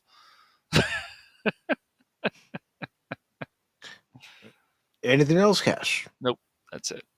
All right, Baron Orman Tagge. Speak, boy, speak. Sorry, I was taking some pills. Pills. Cash was kind of getting my anxiety up. Sure. It was my pill time. Really, with everything in flux right now, I'll have to get back to everybody on what's going on in my world. Mm-hmm. I'll be taking the Starship Enterprise out to protect Earth from an incoming cloud that might destroy Earth. It's taken out 3 Klingon ships in Epsilon 9. As you can see, I'm all ready to go. Just have to tell Decker to get into his place. Go out the airlock. We know what you did. It's my ship. I want it back. You don't know this ship. It's completely new Enterprise. Yeah. All right. Yeah. Now, as far as what's coming up on the channel, well, for the moment, there's only one thing coming up on the channel for this week, and that's Wednesday's watch party at 6 p.m. Eastern Time on YouTube, Rumble, and X, where we're going to watch Blazing Saddle.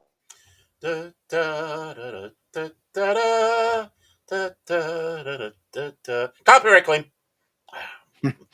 If you're into good slapstick satirical comedy, this is the movie for you. It doesn't take itself seriously, and it pokes fun at a lot of people. If you like hearing words you can't say anymore, this is your movie. Yeah. But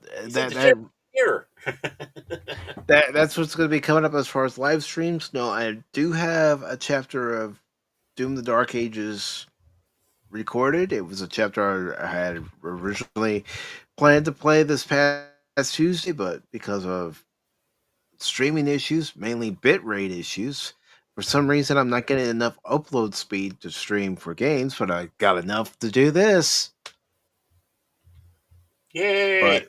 But right, Cash?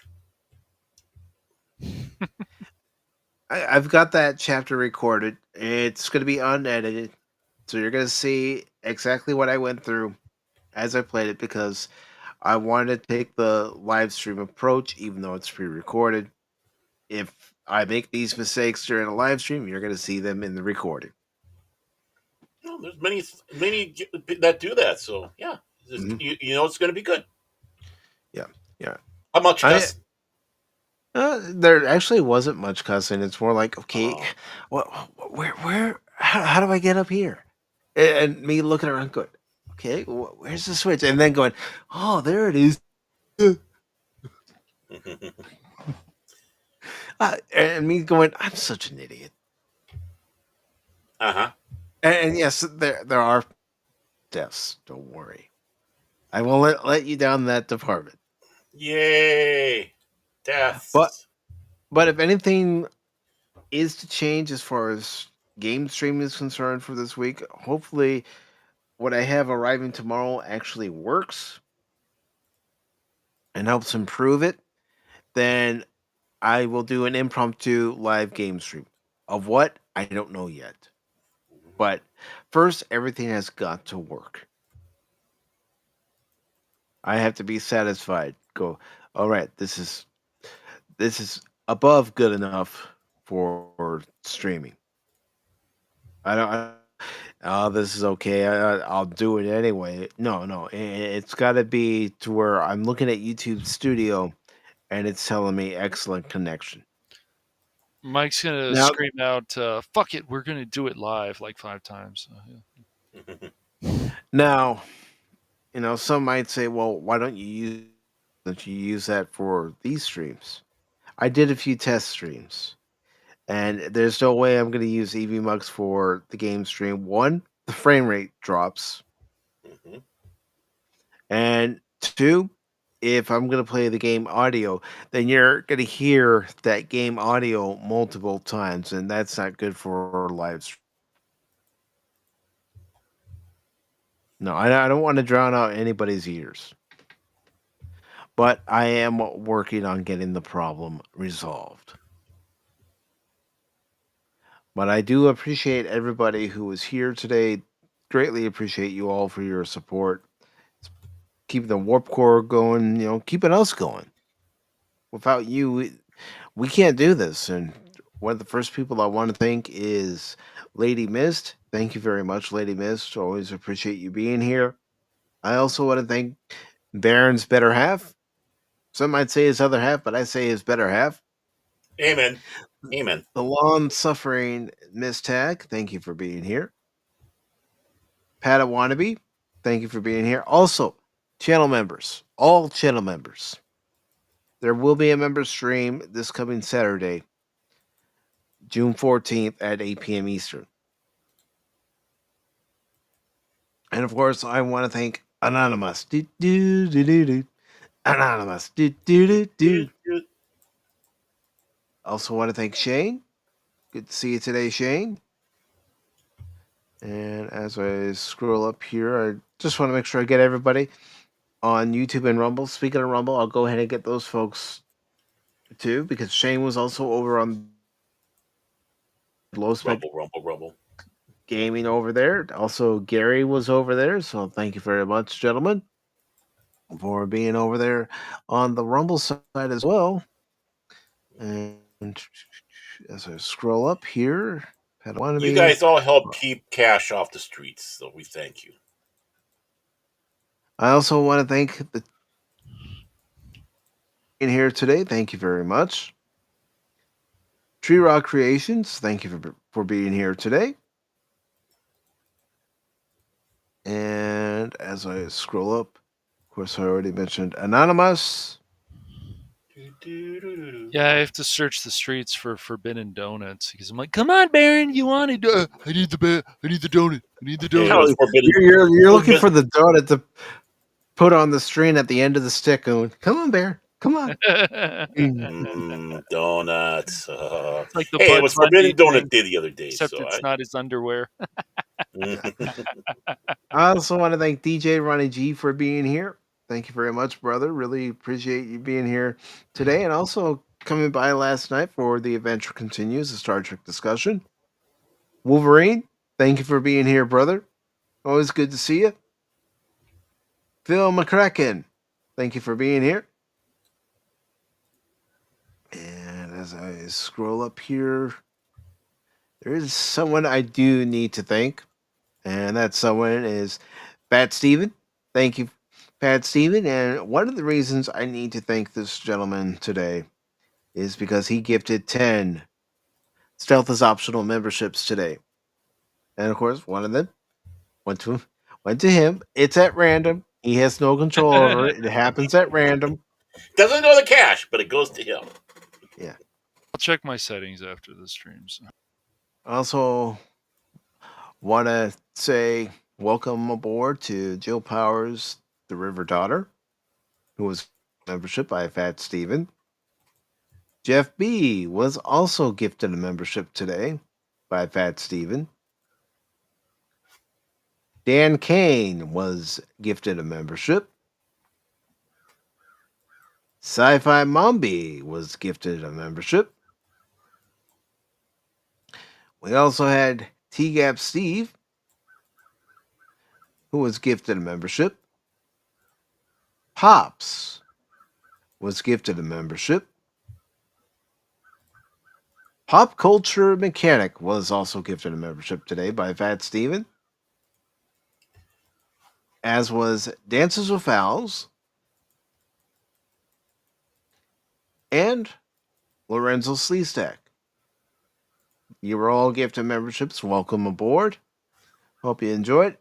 Hope to see everybody this coming Saturday for the member stream. And how it goes for the member streams is I'm here to run and produce the shows. You all come up with the topic. And no topic is off limits. And that looks like that was everybody over on the YouTube side and Rumble side. I didn't see anything pop in from X, but I am going to just double check. Looks like we got a couple new messages down at the bottom, so let me get to the bottom. Mike's getting to the bottom of this, folks. Yes. All right, so Lady Miss says, this was fun. Take care, everybody, and bye! But yes, this was fun. I appreciate everybody who was able to stop by today. If you haven't done so already, please make sure you do Baron and Cash, and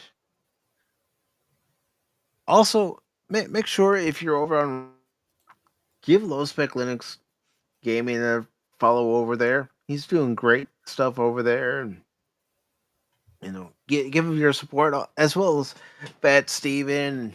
I mean, if you want good creators, you can find good creators, and those are just two great creators that you can find over there on Rumble. And also give our previous guest, Angry Canadian, a sub. You can find his information in this past Friday's Pop Talk. So everybody, have yourselves a good Sunday. It's all right, Low Spec. It's all right, brother. I appreciate it. But everybody, you have yourselves a good rest of your Sunday. And again, I can't thank you for your support enough. And I also just want to take the time to thank our guest, Angry Canadian, from this past Friday for being our guest here on Pop Talk on Friday, and last night's guest for The Adventure Continues, a Star Trek discussion, The Smoking Patriot. Thank you, gentlemen, for being here.